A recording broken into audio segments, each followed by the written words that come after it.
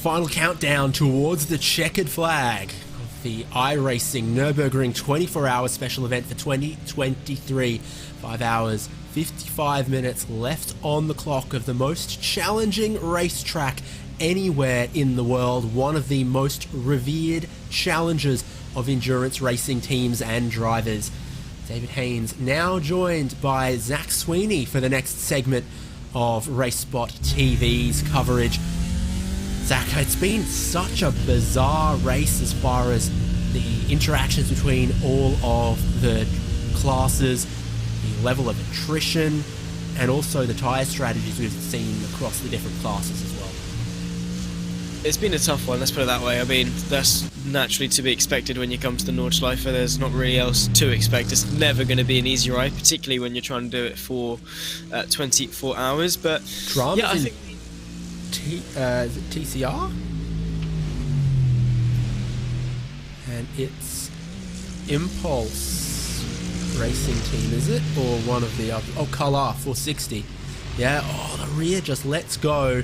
Super loose, no braking on the grass either, and they go nose into the tyres in the sports car chicane just before you turn onto the Nordschleife. It looks like that was an outlap on cold tyres as well for Carla Esports number 460. So cold, very, very cold rear tyres. Quite often the TCR teams will only change the fronts as well because you don't really wear out the rears and they take so long to warm up. But occasionally, in a 24-hour race, you've got to. They are still struggling with it, apparently. well, Take a look. Pure Sims GT4 behind them, putting a bit of pressure on as they come through the Hudson back. You've got to be careful, and they go out wide across the curb. And the grass has not been their friend. We saw them have an issue. Whilst GT4, they get out of the way. They were braking, I think, 2 tyres on the grass in the little carousel not long ago. They couldn't get it stopped on the grass at the chicane, and now trying to rejoin from on the grass has caused more problems for Carlisle Esports, who run 4th in TCR at the moment. TCR equal with GT3 with the most cars running at the moment. yeah, not doing too bad in that regard, but it's always so tricky, obviously, in touring cars to get the rears up to temperature. And again, it's I guess we're relevant to endurance racing and things like that, with the arguments of tyre blankets and things, and making sure that the tyres are actually up to temperature when you go around the circuit, because it just goes to show how easy it happens, and something is for sort of an outside fan to look in and think, well, something is sort of insignificant, I suppose, is the temperature of the tyre can have such a big effect. But when you go around the Nordschleife, it's the difference between life and death sometimes. So Marcel Ty for Team Hoisingfeld still leads that class. Should we check in with how your predictions are going, Zach? No, let's not. Okay, fantastic. Let's bring that up. Oh, so before the race, all of the commentators made their predictions on who they thought was going to be the winner, I guess, in each class. So there's Zach, 3rd row across. Apex in GT3. Look, that's not going great for you, but they are running. Race Clutch, not perfect in the 992 class. PGZ in GT4, look, they are still on for a podium. You and I both share Brabham in TCR, so I guess no matter what happens, we'll be par with each other on that. But Brabham are doing pretty well at the moment, 2nd in class. Gotta check which one went out first between Geodesic and Fully Bent in GR86. But overall, I don't think you've got that much going against you other than maybe... No, that's pretty good. I'll take that then. I think that's not too bad. It's into the pit And Race lane. Clutch are up to 2nd in class in 992 as well, since we lost Simplify, so... I always knew they could do it. I had faith. I didn't start slating them 30 minutes into my first ever cartoon. I didn't do that, absolutely not. That wasn't me. Always had faith. So yeah, there we go. Just trust the process, I think, is the philosophy of my predictions, and hope that everyone else around you crashes out. You're doing way better than Ewan, so don't worry. Here's your race leader in pit lane, out pit lane. New driver Daniel Pastor has the fastest lap of the race at the moment to his name. he has been lightning quick in the Mercedes-AMG Williams Esports GT3, and he is back in. Apparently I'm quoting rock music today. He's back in the ring to take another swing. Have it? Well, yeah. As long as he doesn't take an elbow to the face, as anyone that follows influencer boxing would know from last night. But anyway, yeah, he's carrying on, and well, this is going to be a straight fight between the top two and the GT3s. It's pretty much identical in terms of strategy. So, well, we say it's a sort of a dash to the finish line, but there's still 6 hours left to go. It just shows how much of a mammoth task a 24-hour race is, because a 6-hour race is an endurance race in of itself. But we're now sort of calling it as a dash to the line in the final quarter.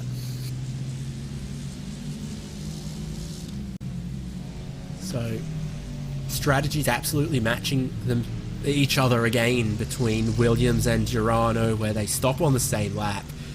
They change tyres on the same lap. They change drivers at the same time. So now it's Pastor up against Keitsa there. Continuing to keep our eyes on the battle for second in GT4, which is closed up steadily but surely, unavoidably. Pure Sims Esports chipping away at Team PGZ, Aston Martin versus Aston Martin. And as you can see, 17 seconds at the moment. Nathan Amor is looking to get themselves up another position shortly. By shortly, I mean they matched lap times last lap, and Pure Sims didn't make any progress, but typically we've been seeing Pure Sims be about 2 or 3 seconds a lap quicker. I mean, it's a 16-second gap up to PGZ. So, in terms of my predictions, I'm hoping they don't close the gap. But in terms of a bit of racing action, let's hope that 16.5-second gap, bit by bit, sort of chips its way down, and we can have a good old fight for second place in the GT4 class. Because, in all fairness, towards the sort of the start of the race, it actually was quite lively. Same too with the Porsche 992 class as well. They were two really lively classes. So it's a shame that they've sort of fizzled out a bit, but I guess again, we've gotten through the night. Some of them have survived the night, a lot of them haven't, and naturally there is going to be a bit of space between them. But I guess we'll have to wait and see what goes on. And well, I guess also with the night, I think the GT4s have gotten one of the worst ends in terms of the traffic light. Yeah, the middle child of a 5-child family in this race is GT4. So neither mother nor father's favourite, probably. They have all the work to do in passing TCRs and GR86s, and all the work to do looking in their mirrors at those super quick GT3s and 992s, as you get another great example of it just there.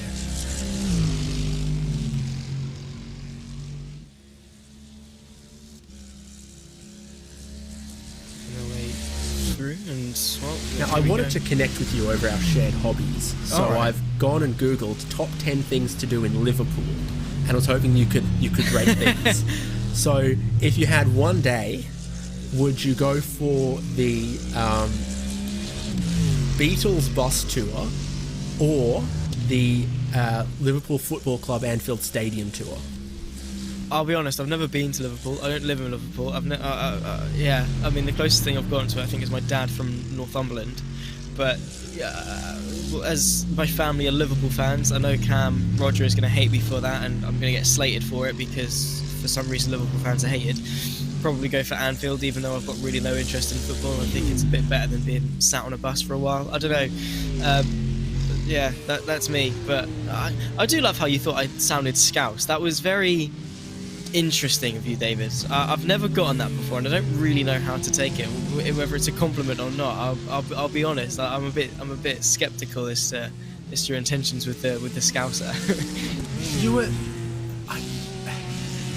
were being like sassy or sarcastic or something. So you were purposefully doing a kind of a silly voice to make it clear that you were being a little tongue in cheek, and that's when I don't know. Maybe the Scouser accent is having too much of your tongue in your cheek.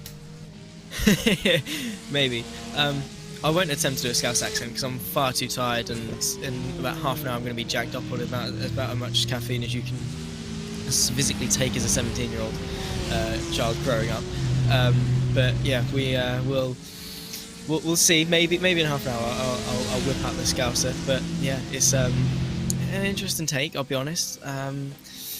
Yeah, sassy Scouser. I guess that's now the coin term that I've been given from David Haynes. You got to have like a certain key phrase that works in the accent. So probably like just yelling something about the Beatles or opposition team, football teams, or you've got a minute or two to work it all out. Pit stops are a constant in endurance racing. SimRC have just stopped, and I think that might have been a driver change to Lucas de Vries.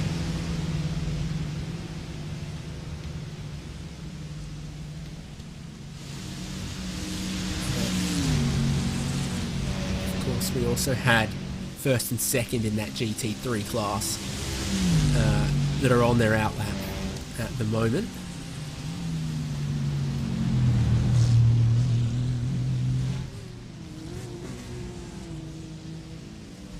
I'll get the wrong column again. Okay, yeah, that's correct. So 3 of the 6 running GT3 cars all has just stopped on this lap, just gone. GT4 is Nathan Amor able to find the stride that Steen Ledger had and continue to cut down the gap to second place in class.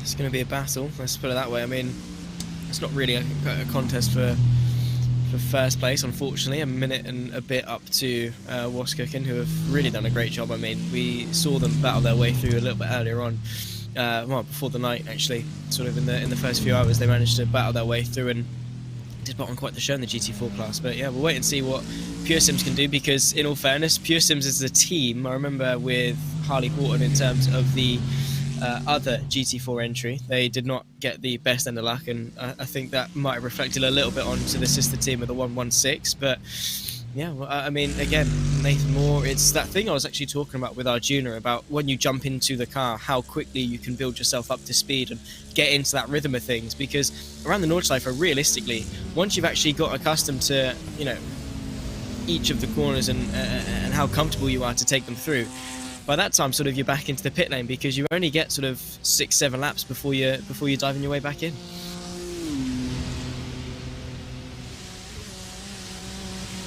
A little bit of hang time over the Flugplatz for SimRC, this being the outlap after the pit stop we just talked about. Lucas de Vries.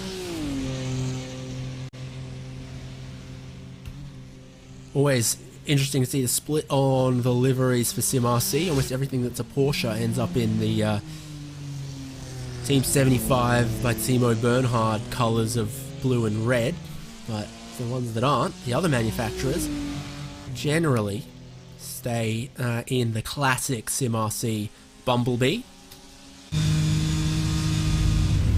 This is a moment of decision. How aggressive do you want to be? And the answer for Lucas de Vries is eventually diving to the inside at Adenauer forced, but he wasn't keen to try it at Fuchsrohr, even if it might have been possible.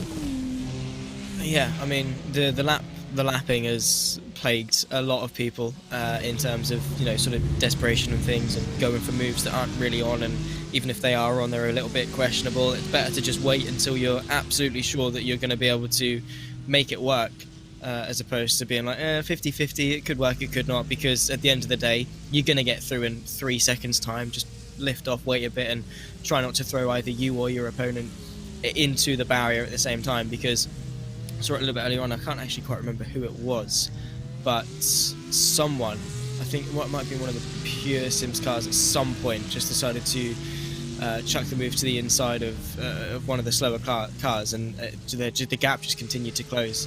And it's those sort of moments where you have to sort of take back and think, was it really worth it? Did you have to go for that move? And yeah, again, it's the nature of the beast with the Nürburgring, because there's not really that much space to be lapping, and having 5 different classes of cars all around the green hill at the same time, it does make it for a bit of a headache. But again, that's sort of the name of the game. The difference between the good and the great is how effectively you can carve your way through. Very well said. Diogo Pinto on the comeback for BMW Team Redline. We're told tech issues for Max Verstappen. Car pitted a lap early. Verstappen got out, and it didn't seem like anyone was quite ready at that moment to take it. Pinto in at maybe a minute's notice, keeps the car going, keeps it in third place, now 2 minutes away from the outright lead instead of the 55 seconds that they were previously. But that's a good lap just there. 8-minute 1 flat. Plays don't know for first and second because they haven't completed a flying lap yet. From leaving the pit box, it takes 16 minutes 10 seconds for them to actually get around to a flying lap here, because you've got the out lap that takes 8 minutes, and then you've got the flying lap that takes 8 minutes, and then they cross the line and we have an idea of how Daniel Pastor and Luca Kita are feeling. Yeah, and those outlaps are going to be very important, again, as we saw with the TCRs, building the confidence and the tyre temperatures up very progressively. It's not easy to just jump straight in and straight off the bat be quick, so using the outlap to best effect, and well, I'm sure in a few minutes time we will see the true representative pace. But that's the thing, is Pinto has got quite the gap to close. I mean, maybe with the track warming up ever so slightly, you can see the sun is now out, whereas opposed to yesterday, where it was very cloudy, very overcast, and the track was quite cold. There you can see 24 degrees, as opposed to, I think, around about 20, 21-ish, as it was in the more overcast conditions. I know it says it there, it's more sunshine than it is than it was, and that might be able to bring the BMW back into a more comfortable window in terms of Pinto being able to push and use the tyres more effectively. But still, the interval at the moment is about a minute and a half, which is a fairly sizable gap. So I'm sure we'll see the gap close, but bar any miracles, I don't really see the 71 making much movements forwards. You were a lot more optimistic for them when they were within 1 minute than they're now sort of within the 2 minutes. A note on the weather is there's a couple of specific terms that it seems like iRacing use to describe the weather, and they are overcast, mostly cloudy, partly cloudy, and clear. And I feel like the overcast might have been true at the start of this race, and it's changed since then, but the word being used hasn't updated, because it seems like it's more sun than not around the circuit, which I would call partly cloudy, but that graphic says overcast. JRT says mostly cloudy, and I swear this should count as partly cloudy. You'll probably know this better than I do. Does iRacing calculate it over the course of the whole lap, or is it do you know what I'm trying to say? Is it like it's overcast in one bit? It's part by part, because we were looking at the picture here of the leading GT3 that was in shade, but elsewhere I was looking at BMW and Team Redline, opposite side of the track, who were in sun.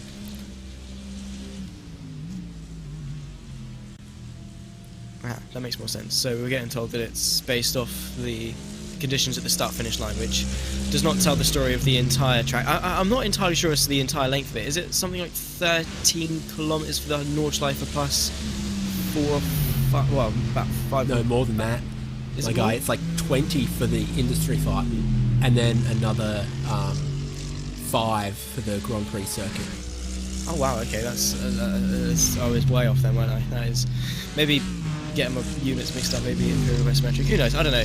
I don't know what I'm talking about. Essentially, is the general consensus, particularly when it comes to tracks. I'm sure Arjuna, Lewis, Cam, and Ewan have all touched on at some point over the course of the event. But yeah, it's a long circuit, no doubt. Options for us, by the way. Relatively affordably, at about 15 quid, we could do a 50-minute Mersey River cruise. But that probably have to pick that one, because I'm not going to be able to take you on the Liverpool Alcatraz prison cocktail experience. Right. So they got this bar, and like all of the booths are set up like prison cells, and they give you a red jumpsuit to wear. It's like I'm not. It looks fun, but on the other hand, most likely to give you tainted moonshine. Well, it depends. Obviously, with it being a bar, I'm not allowed alcohol unless I'm getting a meal. So if they serve food, then we can go and take a quick look. It's ages 18 to 99, so you're out, then. and so is someone's great-great-grandma. Yeah, that's unfortunate when you reach the age of what should I do for my 100th birthday? And it's like, well, you can't go to the Liverpool Alcatraz prison bar thing because you're too old. Imagine that. It's like the age range on Lego as well. You know, as soon as you turn like 100, you can't play with Lego anymore apparently either. Yeah. Any hashtag not sponsored. Any sets that are out recently that you got your eye on? I'm not huge for it, but my brother in his new house has a room that is, you know, entirely the like, oh yeah, I got this multiple thousand piece one. You know, he's got like the Death Star and the Titanic and all of those like gigantic ones. Yeah, I respect that. I've never really actually like done a lot of Lego, which is strange because it seems like so much fun, but I never usually have the patience to stick with it. I love like seeing how things come together and build and doing stuff with my hands and like putting things together and things, but I've never really done much Lego, which is a bit sad. Maybe I need to get on it a bit more, maybe do some of the Technic stuff with like the race cars and things. Like one of the Porsche GT3 cars I think is one of them, the Spanish 1 car as well, maybe. I don't know, I'd love to do more because they're cool things and it's fun to just put them all together. But honestly I'm not up to date with the Lego sets at all, and aren't they like ridiculous amounts of money as well? Aren't they like silly, like 200 quid for like a decent set of Lego? Yeah, some of the bigger sets I think do start getting a little pricey. A bit of traffic there for third in GT3 BMW M Team Redline Thiago Pinto, but eventually he got through. You just got to be patient sometimes through the Flansgarten, through the S's, through those parts of the lap, but he gets well clear by the time they come over Galgenkops and out onto the Dottinger Hoor. There's the hypercar Peugeot 9X8 Technic set that's out recently as well. I hope they get to some of those other ones, because I would love a Cadillac V Series R. Just saying that in case like iRacing staff are listening. Wink, wink, nudge, nudge. Arjuna wants t-shirts, you want Lego sets. Well, I saw the video on the iRacing social media just the other day from Detroit. And something's coming from Detroit. So, wink, wink, nudge, nudge, love more of the cars represented in the top class of prototype racing these days, because they are having a real renaissance. Huge amounts of excitement around that, both in IMSA and the other competition.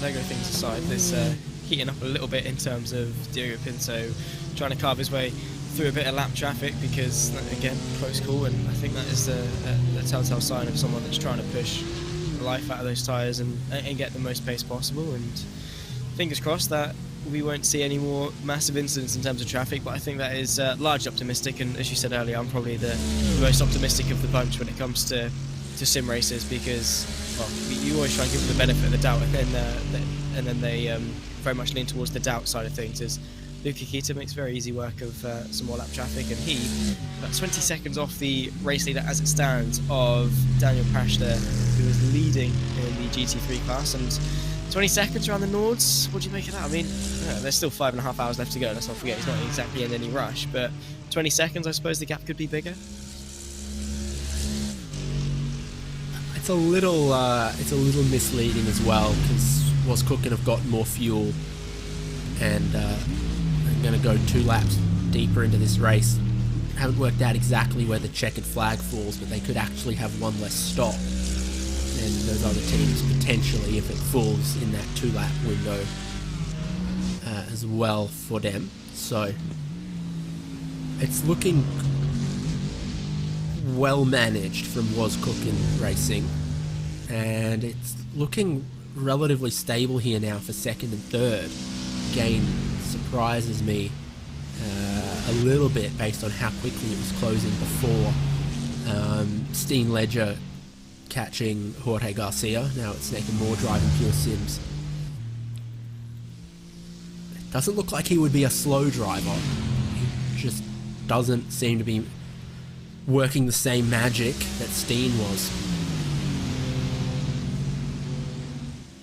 Again, in a team dynamic such as an endurance race, you're only as quick as, I suppose, your weakest link. I think that is a bit harsh to say, but as a team, you're only as quick as your slowest driver, so you've got to make sure you're lifting everyone up. And again, it is a team effort, so you've got to drive as quickly as you can within the limits of yourself and within the limits of the car. So again, still alongside maybe trying to hit a fuel number, hit a high percentage by the end of this stint. Who knows what's going on, and trying to manage the pace as best as possible. But yeah, in terms of fluctuation in pace, I guess that is sometimes why we do see some teams quick and other teams not, and then a couple of hours later it flips on its head again, and well, there's been no slowing down at all from this team here.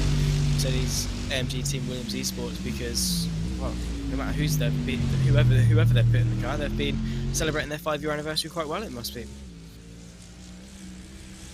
I love a good floral wreath like they've got on the side of the car. I want one of those motorhomes in the centre of the carousel. They should go back to giving out wreaths on Grand Prix podiums. I don't know. A lot of great pictures from the 50s and 60s, and a big winner's wreath is no worse than some of the trophies that get given out sometimes. Did they not give wreaths for the F1 sprint at some point? Was that a thing? I've lost track of mini tyres, trophies, wreaths. Yeah, maybe they are. Maybe they're giving wreaths for sprints now. And remember when they first came out with the sprints and they were like, don't call it a race, it's a sprint. It's the F1 and now they're sprint. just calling it the sprint race. Honestly, I think the format changes are a bit all over the place, which, I don't know, fair enough they're trying to experiment and things and make the sport a bit more interesting, but I don't know, if it isn't broke, don't fix it, I suppose. I mean, the F1 sprint, subject to whatever you think. I don't really think it adds much, if anything, to be honest. I think it's just a race but shorter, and no one's really given it many beans. I don't think the issues lie in the format. It's more the cars themselves being too wide, too bulky, and while the aero changes have done something, they've not done a tremendous amount. DRS is still the overarching, overtaking force, so we'll be careful. But I guess we could rant on that for days on end in terms of Formula 1 opinions and things, which I guess we have got time to, because particularly in the 992 class, there's not really much going on. Luca Alpert is just running away with things out in front. It's been what I actually tipped to be the most interesting class of the bunch, but with a lot of the main runners, you can see William Chadwick for Altus Esports out, and etc. It really has just sort of spaced itself out, and now becomes the class with some of the biggest gaps and, well, some of the fewest drivers as well. Yeah, you tipped Race Clutch, they run second. I tipped Team 75 Bernhard by SimRC, and they are not. You got me snookered on that one. My aim is not last, is the thing in the commentators thing, because me and Andy at Sebring, we were just battling over who was not going to finish last in the prediction. So as long as I can beat you in something, I'm all right with that. I'll be happy if I'm not last out of the bunch. Which, yeah, Dustin's saying after he's saying that I'm assuming he tried to go for the worst predictions possible. Maybe trying to score the highest possible score. That should be a skill in of itself. How bad your predictions can be. Well, at that point, you're not predicting winners. And being bad at it. You're literally predicting losers. So, like, that's a different game. Takes one to know one is the philosophy for Dustin. He's just saying, yeah, he's a loser himself, so he knows them best. He can see it coming. Here is our tip for the TCRs, Brabham Esports, who I've always sort of seen as quite good in the TCRs, and they have been doing that, to be fair, up in second place. But again, with half the contingent of the touring cars out, it does make it slightly easier. If you get to this point, you've probably got a decent result anyway. But Howard Stadler at the moment, up 3 places from where he started. So again, this might be the car that has the most drivers. So a lot of 3-driver teams, a couple 4-driver teams, 5 registered drivers for Brabham Esports Hissing Sid, and actually registered driver Andy Fox hasn't turned a single lap yet. So if you don't see Andy Fox in this car, it'll... Are we counting the finishing position before or after disqualifications? I'm suddenly very nervous.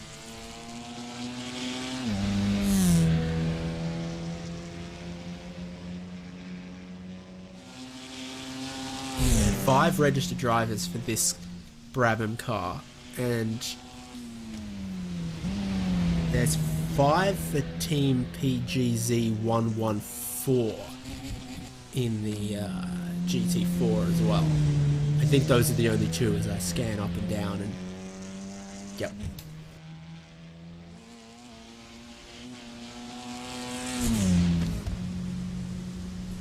A lot of 4-driver combinations in GR86 though, and the leading 15 car has 4 drivers: Yaciel Hernandez, Darwin Romero,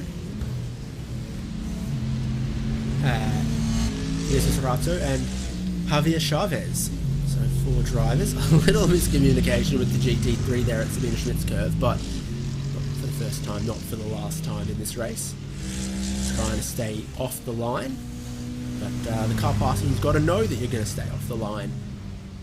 Otherwise, they try to stay off the line because they think you're staying on the line. Yeah, that is the tricky thing, the communication between the fastman and slow car, and yeah, they're not in a voice chat with each other, so they can't exactly just say, oh yeah mate, I'm just going to let you go. It's the job of the slower car to... 4 drivers for second in class there with Andy Geschwind, Ruben Simonites, Jordan Burrows and James Bacon. What a name. Yep, good. He should be signed for What's Cooking, I think, 100%. I reckon. Yeah, they should grab him up. I do have a friend actually, his name's Connor Bacon. We always like to call him Bacon Bits, that's his little nickname. I don't know, it's just fun being able to have a name so easily coined into a nice little nickname, but yeah. Bacon, contrastingly, third in class, only 2 drivers, Tobias Krischenbauer and Dominic Nürburgring. So that's that breaks the trend a little bit. Wait, did you say 2? Yeah. It's possible, race. It's allowed. It's just absolutely mental for a 24-hour race. I know.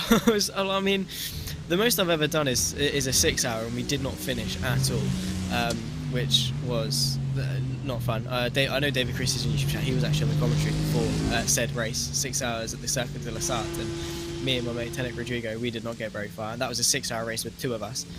Could not imagine doing 24 hours. I'm guessing that's got to be like, what, would they just alternate with sort of, say, 2 hours, 2 hours, 2 hours, 2 hours, but I guess that doesn't really give much time for you to go and rest. I don't know. I don't really know how you challenge that.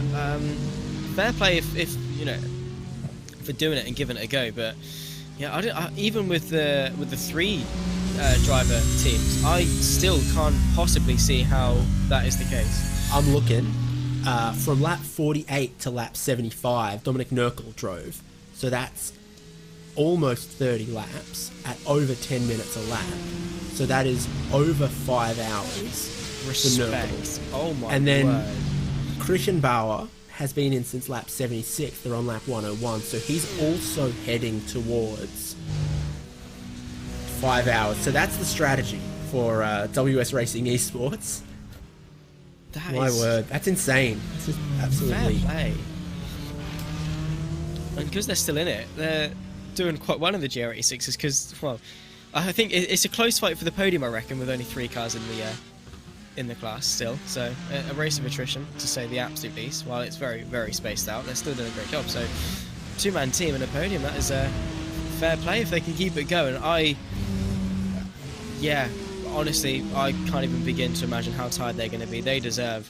I hope they have not got work first thing in the morning, because they deserve like 2 days of sleep after the last 24 hours, because honestly, fair enough. That is honestly, yeah. I'm just repeating myself now at this point, because that is astonishing. Yeah, fair play. I know Michael Polisek tried to do it solo, didn't quite manage it, but yeah, to do it with a two-man team, that is buddy if you've ever seen it. Now, the rough back of the envelope math suggests that they're doing 8-lap stints in GR86s, and they are doing lap times just a little bit over 10 minutes. So each stint is 85 minutes, and they kind of look like they're doing triples. So one does triple, the other does triple, the other does triple. So it's kind of like 4.5 to 5 hours for one driver, then 4.5 to 5 hours for the next. That is pretty hardcore.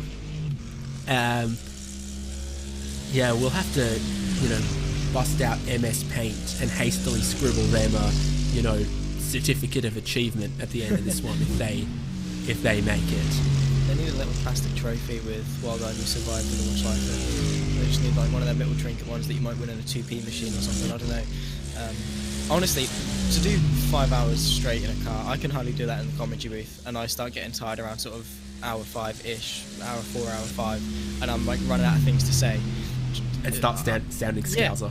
Yeah, and start sounding scouser. No, that was in half an hour of a 2-hour stint. That's the worst end of it, and that's when William Chadwick has just come out of the commentary booth, and I get an opportunity to slander him, which is what I love to do. It's my favourite thing to do. So yeah, but honestly, and that's just me sat in my bedroom with a blanket around my shoulders, chilling on a very nice, comfy chair with a microphone, talking waffle about a race, let alone doing 5 hours of one of the most demanding circuits in the world. That is, again, nothing but respect for him.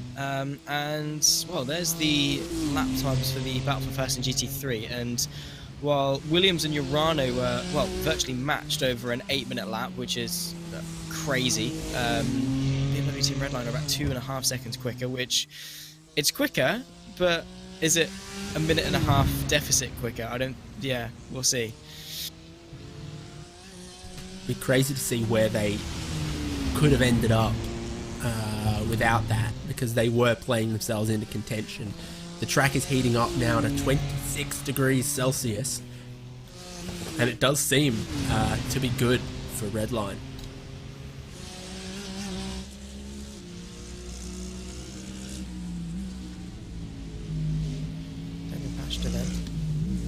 Being told he's lost a couple of seconds. The gap down to Luca Kita by about 16.8, or down to 16.8, not down by about 3-ish seconds to the Urano esports car, which not ideal, but I guess that's why he's grateful that he's got a 20 second margin, is to be able to afford maybe a pull around through traffic, a bit of a slide here or there, just to keep things going and not have to worry too much that one mistake is going to see him overtaken. I guess that's why they've built up that 20-second buffer zone, so much so that they can afford a little bit here or there. I've been looking at tours of Liverpool, and it's just going to be the theme for the rest of our stint. Yeah. Is yep. Yeah, cool. Yep. You've got Liverpool, the Beatles and Waterfront Walking Tour. Beatles guided walking tour in Liverpool. Are you sensing a theme? Tours. Is that the theme, or is it walking? The Liverpool's Beatles sightseeing bus. It's all Beatles, except then you come across, how about the Peaky Blinders experience in Liverpool? I thought that'd be in Birmingham, because that's where Peaky Blinders. I know. Look, with the level of confusion I have about all of this, including mistakenly categorizing you geographically across the nation. As a Scouser. Honestly, you've got it at the very opposing ends. I'm sort of not really in the south, but sort of the Middle East, kind of. I'm on the little bulge of England, and then you've tipped me as the top left corner. I don't get how you could get it that wrong.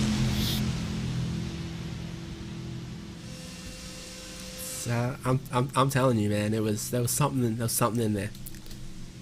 I don't know. My friends have always been like, I have friends, by the way. Yeah, surprise. They've always been quite like, oh yeah, you can do voices all right. I won't dare do them on broadcast in case I offend anyone, but I don't know. I've never done it on purpose on a broadcast, but yeah. Again, I'm just perplexed. It might just be my sassy. I've always tipped you to have quite a sassy Australian accent. I'll be honest. So one stint in the car for Diogo Pinto in BMW M Team Redline, and Max Verstappen looks to get back in. Is there more drama to it? Here comes some of the GT4 battle as well. PGZ and Pure Sims both in. And that's Max Verstappen back in the BMW, back out on track. Fortunately, dramas for one of our Toyotas. Is this Pride and Pinion? Oh, that suspension is no good. Bunny hops. There was already massive damage to that car. No way you could keep driving it like that. They go to turn into the corner. The inside tyre lifts. It starts hopping. It skips. It jumps. That car was a minefield. It was a problem waiting to happen more so than anything. I have always said with the Toyota GR86, ever since I started driving it, I remember doing a race at some point with the GR86, and I was just like, and Laguna Seca as well, and I was just like, this is remarkable as to the body roll that you're getting. It's almost as if you're handling a bus. The suspension is so soft, so much so that any lateral force really does lean it to the outside, which I think was just an extreme case of what we saw, just helped with a bit of damage that really sort of exaggerated it quite a lot. But yeah, I've never really enjoyed the GR86 to drive, and I'm sure that's going to be the case of all the very extensive DNF for the GR86. And Max Verstappen, whatever issues he has had, is dissipated because, well, here we go, he's now flying back into the 71 BMW. Here's my secret for doing accents on air. If you know it's going to be bad, you got to commit to how bad it's going to be. And two, whatever you say has to be funny without the accent as well. So like, you know, no one can do a Scottish accent, but if I'm going to mock Peter Mackay, I'll be like, oh, I'm Peter Mackay. Actually, did you know that's the first Porsche that wasn't air-cooled? I'm Peter Mackay, I'm just loaded with Porsche facts. Did you know I've got a Twitter about Porsches?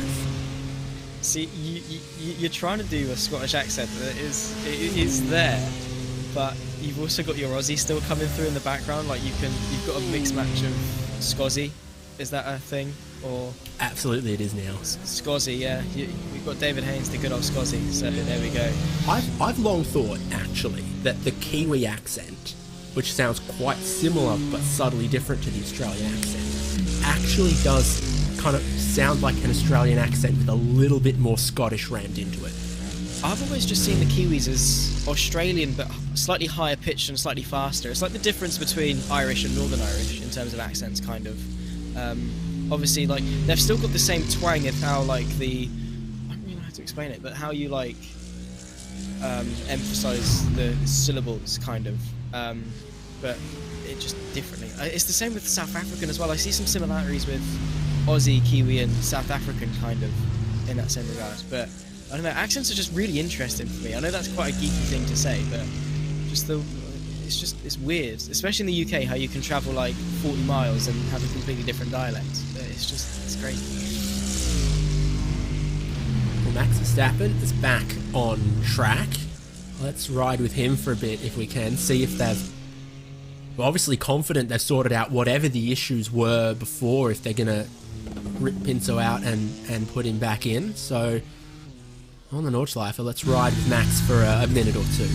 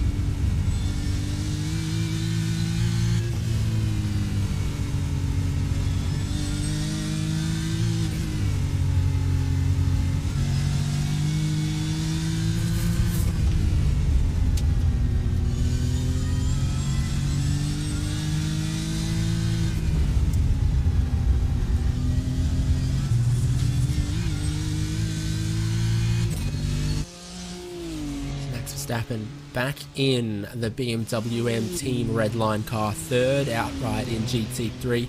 Not seeing any problems there, and well, no extra information or words reached me about what might have happened. It has put them back one step in this race.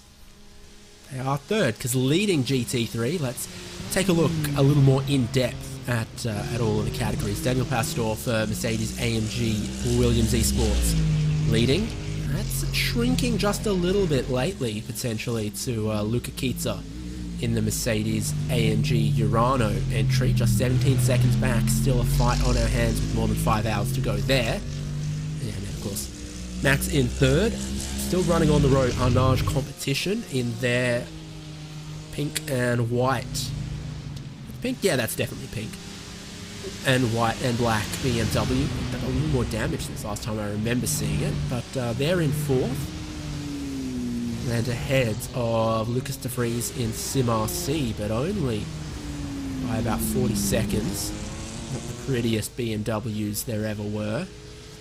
When they left the factory and then some damage got on them. Ha ha ha ha ha. We're like 2 years past mocking that grill, I think. Mercedes-AMG Esport in sixth, with Elvis Rankin for ART Mercedes at the moment. And then the retirements in that category of GT3. Gonna have to refer across here. They were the other ART 99, then the other Urano 91, from 7 Team BMW Bank, Falcon Sim Racing, and Williams Esports Chill Blast. The 11 GT3s that took the start of this one. Over at 992, Zach.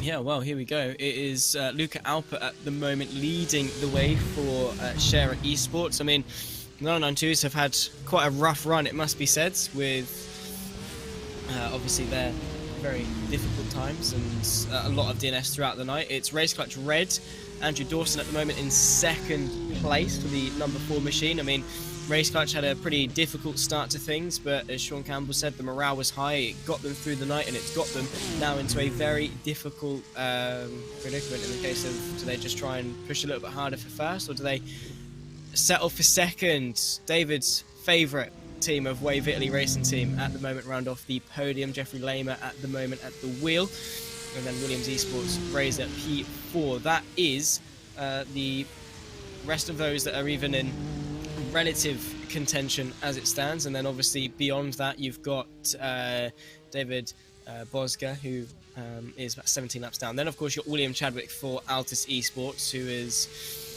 obviously all of his fault. Wheel issues aside, he should have just been better and got on a better wheel. That is all William Chadwick's fault. Nothing else to say about it for Altus. But to be fair, it is a shame for them because they were in a very, very, very good position. Behind that, Team 75 by SimRC in 7th there, out. And then Guven, Miller, Witkowski, Hammerstedt, I want to say, to round off the very extensive list of Porsche 992 DNFs, because yeah, these guys they've had it quite tough, haven't they, David? They certainly have. Over at GT4, one of the categories we've been keeping a close eye on over the last few hours, because was cooking Racing Adventures lead in their Porsche, not outrageously far ahead of Team PGZ when Set Source pits at the end of this lap, which he will do, and will make these gaps make a little more sense. Maljucek getting into that car this time around. He's been out of the car for a little bit, but again, that's one of the cars with 5 drivers on the lineup, so you probably get plenty of rest when your time is up. Pure Sims still in pursuit, if you will. Steen Ledger, he is not that far behind at all. It's down to 11 seconds after that stop as well. Steen Ledger, massively quick last time he was in this car, so we'll see how that goes. And still running in GT4, Timo Hayden in Impulse Racing's 157 Aston Martin. Retired are Grid and Go, Marla Racing Team, Maniti Racing Black, Urano Esports Data Group, Apex Racing Team 199, and was cooking 696.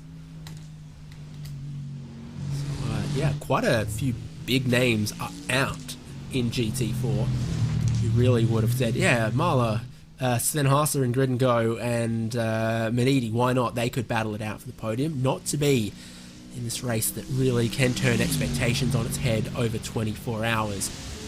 Having a look then at TCR is Zach Sweeney. Yeah, again, a class that has had all of the wars, but Team Huizenveld have dominated, really. Look at that. That is absolutely sensational. Really a 7-minute lead over Brabham Esports. That is, you know, building up nearly, well, not nearly towards a lap. It's still about 2 minutes off a lap, but still, that's you know, a good portion of a lap ahead in the same class, which is sensational stuff. Then obviously Martin David's pick of Brabham Esports in second place. Howard Stadler still at the wheel for the 62 machine. A further minute and a half back is Martin Asher for Impulse, the 122 again. The top three, the only three on the lead lap. That podium has, well, sort of cleared off quite significantly. Behind that, Akala Esports, Alexander House is at the wheel. That's a car that I think we've seen a couple of times get itself into a couple of scraps. Racing Team Red, Antoine Bastard in the 56 machine to round off the top 5. About 1 lap down, but still trooping on, and, well, a top 5 finish at the North 24. Can't really complain with that. Delta V Racing TCR with Vincent taken to the 07 machine. He is, again, trooping on it. To be fair, we've not really seen an extensive amount of the TCR field, at least I haven't in my time in the booth, sort of the 3 hours total that I've done, which is not a lot relative to the amount of racing that we've had, but yeah, not really seen an extensive amount of them. And then we get to the DNFs. We've got Harris, Michael Polisek. Unfortunately, his run for charity ended throughout the night. Dino Felipe, Mackenzie Corinth, and Marcos Saavedra, your 11 car field, and of which we still have 6 going. So we've still got over half left, and that's only because it's an odd number of cars. But there we go. That's the TCR rundown there. Continuing on, trooping on, and still 5 hours left to go. It's a long way home, but for a lot of them, I think it is just hunker down and don't crash. And also for Brabham Esports, does Andy Fox get to drive? 5 hours left in this race. He's a registered driver. He has to drive a minimum of 8 laps for the car to not get disqualified after the checkered flag. This says he is in the server, though. Unlike Jordan Bachmeyer, who has driven and is not, and Christoph Kerikas, who was previously connected and is not. That car pulls into the pit lane. Is it time to unleash the Fox? It is not. Yes, it is. It is! It is! It's time for Andy Fox's first lap of the race. 19 hours in, and they let him have the keys. Brabham Esports, Andy Fox, ready to turn his first laps in this year's iRacing Nürburgring 24-hour special event. That is, well, yeah, a big team, and they've spaced out. They've used their resources well, I suppose. I mean, the problem with having such a big roster is the sense that you've got more people to cater for, not only scheduling-wise and things like that, but also in terms of the setups. You know, Fox might have a very different strategy opinion compared to his teammates, and they've got to cater for that. If you've only got 2 or 3 drivers, there's a lot less compromise that you have to take, but regardless of which, they've not really let them slow it down at all. And now leaving the pit lane, Andy Fox, let's see what he can do. Let's hope it's not a complete flop after waiting 19 hours. You and I needed this, man, for our prediction sheet. This has saved our bacon. Hide your ducks, hide your geese. Here comes the Fox Hunt. He is ready for his first lap of the Nordschleife. He's got to do 8 of them, let's not forget. Let's not get too excited just yet. We can wait, and hopefully our predictions are going to be safe, because that, you know, we're getting the best that we can get unless Team Huizenveld disconnect and lose their 8-minute advantage. Yeah, we are going to lose a couple of points to a couple of people in the TCRs, but Andy Fox, just do a stint. Even if you don't touch the car for the rest of the race, we do not care. Just make sure that car comes home in second. 3,685 I rating. The Flying Fox, ready to deliver for Brabham Esports. How close are Impulse to them? Impulse has still got to make a stop at the end of their next lap. So while Fox has come out onto the track just ahead of Impulse, they still have a pit stop in hand, which is about a minute, a little more. Dramas for Race Clutch Red, the second place running 992. They are in the Armco.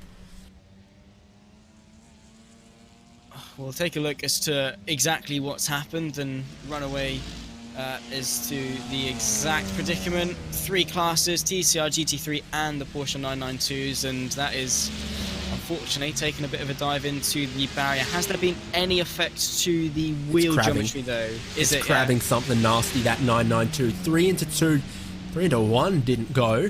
You had the TCR trying to stay out of the way. You've got the 992 looking to pass, and your second place running GT3 looking to get through as well. Miscommunication with which way the TCR was going to go off the exit, and the big loser is Race Clutch Red. And Andrew Dawson has a lot of damage to deal with on that Porsche. And it's a long way home. He's only really just gotten off the GP loop, so he's got the entire Nordschleife to get back to the pit lane, which... Was that a bit impatient from Luca Kita? I think so. I'll be honest, I do think so. I mean, it was, in all fairness, you know, Dawson was, that is even worse. That is not fun at all. That is not a car I would like to drive. Don't rejoin in front of the Apex car, that's good. But yeah, I think Dawson was predictable, kept to his lines. It's just the thing of the 3-class overlap. You've got Dawson trying to lap the TCR with Kita trying to lap the pair of them. It just is that little bit awkward, and trying to judge what each other's going to do, predict it when you've got a narrow racetrack to work with as well. It's never going to be a pretty sight, but yeah, Dawson didn't really do anything wrong. Definitely the Audi didn't. I think Kita might have just been able to avoid that, just lift off and be a bit more aware, judge his situations a bit more, give himself a bit more time to play with. But again, would you, I know you're a race driver, David, would you want to, if you're in Kita's position, would you know, you're 20 seconds off the lead of the race in the, you know, Nürburgring 24-hour, are you too interested in waiting behind some Porsches? I wouldn't be. Well, here's the thing, right? Like, you're lapping traffic, you know that the TCRs can be a little unpredictable. You're catching the 992, who's catching the TCR. You don't know how the TCR is going to react. You don't know how the 992 is going to react to how the TCR is going to react. There's too many unpredictables there to barrel in that hot, that close. And we are, maybe, if we don't go back to Brabham Esports, going to miss Andy Fox's first time through the foxhole. It's too late. He's past Adnal Forced already. Okay, he'll get another opportunity. I do love your analogies, David, and the whole sort of... But also, he's being caught for position here, isn't he? Andy Fox. Okay, here we go. So, from Arenberg, down the hill, Andy Fox in the foxhole. Mum, get the camera. Magic. Yeah, it is position with Impulse behind them now, by the way. Martin Shirt within 1 second. Still owing an extra pit stop, which will cost them about 1 minute. But it would be a moral victory for Impulse Racing to stick a pass here and know that they are within, you know, 1 pit stop of potentially second place in this category. Tyres would still be warming up on Andy Fox. We know that the TCR on cold tyres is a big handful. This shirt will have a lot more confidence. He doesn't want to make the pass here at Bergwerk. Bit of camber late on in the corner that really helps you if you can hook it. Impulse Racing do. Andy Fox is just a little wide of it. Not a car whip to the right-hand side where he's trying to go. Here comes Max Verstappen from BMW M Team Redline as well. They're catching an 86. There could be high drama here. Impulse roll out of it. Max Verstappen slots the gap in between the 86 and the TCR, and he shoots through all 4 of them. Don't think I heard that BMW lift, but it could have been a real touch-and-go moment, and it's Martin Ashert from Impulse Racing who really facilitated that. He could have gone side by side. Instead, he dropped back and he made the space. Always good sort of to have that spatial awareness and have that maturity, and you know, not be stubborn and say, well, I'm in a battle, so I'm just going to go side by side. Max Verstappen sod you. I'm just going to let you go around. But Verstappen really dealt with that perfectly. I think we'll take another look at it and we'll ride from above, because the closest speed that he's got, he's now at the moment seeing what he can do. He's going to predict it, sees the gap, bit of a touch on the brakes there. You saw the lights flash and then pulls to the left as soon as there's space. It's like that scene in Cars 3 where Lightning's ducking his way through all the tractors trying to train for the race against Jackson Storm. That's, again, Cars analogies coming out, but that's what we love to see. It's just remind me that he's just sat back waiting for the gap, goes for it, commits to it, and yeah, that's what we like to see. And now the good thing about that is the fight hasn't diffused at all, because we've still got Impulse versus Brabham. And yeah, Kachow, first and second pit. So Daniel Pastor and Luca Keita are just going to get a refuel, because they both got into the car last time around. They've only driven one of what will probably be a double stint for the drivers and for those tyres. So it'll be status quo, battle resumed in GT3, but trying to find a way to put a little more pressure on here against Brabham. Audi RS3 versus Audi RS3.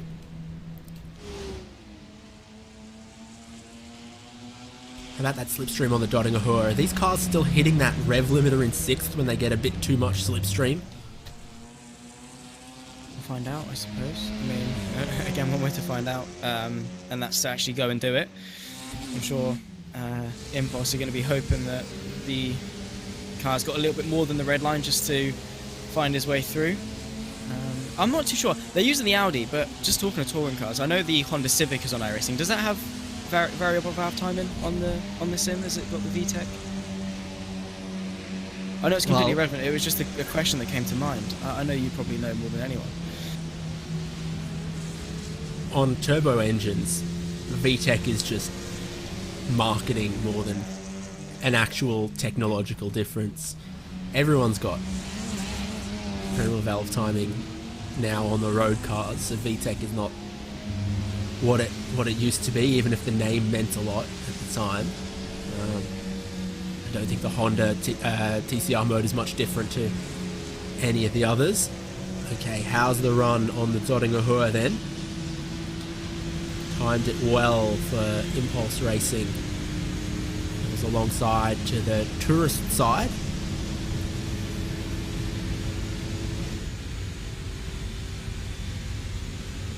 See the dash light up red if they are hitting the limiter. I think they're just a little short of it, especially as the track begins to rise again towards the bridge. Downhill on the other side though, you pick up another little burst of speed late in the straight. The track sharply drops away, still at full throttle. Just a cheeky bit of limiter bashing on the way into Tiergarten. As up into second place in TCR go Impulse Racing. One more lap on their stint before I expect them to pit, or they could go a bit longer. They went 8 laps on the last stint, Impulse Racing, but they're capable of doing 10, so actually I don't know what that's about. That one does me a little bit of confusion. It's a big disparity. 2 whole laps of the Nürburgring. I mean, yeah, I don't necessarily know what strategical advantage that can give, unless 10 laps is ultimate fuel saving, but yeah, I don't know. Let's focus on the important things though. Oh, yeah, Andy Fox has completed his first lap of the race. Boom, 12.5% of the way there. Good job, Andy. Keep it going, mate. We believe in you up in the commentary booth. For what it's worth, it's probably means absolutely nothing to him. He's probably just telling us to shush and to let him do it without any conspiracies of commentators, casters, whoever believes in that. But you know, he's continuing on, leaving the pit lane.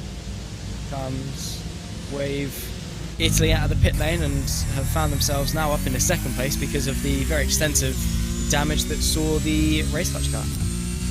Yeah, there was the first hit against the wall, got it crabbing, and then it was a little bit further around the lap. They got through Klittelbacher, they got through Arenberg, they got through the Foxhole, and they were around towards Hit and Miss, I think it was there. And then carrying a little bit too much speed, the suspension super unpredictable, massively unstable at speed, took another huge hit into the Armco, and it might be the last we see of race clutch red And as the other cars in class keep circulating, eventually they pick them off. So Wave Italy have picked them off to go into second. Another lap for Williams Esports. Razor and Alessandro Bico will pick them off and take third in class. And then there could only be 3 992s running. Wow, that would be bizarre. Yeah, I was having a chat with I'm looking at the number 4 as well, by the way, here, because they've had to obviously tow. It's a massive tow, and only when that's completed does the car arrive in the pit box and you see how much repairs there are. All of the drivers are still connected to the server, so they haven't necessarily given up. The meatball flag has just disappeared on Race Clutch Red, the number 4. So I might have been a bit dramatic there. We might still see that car again. They haven't given up on it yet, which is great for my predictions. 100%, yeah. I mean, second or third, I'm sure it's not really too much. Sorry, no, it's great for your predictions. It is not great for mine. my predictions. Yeah, no, 'cause I made the right choice with the 992s. Has anyone predicted Esports to win? I don't think so. Let me take a look actually with the guesses. So 992s. Arjuna went for Coanda, Ewan went for Team 75, I was Race Clutch, Cam was Coanda, Lorenzo didn't vote, didn't do anything. Justin went for Coanda, you went for Team 75 as well, Dustin went for Team 75, Dane went for Coanda. So in terms of the 992s, I'll be honest, right, You're out ahead on that one, mate. I've done a worldie with that, and that is purely because of my faith in Race Clutch. I'm just honestly, we'll ignore the rest of the categories as to how poor, especially the GT3s. We'll ignore that. And we'll ignore the fact that I was quite specific with the Apex 99 as opposed to the other 98 car. I'm glad that Arjuna didn't specify it in the sheet, so technically I have still got some chance in terms of some predictions, even if the 98 is in 6th place in the GT3s. So let's hope that counts and not the 99. Fingers crossed that I didn't say that. You had nothing. But yeah, other than that, I'm just going to take my pride and joy in the Porsches, I think. Good job, Race Clutch. You have got my full indulging support forever. Battle of the Bumblebees, well, not quite. The Sim RC GT3 gets around the PGZ GT4. I really should have backed them in 992 as well, alongside you, because I think back to 2016, 2017, I used to race a lot of the VLN series as it was then, and in the old Porsche Cup car, and I would always qualify third, and I would always be bested by Jawad Karoni of Real Championship, as they were then, now Race Clutch.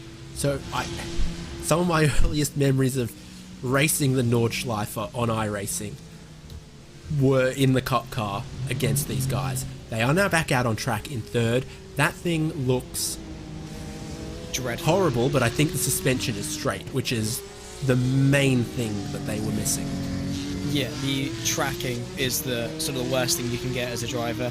Bodywork damage and things, it's unfortunate, but is it really worth sticking around for? You can see, we'll just ride on board and see how much understeer it actually really has got. Didn't have much, downshifting very early, going through in Apexes, car's running out ever so slightly, but you can tell he's really got to be a lot more careful. The car's quite sensitive, but again, the wheel tracking is probably the important thing. You don't want to be going through a corner with the wrong amount of steering angle. You don't want to be going down a straight with your hand 90 degrees to the left. So as long as the car's fairly predictable and comfortable to drive, then I suppose you can get away with it, but that does not look pretty by any stretch of the imagination. Still quick enough to get a bit of air going over the crest though, so that's something, I suppose.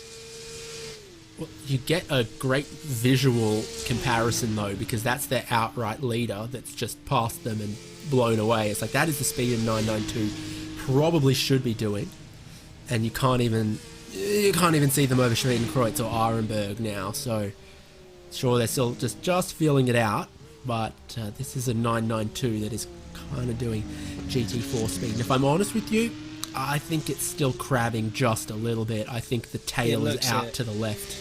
The nose is a bit to the right.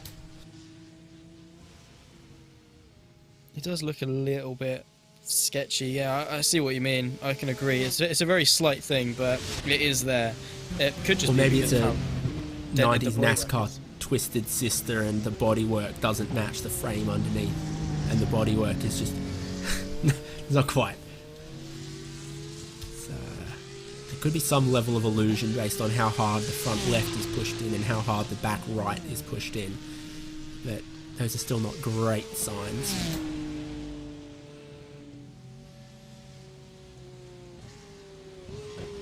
That is to the despair of David Haynes. We just got told, I know you guys can't hear it obviously, but in our ear we've just been told that Andy Fox is losing a bit of time, which actually, to be fair, I was saying you don't really like that. I don't really like it either. I want Brabham to be up in second place, but 7 seconds now is the gap up to Impulse. But we did say they do still owe a pit stop, so technically Brabham are still in second place fairly comfortably. So I think, despite the pace disparity as it stands, we are still in the clear, David?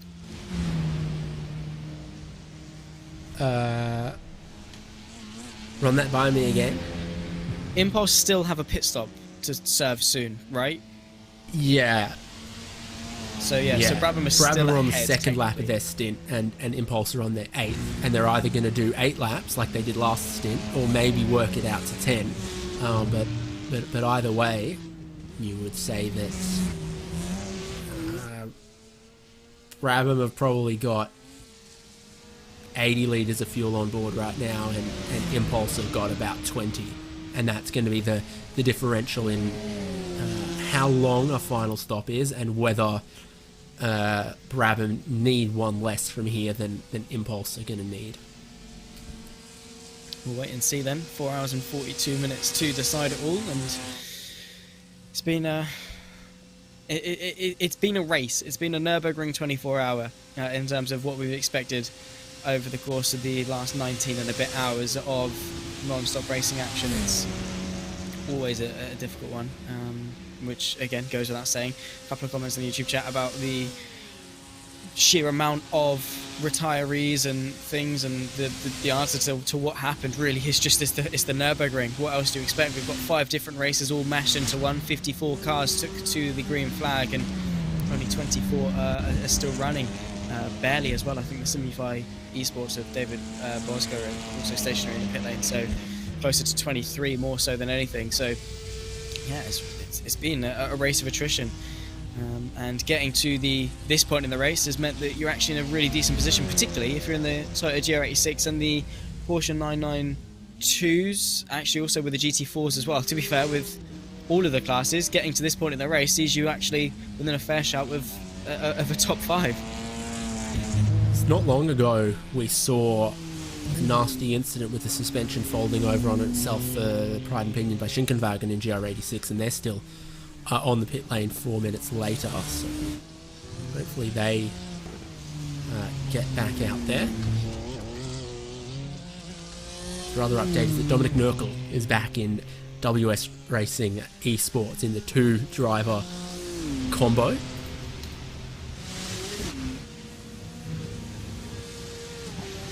Checking with them. How long did Krichenbauer drive for?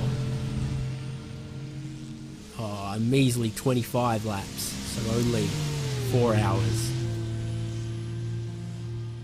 Second in GT4, leader, and a little miscommunication with the 992 leader. Does not end in disaster, but one pulled one way, and one was expecting them to pull the other way, and PGZ pulled off the racing line, but a little later than the car behind could have really reacted to.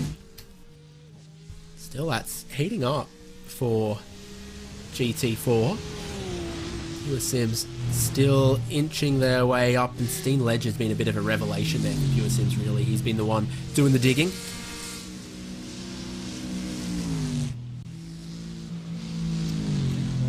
He's bit by bit closing the gap in, and I can't quite remember what the gap was to PGZ at the sort of when we jumped into the commentary booth and when we first noticed that Pure Sims were closing the gap. It must have been above 10-15 seconds, surely in that vein. And Steen Ledger has just been absolutely flying for that 1:16, closing the gap. Obviously, again in the GT4s, I don't want PGZ to lose any more time because they're who I voted for. Commentary bias out of the window. Hopefully that Pure Sims can close the gap, because it would be nice to see a bit of racing. Again, we'll wait and see in terms of.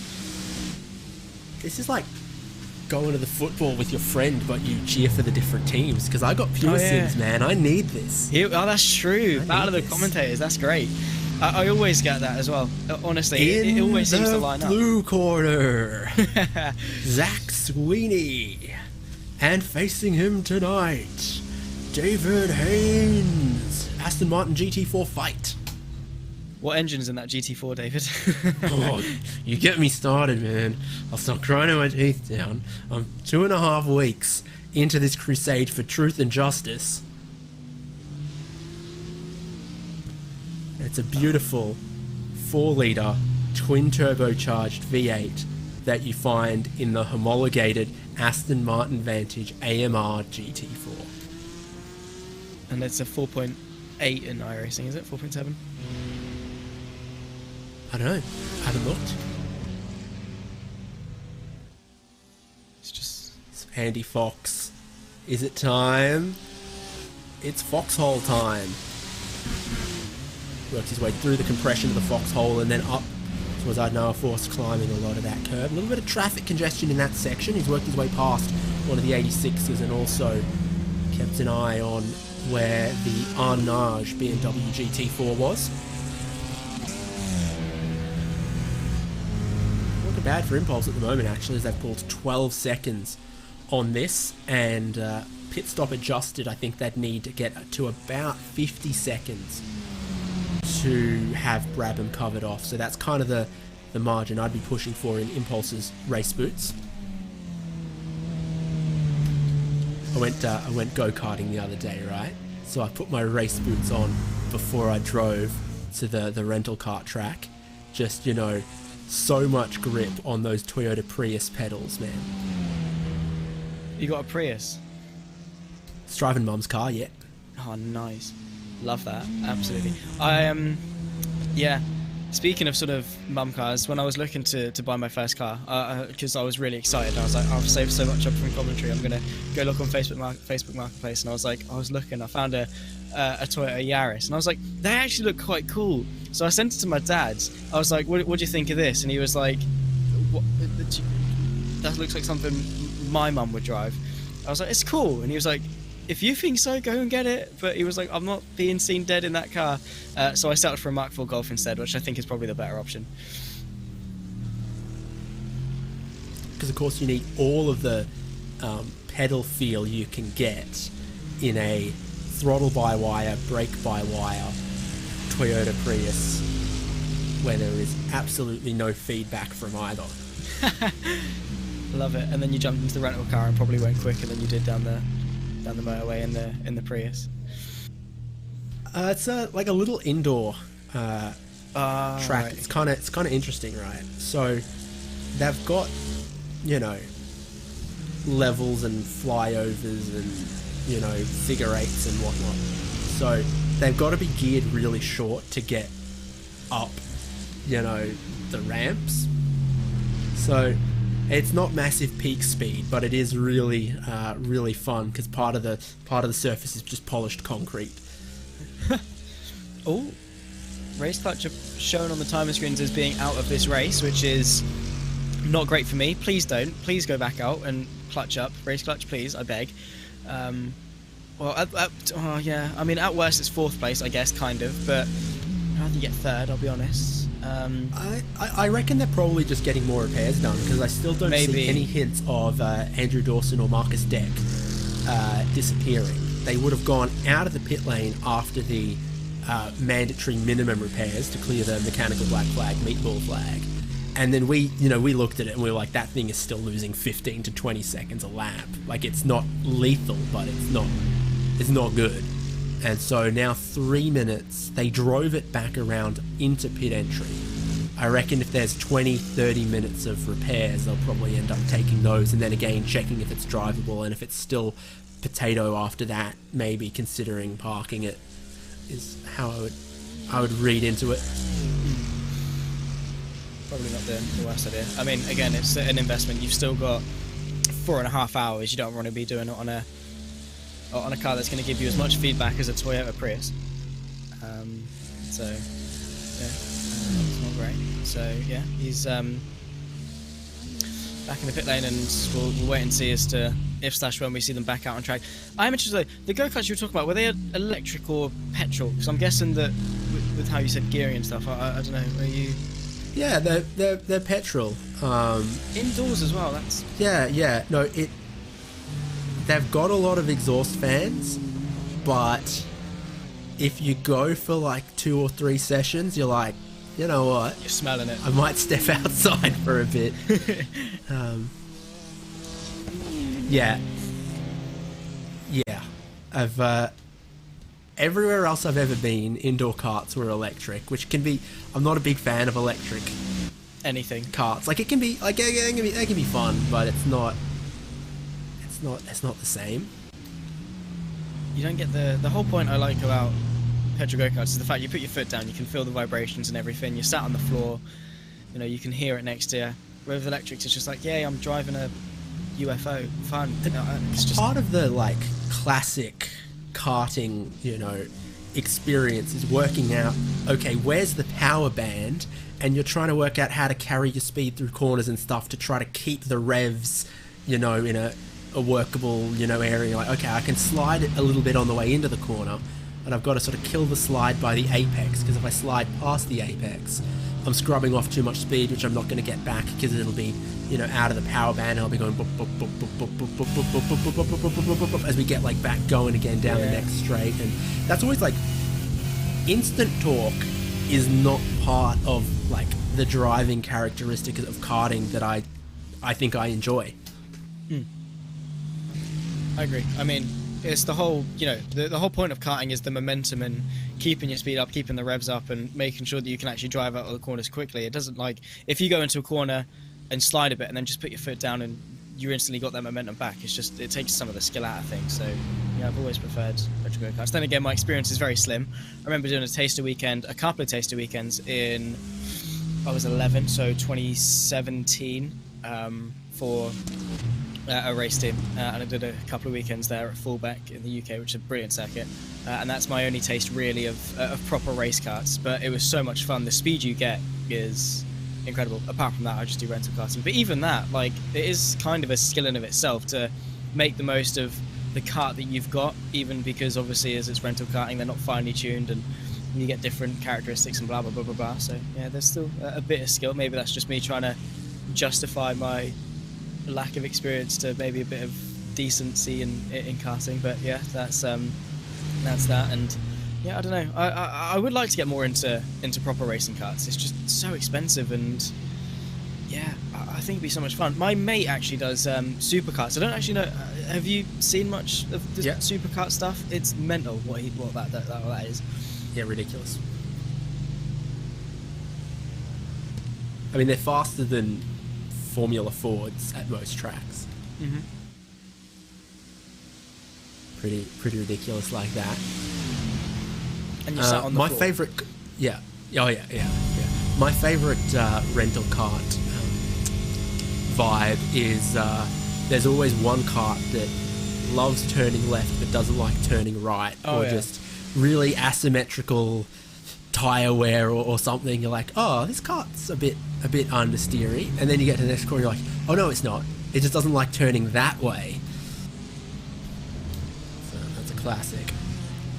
Gap here, still evaporating 6 seconds now, Team PGZ to Pure Sims Esports. I think it's been 4.5 hours since I started saying, do you know what, at the pace they're going, sure, they're 1 minute and 10 seconds back, but Pure Sims could get there. Please get there in the next 30 minutes. I need to see this happen. It's like, can we complete the pyramids in my lifetime? Probably not. No. I don't think so. We'll see. I don't know. Pure Sims, like 5.7 seconds. That is thick and fast. That is. What is that on the last lap? Let me refresh the timing, because 1.5 seconds last lap. Gap closed. That is, yeah.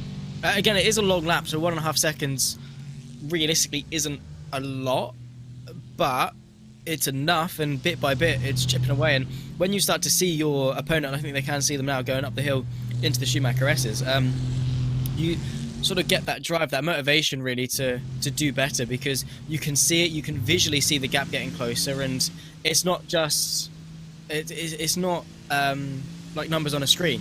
It's a visual representation of how much closer you're getting. And personally, for me, whenever I'm racing, if I can see the car I'm trying to catch, I often drive better to go and catch them. Just point out one thing that I think I neglected to mention. Andy Fox's iRacing name is Andy X Fox, which I think makes him sound that much cooler. So, correct to him. I've become so tunnel visioned on cheering on the drivers that are on my card. Aren't we all though? So we can agree on Brabham and have to be the staunchest of foes in GT4. Yeah, we can share the glory in the TCRs, and then when it comes to GT4s, it's gloves off. Zach Sweeney versus David Haynes. Let's have at it. We'll wait and see. My dad could beat up your dad. I mean, my Aston Martin team can beat your Aston Martin team. Now, my Aston Martin team works for Microsoft. He'll get you banned on Xbox, mate. Let's have that. Yeah. I'd love to see. My Aston Martin knows jiu-jitsu. Alright, well, mine has 400 wins on Fortnite. Boom. Have that. We'll see. You talk a lot of big game. But, I'm now going to get slated by everyone for the fact that I brought up Fortnite. That is, I'm never going to live that down now. I'm going to be coined as a Fortnite fan. I know Lewis McGlade. He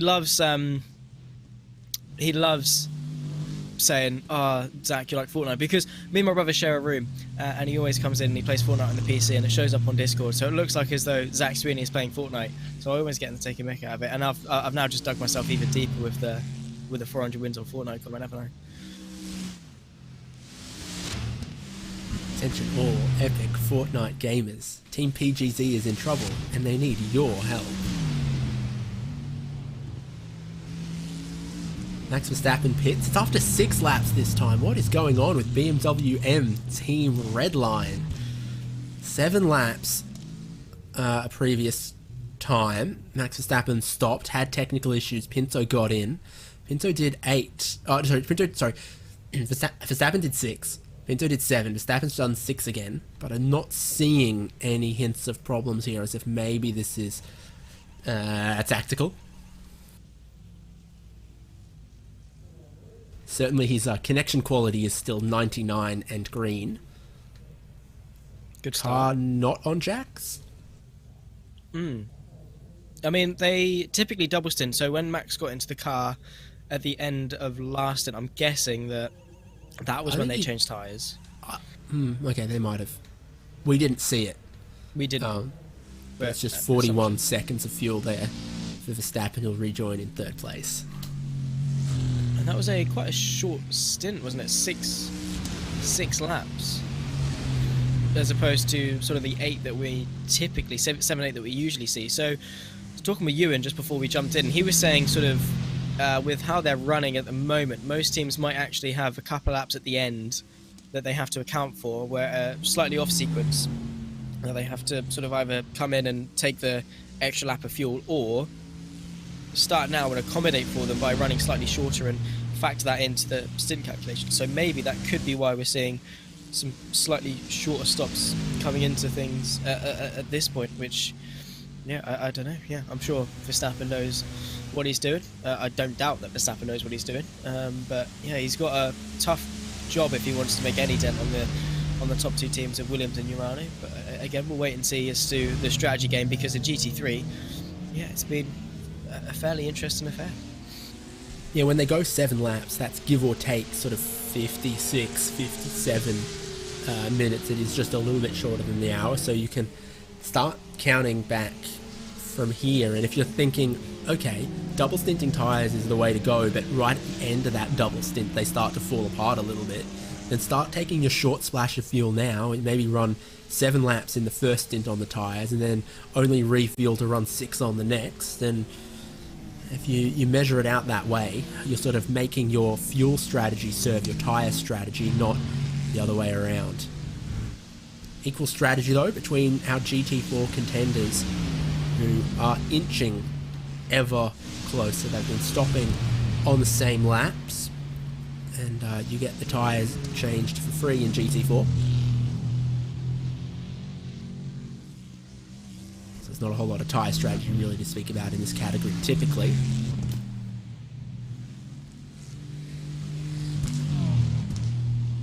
Well, the cold ones on the outlap are not exemplary. We did see Impulse go for a spin on the GP circuit on their outlap. They got just the amount of curb you would normally take in that corner, but it's just too much on the cold tyres. You've got to stay off them or not carry as much speed over them until you've got the temperature in, the pressure in for the car to grip properly, rather than just slide and spin as it goes over the curbs.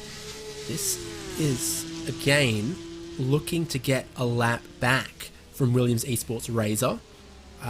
We've seen them do it before. I think that was it against Wave Italy that time? Was it against Race Clutch? Or was it against Scherer? But it's certainly a trend that while they are 2 laps down to their class leader, they are one of the quicker cars on track at the moment, looking to get lap back. So back up to second place in the TCRs goes Brabham, with Impulse coming into the pit lane for that pit stop that they did owe us for quite some time. Martin Asher then into the pit lane and relinquishing second place back to Andy Fox, who was driving on and hoping that the strategy aligns better than Impulse to stay in front come the end of the race, because that is quite a big discrepancy in terms of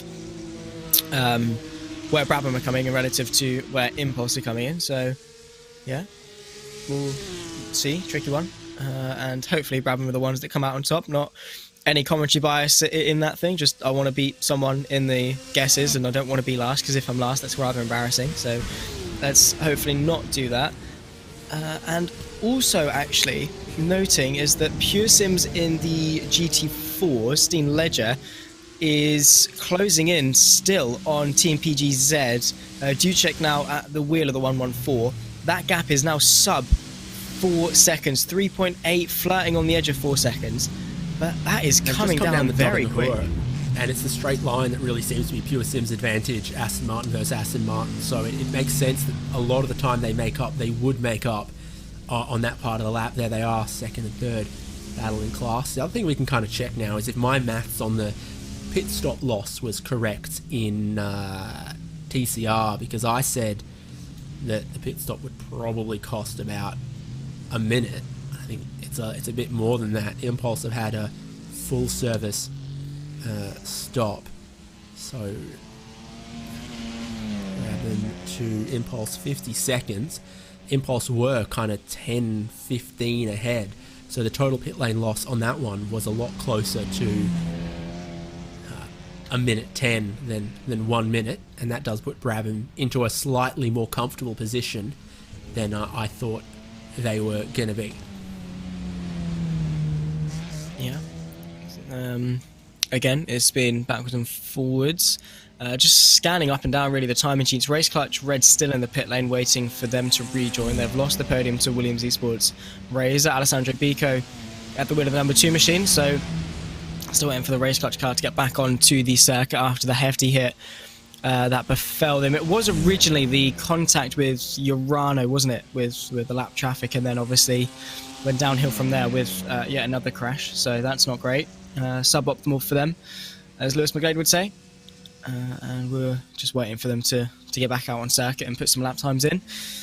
But yeah, just up and down. I think for the most part, for most people, it is just hit your marks, do your strategy, and don't die at this point in the race. Just get to the checkered flag.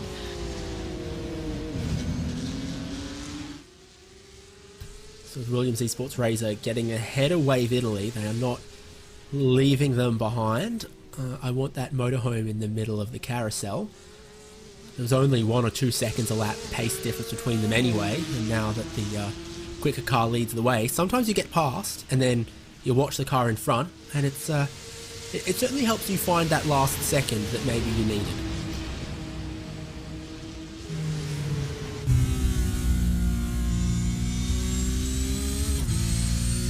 of Wave Italy through the waviest part of the track at Wipperman towards Brunchen, Ice Curve, etc. A lot of blind crests here. It's feeling that it never stops turning. It never really straightens out or flattens out. And that is one of the places you can get an off track without dying here. It's on the outside there. R86s. Okay, that's second outright. Oh, did not know where the 86 was going to go when they swap between turns 1 and 2 in the S's there. That is an odd one, but yeah, a little hard in mouth for Luca Kita potentially. He's now 30 seconds behind the race lead, a gap that was as low as about 17 seconds not that long ago. Daniel Pastor seems to be the big dog at Mercedes, AMG, Team Williams. Every time he's in, good stuff happens. He set the fastest lap of the race at a 7 minute 57.9. No one else has gotten close. No one else has even gotten a 7 minute 58. So he is in tune with that car, no doubt.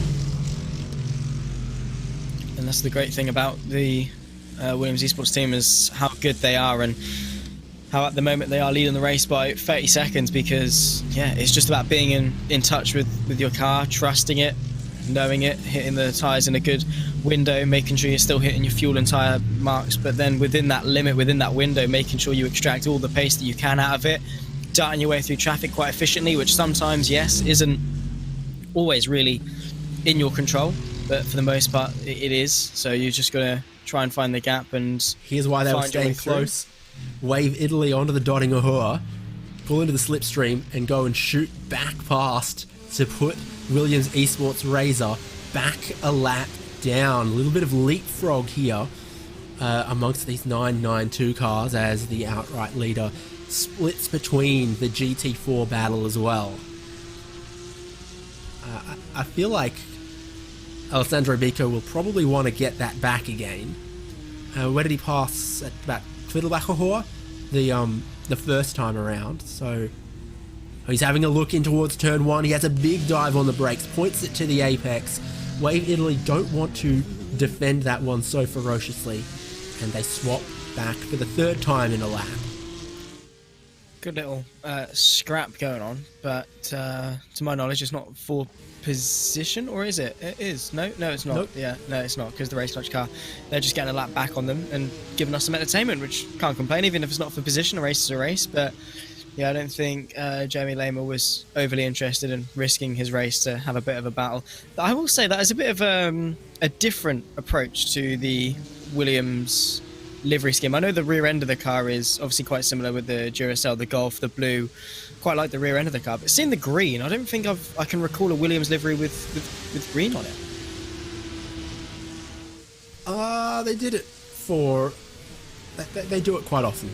Yeah, I think Maybe mainly special events esports more than other leagues and stuff, yeah. So... green-fronted Razor car. Some suggestion that the race clutch number 4 might come back out on track. See Marcus Deck inspecting the vehicle to see if 22 minutes of mechanical work is going to make that thing worth trying to drive.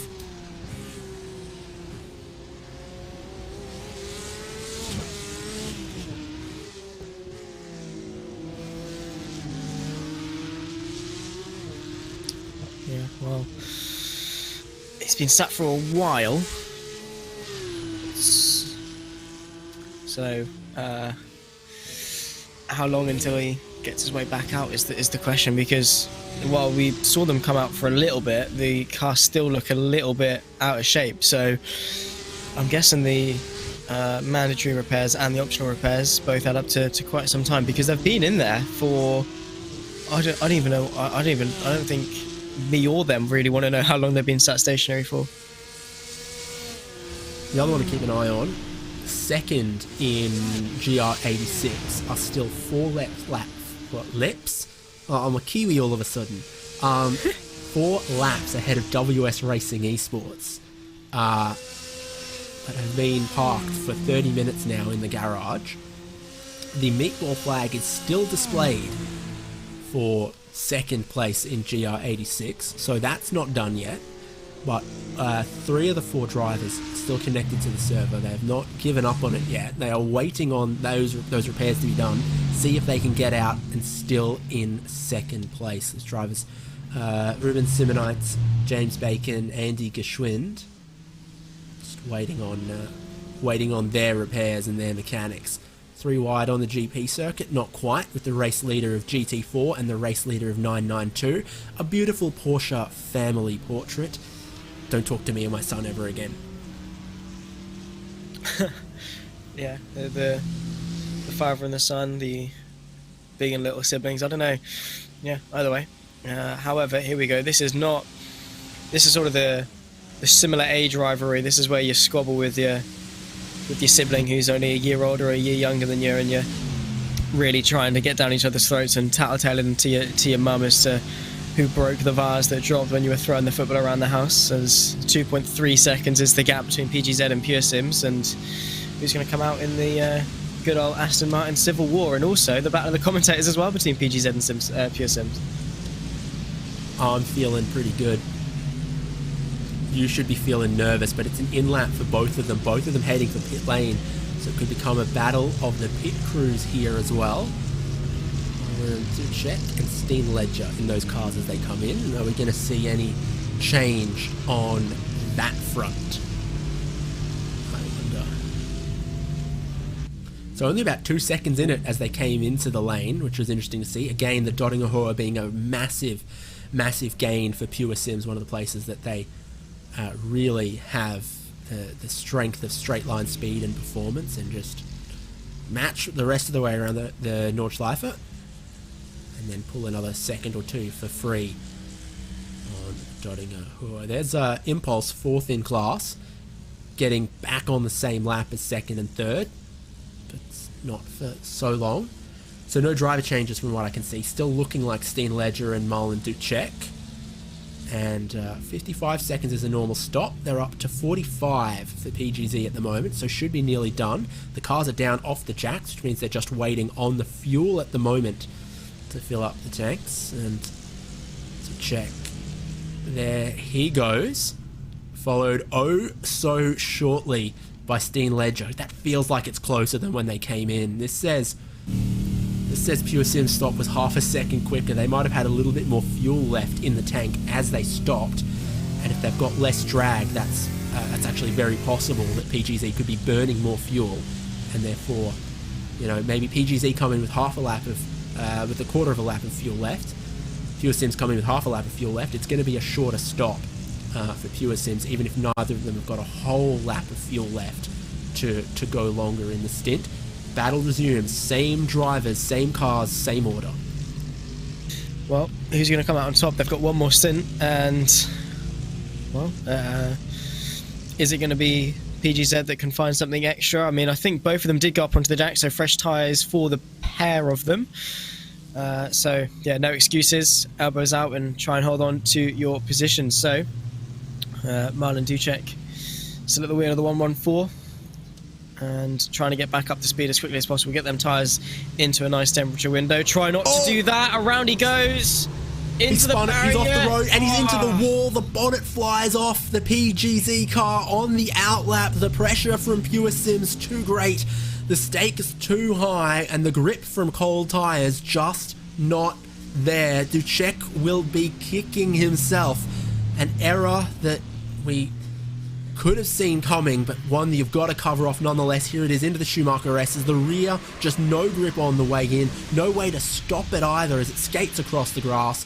Pure Sims into second, PGZ with some pressure on them. They drop back to third. Impulse are in fourth place, still 7 minutes behind them. Can they patch that? Can they survive to keep a podium in the iRacing Nürburgring 24-hour for 2023? It's not easy sailing for Pure Sims either, as they should be able to take a deep breath here, but the cold tyres are lethal on a GT4. Suspension overdamped, the car becomes too bouncy on the cold tyres until you warm them and pressure them. Yeah, exactly. And before that, they're just too prone to sliding, and well, when they're cold, they're not slidey enough. They're not able to withstand the lateral loads, as once again the Williams and Wave Italy cars have a swap around. That's another series getting into my head really with that one. But the Wave Italy car puts the lap back onto the Williams Esports car. But there we go. Look at the power of the slipstream. If it wasn't for a lift off, you might have seen yet another swap around between the pair of them. So again, it's not for position, but it just seems they can't really get enough of each other. No, it's not a replay from a lap ago, it's the same, but this is the in-lap for Alessandro Bico in the Williams Esports Razor car, so they will be stopping. Meanwhile, Race Clutch Red, 29 minutes, 5 seconds of repairs after they took almost 15 minutes of repairs, I think, the first time around for the required repairs. That car is looking a lot better. Remember, it first came out from the required repairs and we said, is it still crabbing? All the panels are pushed in on the front right and the back left. Now, that looks like a race car that could make it to the end. Bar any more incidents, let's hope, fingers crossed. But it's nice to see them back out onto the circuit because, yeah, well, I'm glad. I don't know who else would be glad. I'm sure most of the other commentators in the GT4s wouldn't be, because I think I'm still... Oh, not the GT4s, the... I pray for my own success, but I don't pray for your downfall. So I wasn't wishing ill upon them. Yeah, I'm sure you wouldn't be getting any t-shirts from Race Clutch. Mate, a wink wink, by the way, Race Clutch. You know, the faith that I've put into you, I'm just saying, if you want me to send over my details, then I'm you know where I am. Because the support, I've been carrying Liverpool? them. I've been given the weight. No, I'm not in Liverpool. Because yeah, I think that's a bit colder up there, and I don't really want to deal with that. I'll be honest. And Scousers are just a different breed of people in the UK, which is no offense to them. They got any food that they're known for? Probably chips and curry sauce, I reckon. I mean, then again, that's just a UK delicacy, so nothing necessarily specific to Liverpool. I don't know. I'll be honest, I don't know. I've never been to Liverpool, so I don't know. Might need to ask someone I know, because he's from Liverpool. His family's from Liverpool, so maybe he knows any specific dishes that come from Liverpudlians. But anyway, yeah, who knows? Yeah, I'm just trying to think. There's nothing really specific. Any delicacies in the UK are very nationwide. We're a very beans on toast type of country, even though I don't like beans on toast. I quite like the way you guys do fish and chips. I do. We do it best. I reckon you do that right. I don't think you do like a chicken schnitzel or a chicken parmigiana as well as an Aussie pub does. But fish and chips, you've got that absolutely locked down. My respects. How much speed are PGZ losing here with that knock they had against the wall? I think thankfully for them, it looked like it was straight on. I don't think they've bent any of suspension, but I am getting way too good of a view at that 4-litre twin turbocharged V8. Like you can see there's all up in there. Can you see the two turbos? Can you make sure that it's all there? It's all nicely packed in the engine bay. Yeah, check the displacement. Make sure it's not a 4.7 litre, and it is a 4 litre. I was laughing, by the way, because Vince is still in the YouTube chat. He's comeback is as the personality of the RaceSpotTV YouTube chat. He's been making some puns out of the team names again. Obviously, we were doing it earlier on with Wave Italy. Now it's Race Clutch's turn. About to crash. Brace Clutch, and not happy with your salary. Get a raise clutch. So awesome stuff. Then Mia Rose chipped in, trying to win a game with Game Clutch. There's a lot of stuff, and then Damon Green comes in and says, Liverpool like a dish called scouse. It's kind of like a stew. So I'm guessing the accent is reminiscent of the dish. I don't know. And again, Mia Rose, I think, is in very big support of your campaign of make sure the engine displacement is right in the Aston Martin. Is it known as the V8 Vantage? It's just the V8 Vantage GT4 car, or what's the specific name? Well, I think the previous generation, which had a 4.7 litre V8, was called the Aston Martin V8 Vantage GT4. The current generation is called the Aston Martin Vantage AMR GT4. Early stop from both of our leaders, actually. Mercedes-AMG Team Urano, Mercedes-AMG Team Williams. And problems for Williams. It says Luca Keitsa for Urano leading, and we need to work out if there has been a lead change in GT3. No. So no pit from Urano, and Williams have stopped 1 lap early.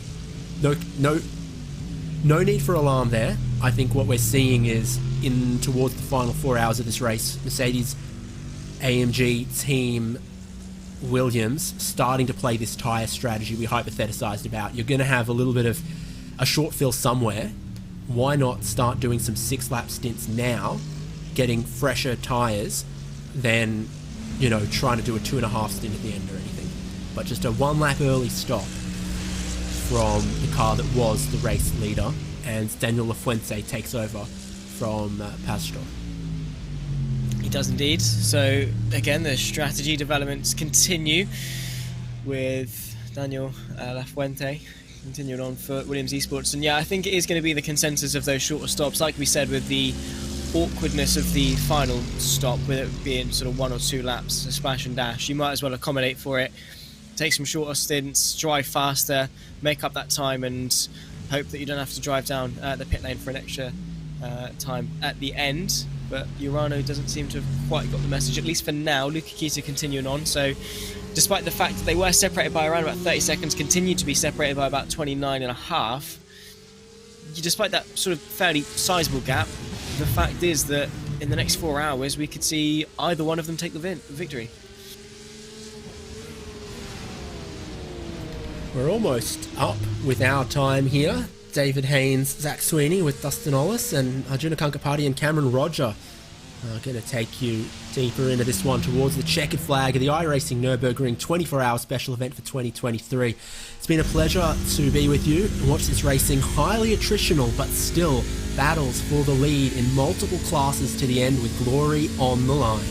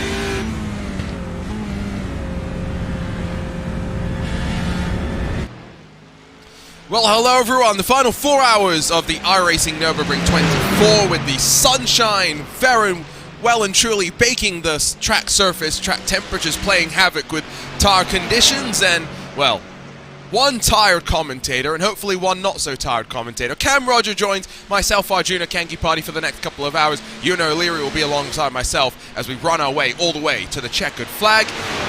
Cam, it's been one of those long races. 54 drivers saw the green flag going on 20 hours ago. We've whittled it down, though, to 22 machines still out there and running. Ultimately, this was always going to be a race where just surviving was a victory in and of itself. Now, we're in that interesting point where, at least in one class, there's still somewhat of a fight to the end.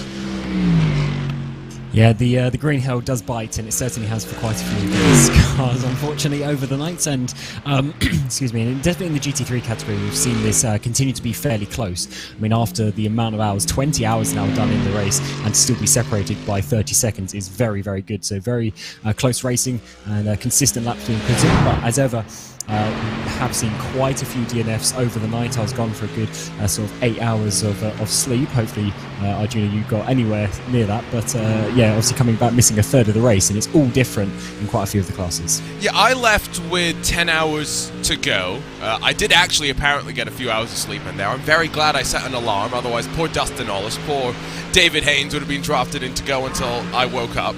But we had still Williams leading from Urano, which is how it still is. We're waiting for this 190 machine to come into pit lane after Williams with a slightly shorter stint, recognizing that they were going to be one lap short at the very end. This race was going to go about 176 laps, and the GT3 is coming in about 175 at the end of 175 laps. Of course, Redline have dropped back slightly, but never count them out if anything is going to happen with less traffic on track. Can never say never, and Verstappen behind the wheel right now pushing in that BMW Redline entry. The one change that we do have outside of West Cooking Racing Adventures being able to effectively get the strategy cycle done on Team PGZ is the fact that when I left, we had Simufy Esports, who have been about the 7th different leader in the 992 class that have had some sort of issue before them, and so we have a new leader in class as the Shura Esports team are down on pit lane. Yeah, they were looking really good on the first competition, about 12 hours ago now, when I was in with Lorenzo Bonda. And they just kept on working their way up towards the front, and I guess they've continued that speed. They were really fighting with the Team 75 car at the time, and unfortunately things have gone quite south. As you see on the tower there, 4.5 minute lead, a lap to the next car. We saw a 5-way fight for the lead in this category some hours ago. Wow. It has been absolute carnage. It was actually a really good battle as well. They were literally back to back to back, all on the same shot pretty much, but that is just how the green hell goes. Cars start to have issues, crashes come, and it separates it out. And yeah, I mean, that is just a bit of carnage on the left hand side of your screen. All of those cars out of the race. VRS Crandon, they were looking to lead at one point, out. Team 75 out. Altus Esports out. It's just been a bit of a difficult night for those cars. This is of course a car with no traction control, no ABS, and so this is where we very much see the drivers having to make the most of the car, but it's also one of those cars that when it gets hooked up together, it is so satisfying. Shura Esport back out onto track, formerly known both in the real and virtual world as Phoenix Racing, and a team that in the Digital Nürburgring Endurance Series over this past winter, we saw them fight very, very closely with the guys over at Team 75, Marvin Strell, Jürgen Frank, and Felix Luding. Coming out on top over Luca Alpert, John Atkinson Jr., Raphael Renhofer, and Fabian Hochstadter. Handful of those names familiar in our race here today.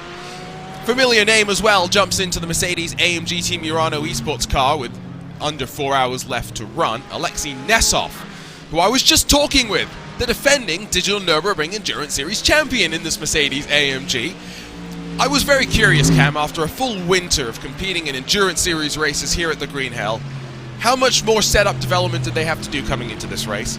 The answer's a lot, because Alexei Nesov just told me that this setup that they're running bears very little relation to the car that they ran back in the winter. Yeah, because as much as you use the cars for maybe a certain championship and you you start to learn some things about it, at the end of the day, once you finish that season, you always, every team at the top level always have some sort of debrief. They'll work out what is missing in the car characteristics, what they're missing maybe a bit on the tyre life, tyre performance, that sort of stuff, and then they'll go back to the drawing board and start again. So it's good to see that they are going through that process and they are finding ways to improve, because Urano, as you say, of course, right at the top of all these competitions, winning championships, but to stay there you have to find every 10th of a second. And even around the Nordschleife, we see in qualifying a second covering the top sort of 7 or 8 cars. The margins are so small that you always have to keep pushing and pushing and finding those extra little bits. So it's interesting that it's so much different, but I guess maybe, yeah, they had some ideas where mid-season you're a little bit unsure to change it, but post-season you can start trying a few crazy ideas. I think part of the reason why it's a bit different is just the fact that you didn't have this tire thingy going on in the DNLS, partially because most of the races were 3 hours and you still had to do a driver change, and so you're changing tires at every stop. It really didn't. We weren't talking so much about this, whereas now the compromise had to be made to ensure that the tire percentages would be all right to allow double stints. Do keep in mind, Alexei Nesov has also told me that Urano Esports plans on double stinting from here to the end of the race. The Apex Racing team, in stark contrast, as Nesov up the inside of your GT4 leader in towards Flugplatz, Apex Racing team have informed me that they aren't going to be double stinting. They cannot double stint from this point to the end of the race. And so, as much as Nesov is also going to be having in the back of his mind that if he can have one 8-lap stint, there is a reality that he is not going to have to make the splash and dash that Williams Esports needs, which may allow Urano Esports to jump to the front. Doing 8 laps, being able to go that extra lap with the tires that they've got underneath them, sounds like a big, big gamble. It's a big gamble, but you'd rather finish first and second. So I definitely like that they're really thinking about this, and they, even though they're 20 hours deep into the race, they are thinking what they can do. Basically, the 4-hour sprint race from now, where can they get that 30 seconds to Williams? A bit of strategy, a bit of fuel and time management, and it's interesting to hear the obviously the difference there between one team thinking they can double stint and the other not double stinting at all. So there's obviously quite a big tyre differential there, and maybe that is why they went back to the setup, because the setup, as much as it is about the actual performance, is also about how you load up the tyres, how you have the balance through the stint, how you can keep the tyres going. So if you can go through to that double stint, of course you just save a lot of time when everyone is still up on the jacks changing their tyres. Again, just to reiterate, that's the case most of the time because we do tyres and fuel at the same time. The double stint benefit is because of this weirdness where you're faster in the second stint to a point until it gets loose, until your tyre percentage gets down to single digits, and then you're worried that the tyre's going to blow. What's one of my favourite things about any visit over to the Green Hell? Well, it's those couple of moments around the lap when race cars take flight. And so I want to send us back all the way to lap number 1, when we were all still in single file formation, and just to relive this for a second. I mean, there's not many better sights in motorsports, and now we get the 992s coming up to do the same thing. I think they actually get a little bit more lift, so don't they? Probably because a little bit less downforce on the cars, but that is an amazing shot there. Awesome camera, and at some point we'll get the other classes come through as well, and I'm sure they're just as exciting because it's certainly a pretty unique factor. You don't always get these big elevation changes, and yeah, there goes the GT4s. I think they are just maybe a few mil off the ground as well, so certainly an amazing sight. Unfortunately, we're a little bit more spread out than that, but the entertainment is still there when you see the cars going up and down. It's such a unique track. There's just nothing like it with this elevation change. Yeah, unfortunately, the further back that we get, the more stacked, spread apart the classes were as well. So we can't just let them ride in a single file formation like we were doing the GT3s and the 992s. But that's one of the take flight zones. The other one's obviously towards the end of the lap, so maybe we can jump and take a look at that. So many different challenges here. Minimum ride height for GT3 cars as well, enforced in iRacing late last year. 70mm, if you're curious what that minimum ride height is, matches what the restrictions are in the real world, which does mean that this time last year we would have had a lot more drivers complaining about all sorts of crumpled in front hood bits that they've got. Alexei Nesov's car looks relatively good from Onboard. The Mercedes for Daniel Lafuente maybe has a little bit more crinkles in the bonnet. Let's jump backwards in the field to maybe some of our GR86s that have been involved in the fights. Yeah, there's where you see the damaged bodywork. Yeah, that is that's not a like a bump in the hood for a supercharger or something like that. That is definitely some damage going the way of that Pride Pinion card. It's so difficult to go for a 24-hour race without having it. We've seen so many of these cars having contact, not just with other cars but with the fence. And at some point, you don't want to keep repairing, because if you keep taking those 30 seconds, it's going to add up to a lot more time if you just keep out there. So fair play for these drivers going, but it's certainly one of the more attritional races around here. And you can see, that the hood is just not in line with anything. Even the headlights are out of place. Yeah, that is a sad looking GR86. There are pockets where air is going everywhere there. Vince Cusi trying to get me talking about the wet toast. ChatGPT Vince has confirmed that there's nothing special about wet toast, and that everyone can have their opinion on toast, and some may like wet toast because it makes it easy to spread your toppings on top of your wet toast. I don't know if you saw, Cam, but we went down the ChatGPT rabbit hole last night. I did not.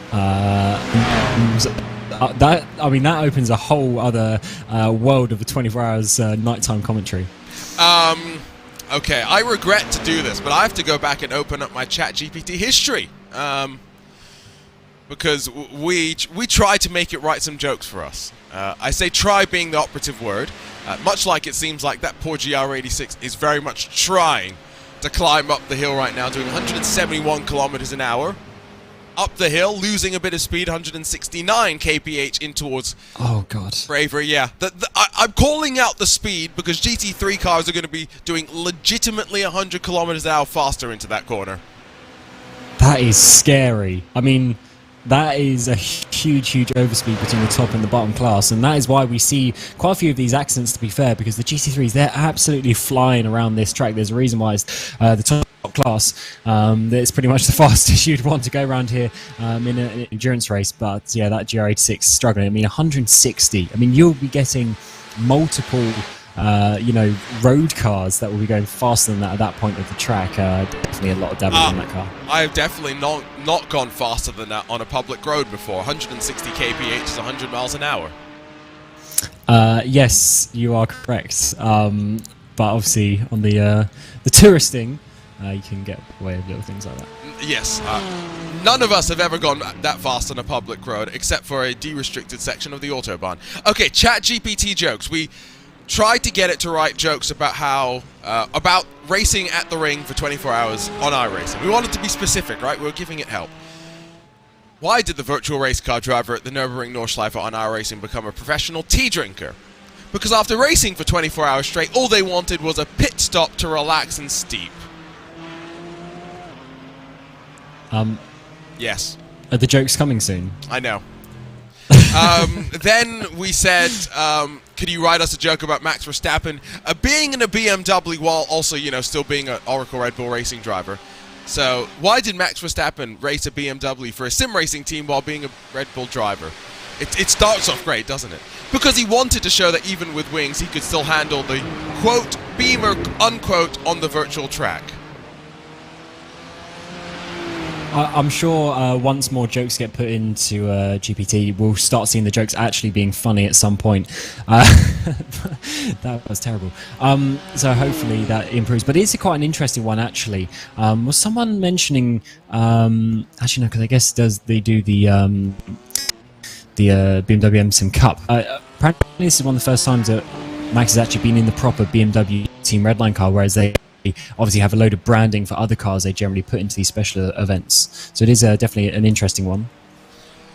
I do believe it is. I said that earlier, which means if I'm wrong, I was wrong. And so you can direct all your complaints about said wrong fact to @CMR_18 on Twitter, because Cameron is always responsible at the end of the day. That is wrong. Do not do that. He is the responsible adult in the room, at least for now. I do believe it is. We've seen him in the Ferrari last time, of course, for the Sebring 12 hours. He was running well until he got hit on the right rear, no fault of his own. What we also did try to get ChatGPT to do was write a joke as long as the Nordschleife. It did do that. I will read to you the very end. And so, my friend, remember this tale whenever someone asks you about a long joke. Just like the Nordschleife, sometimes the best jokes take time, twist, and turns to reach the finish line of laughter. I mean, that's got a nice ring to it. I mean, it sounds quite sentimental. How long was the joke then? I mean, it's 8 minutes and 1 second. Actually, we didn't time it that way. It is 8 paragraphs long. I bet I could power through that, though, in under the length of a Mercedes-AMG Team Williams eSports lap. I would probably say that as well, because often the joke, you need to get to the punchline, you know, within sort of 5-10 seconds, so maybe not the ideal situation. As we're seeing this number 2 Williams eSport Razor car down a couple of places from where they were earlier on in the race. They're really fighting towards the front and of course leading the way. As ever, things go a bit south. We've been mentioning for them that obviously the number 1 Schreier car has of course led the way for quite a while now, but one thing we had at a time was Williams being 1-1 in both the GT3 and 992 categories. Fortunately, that has swapped around, and I believe this car's a lap down now, so it's going to be difficult for them to come back. Yes, they were 3 laps down at one point. Have just continued to punch in the lap times. Race Clutch Red had an issue of their own, and so Williams jumped in front of them, and of course, after Williams gave up the lead, Simufy gave up the lead as well, and so now Schreier take full advantage of that. You have missed the best part of our ChatGPT adventures in the middle of the night. This is what proper endurance racing commentary is about. We got it to write a sea shanty for us about the Nordschleife. Oh, that should be good. There was one part of it that was actually quite good. I'll read to you the chorus. Heave ho, racers, let the engines roar. Round the Nordschleife forevermore. Tire screeches and the engines sing as we race the green hell. Our hearts take wing. It's not bad, right? I like that. You know where? Get some production behind that. Yeah, but you know where? No, sorry. You know where we have to stop it. Stop it and immediately call into question its validity. I'll take you back to verse 2. With every turn a new challenge awaits, curves and bends a thrilling fate, adrenaline rushes as we take the line. Sorry, I have to stop here because it hurts my soul to say this out loud. Through Eau Rouge and Flugplatz. Oh, so fine. Close. It was close. I mean, they are both in the Ardennes Forest, but that is the wrong track. Unfortunately. Yeah, that. Have you told it it's the wrong track? That's a good point. I should have told it how wrong it was. But you need to update the database, or all the information that it's got. I don't know exactly how that system works. Actually, how you get it to update. Well, surely it's just a similar thing where if everyone's saying, like, obviously no, because it's trained on a set knowledge base, right? And they might not want people going in and training it all sorts of things that you shouldn't that's know. True. That is, yeah, they've got to be safe on that one. It's why there were all those memes when, I forget which AI got hooked up to the internet, and then people tried to abuse it, but they had programmed in safeguards, so it was basically unable to do anything. Check out, by the way, Max Verstappen, more like Max Versaving it. Oh, that was a huge chunk coming up to Adenauer Force. Does he keep it out of the barrier? Yes, he does. Very close, though. And that just shows you how much he's pushing to try and catch down the leaders of your GT3 category. We saw it in the night time, him going purple faster than the quality time, and that is an absolutely huge moment and saves it. Definitely does save out that barrier very nicely. And there's some luck, but also some skill going on there too. There was a moment earlier in this race where Max Verstappen went out onto the grass, out of Flugplatz on the run into Schwalbenkraut in order to get the move done. It sent Chris Lullum on the Team Redline Twitch into raptures. He couldn't watch as well. He had to, cover his eyes, watch between the fingers kind of thing. But it's been fun seeing Verstappen's progress through the course of this race, and especially seeing how at one point we thought the offset call between tires for Redline versus the Mercedes-AMG duo of Williams and Urano might lead to some fun, but now with Redline dropping back slightly means that it's not really a point of consideration. Jack Cedric, I will call this out, by the way, because we had, I think, was it just the one Porsche in the GT4 class here today? It was a swarm of Aston Martins. Was Cooking Racing Adventures did bring 2 Porsches to the party, but I meant one team. Jack Sedgwick now leading, and leading by a comfortable margin. Yeah, it's been an up and down race for these GT4 class. We've seen quite a bit of contact, but to be fair, Force Cooking Racing, as you say, representing the Porsche in the sea of Aston Martins, and they have worked up 3 places already from the qualifying position, and they've of course have a pretty nice looking car compared to some of the other cars that are out there. I don't know if that is because they had that repaired at some point, or if it's just because they've had a pretty clean race. And at the end of the day, if that is the case, we always say this in 24-hour races: you win it by not being in the pit lane rather than just by being the fastest out on the track. And but leading by a minute and 45 is definitely a testament to that. But look at how nice the front of that car is looking compared to some of the other cars we see out there. They're not having to pay any damage bill, that's for sure. The Porsche spare parts store at the track not getting a nice healthy invoice from the 969 team, that's for sure. What I would suggest is that earlier through the night we were speculating what food does Was Cooking Racing Adventures have in the hospitality tent. I will ask you this question, Cam, but I will also leave you with this amazing idea that I did present to the team, that for future hospitality packages, if they ever want to make their way over into the real world, what they clearly need to do is, instead of allowing private chefs to cook the food for the guests, it's the guests that are going to cook the food for the drivers to then go racing. Like some TV cooking competition. And you know what? We'll make a reality show out of it as well. We'll monetize the whole thing. Boom. Cam, I'll give you 5% of the royalties right there. Yeah, that would actually be very entertaining, to be honest. Yeah, I definitely like a bit of cooking myself, and it would be nice to see what other people do with that, because we were mentioning this earlier, even from commentators where me and Dane were on. You just end up eating some trash, quick food in a 24-hour race. So to actually have something a little bit more nice would be a very interesting one to see what people can come up with, because you also can't do anything too overly filling that makes you tired, like you had with your pizza earlier, put you half to sleep. You've got to have something that's going to give you the energy when you get back out racing. That pizza, by the way, was called the Insomnia. Put me to sleep. False advertising? I don't know. I just realised that's the opposite, isn't it? Exactly. So that is bad advertising. So the question is the pizza is that meant to bought put it? But that's the question: is the pizza meant to put you to sleep, or is it meant to cause insomnia? I thought it was the latter, because I'm like, got to stay up for 24 hours. Let me buy a pizza. I'll eat half for lunch, half for dinner, which, by the way, was a great idea. And we've got one more 24-hour race this year. If I am silly enough to suggest to do 4 hours at the start, 4 hours in the middle, and 4 hours at the end again, I think I'm going to do the same thing. I wonder if the person who named that did what I thought initially for the first second, which was the meaning of the word was the opposite, because maybe it was intended to put you asleep, and they just got the wrong word with that one. That would be an interesting one, but definitely false advertising there. So Pure Sims Esports Aston Martin. I'm getting myself close enough. Yeah, close enough. Like I said, I got a couple of hours of sleep, but I did have to wake up for the start of this race. I wonder who has got the least sleep amongst the teams, though, in terms of the drivers, strategists. Who's been the one that's had to be knocking back the energy drinks? We know what energy drink is being drunk in the BMW M Team Redline car. Other energy drinks are available to everybody. This car, the sole surviving Pure Sims Aston Martin, in front of Team PGZ, by the way, who I did not realize until just now.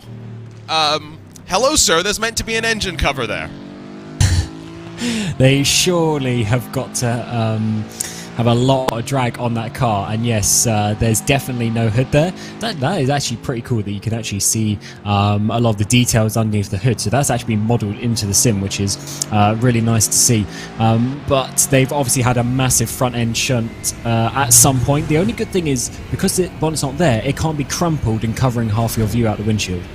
Ah, so you're a glass half full kind of person, I see. I mean, you got to take the good bits when you get them in a 24-hour race.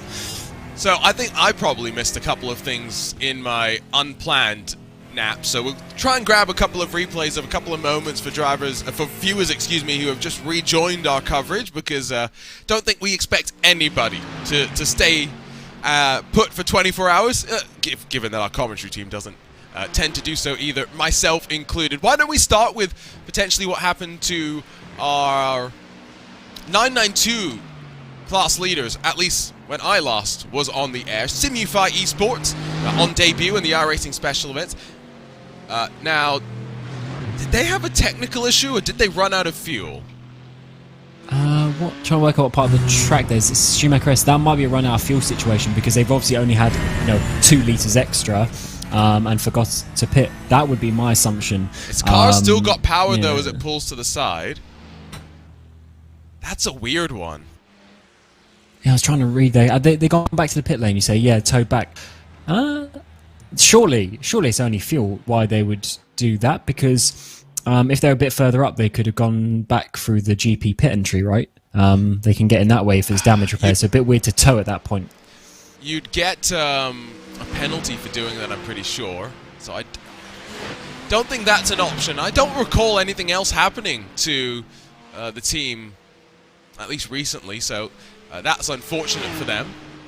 Let's see if we can pick up what happened to the PGZ Aston Martin as well at some point, because I'm curious.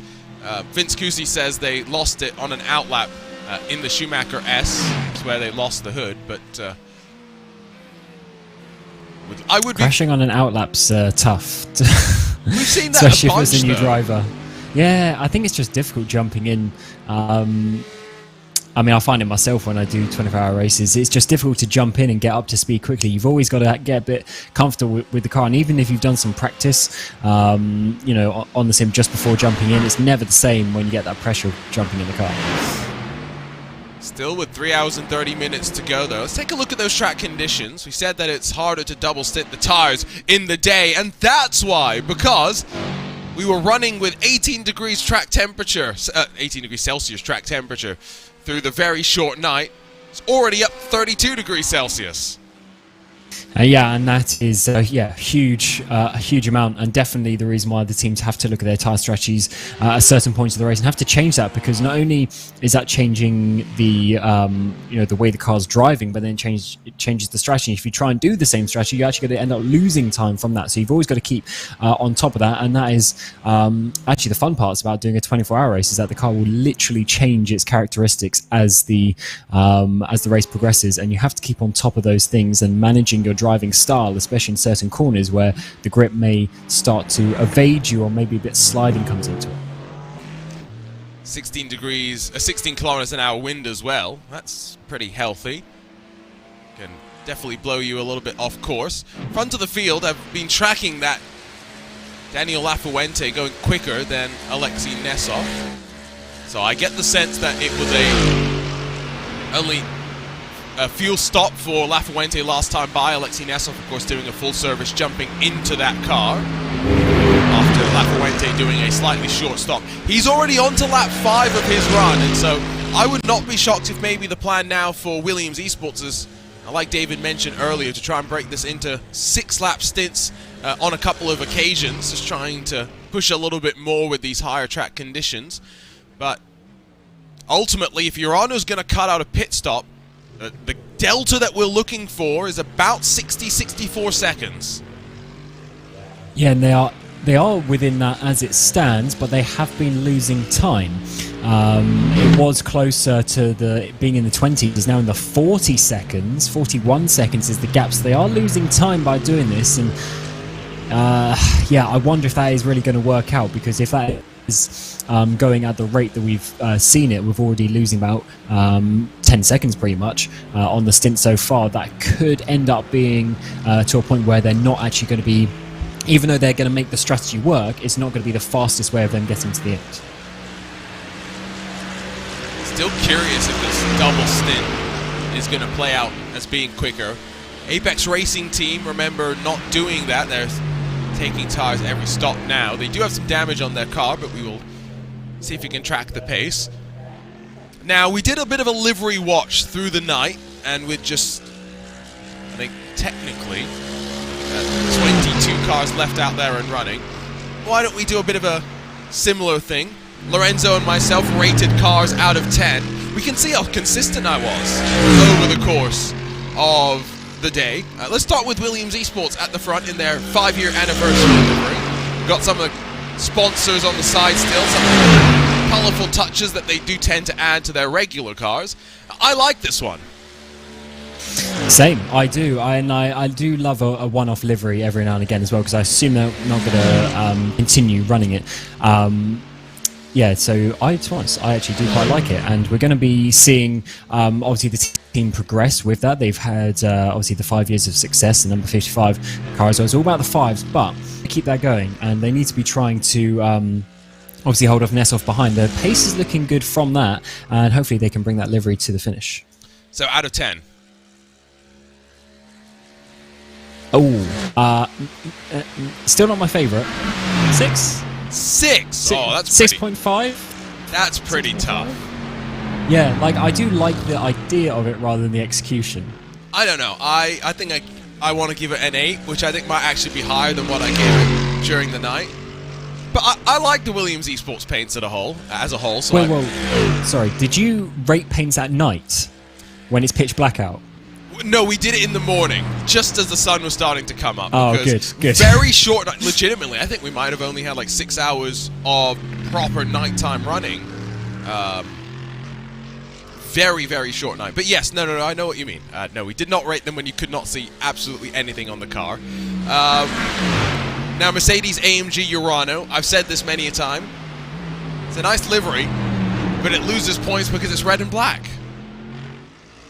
There's too many red and black. I definitely agree with that. Or just in general, like those darker colours. Even the red line is of that ilk. I know it's more of like a bluey colour. But yeah, I definitely like the more brighter white-based skins. It is still a good livery though, like for what it is. But as you say, there's just too many teams that look quite similar to that. You've got to find a way of standing out. And so I think I gave this one a 5 out of 10. You're going to hate me because I like this more than the Williams a little bit, but still probably about a 7. Yeah, the problem is red and black though, so it just loses. It's a great livery. I actually quite like it, but red and black. The white and red livery that the GT4 was running, that unfortunately is no longer in the field, that probably would have scored slightly higher, but it's white and red, which is still, you know. Yeah, it's the red colour for some reason I think is the most popular in sim racing. Like if you literally just to scroll, true. I mean, I know some people say like it looks menacing and all that, but it's definitely a little bit of an overused colour, in my opinion, when it comes to the liveries. And as you know, just saying, at some point you've got to stand out, and the livery is there for you to make the difference. And I find a lot of teams actually sort of filter in rather than stand out. I agree, which is where, let's see, what team do you have next? Unfortunately, it's BMW Team Redline, which used to be black and red, now it's blue and red. The red line guys get points for their livery though, because it does what it says. Team red line. There is a red line down the center of the car, and therefore it is a 9 out of 10, just because it executes on what it promises. Yeah, even back, I remember years ago in like the old World Championship Grand Prix series when they had all the cars with like the slightly different colours for different drivers. It was such a simple livery, and it was easy and to spot out. You knew exactly what team it was straight away, and that is the same with this more modern livery that we see now. And as you say, it literally is doing what the name suggests, which is nice. It's got some little red accents going on there. It's got a nice little design on the side, and actually works because this is on one of the trying to remember, I can't remember the exact team that it is, but one of the Ferraris. In real life now, they've actually got this same livery on, and it works perfectly in real life. So that is a good crossover livery, whereas some sim racing liveries are definitely too like extravagant for real life. They did a good job with the update for this year as well. You still haven't given it a score out of 10. I mean, this has got to be up there just because it's just so effective. So probably in the 9s. 9, not okay. Perfect livery, but definitely up there. Okay, we can score fractionally if you are in the mood, by the way. 8.7. We'll get to that, I'm sure, at some point when we get to more of the contentious liveries. Asymmetric Arnage competition livery. Now, this is slightly new as well for 2023. Slightly lighter with more white and then the pink. But we were talking how red is overused. Want to stand out, throw a bit of pink on your car. Arnage get a 9 out of 10 as well.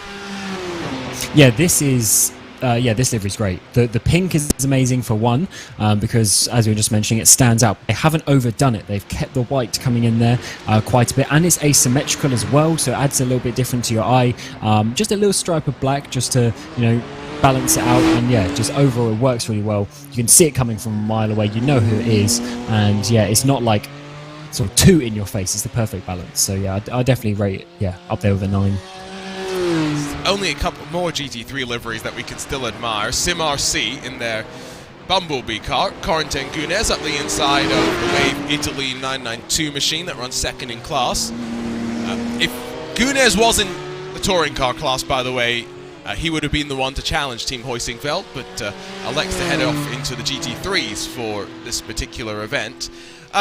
This is a classic livery. The only thing that detracts from scoring of the Bumblebee is the fact that they've tried to make it fit the BMW. You look how they've got half the grille being yellow, and then below that it's black. It just doesn't work as well on this car as it has done on some of the other machines. Yeah, the chassis does, and the template that comes with that is definitely a big factor in some of these things. I would say yellow is actually similar in the vein of red. Not to the point that everyone has it, but all the yellow liveries look the same. You're not allowed to not like yellow on RaceSpot, just so you're aware of. I know, yeah, definitely the RaceSpot colours. I do like a yellow livery, but so many yellow teams, like I know a few other yellow teams, maybe not in the iRacing circle, but if they made a GT3 livery, it would look pretty similar to that, with like yellow on the front, the little black sort of line on the rear quarter and stuff like that. So I would like to see something a little bit more designy, like maybe what the Arnage cars did, but it's still a solid livery. I do prefer the Team 75 by SimRC car though, in terms of that that organisation. You know what I like even more are the Team 75 Bernard liveries that both Ein-Chan Guven and Lauren Heinrich are running in DTM this year, because those are even better than the Spider-Man liveries. So I very much agree. Last but not least, in the GT3 class, as we continue Livery Watch Part 2, if you're watching, no, this is not a repeat. I guess technically is, but of what you were watching 8 hours or so ago. We are doing this again. It's just Arjuna along with Cam, not Arjuna with Lorenzo. Mercedes AMG Apex Racing Team. Now, you and O'Leary apparently found out that there are some more black accents and whatnot on a very familiar Apex Racing Team design. Some new logos, of course, thrown in there as the partnership starts to develop between Mercedes and Apex. But it gets a 5 out of 10 for me. And there's a very simple reason for that. We've seen Apex start to welcome some of the trends of adding colors with the green Apex Racing Academy car. That makes it slightly easier. However, I've seen Zach Campbell as well as Brandon Traynor racing gold and red Apex Racing cars, which look fantastic, still look like Apex Racing Team cars, but make it easier for us silly commentators to identify. If the Apex guys wanted to be more like Redline, where they change their colors so easily, they'd probably also be a 9 out of 10. I'm not a big fan, I'm not gonna lie. It's too basic, and too basic. Yeah, it doesn't, and also it doesn't help with the fact that there's other teams with the same color palette as well. So I don't know, I guess you do know it's an ART car when it's coming towards you in some ways, but I don't know. Also, there's a bit too much black. I would like to see a bit more blue come out on that. I think they added black to the side, just next to where the number plate is. They brought down that black a little bit from what I can recall.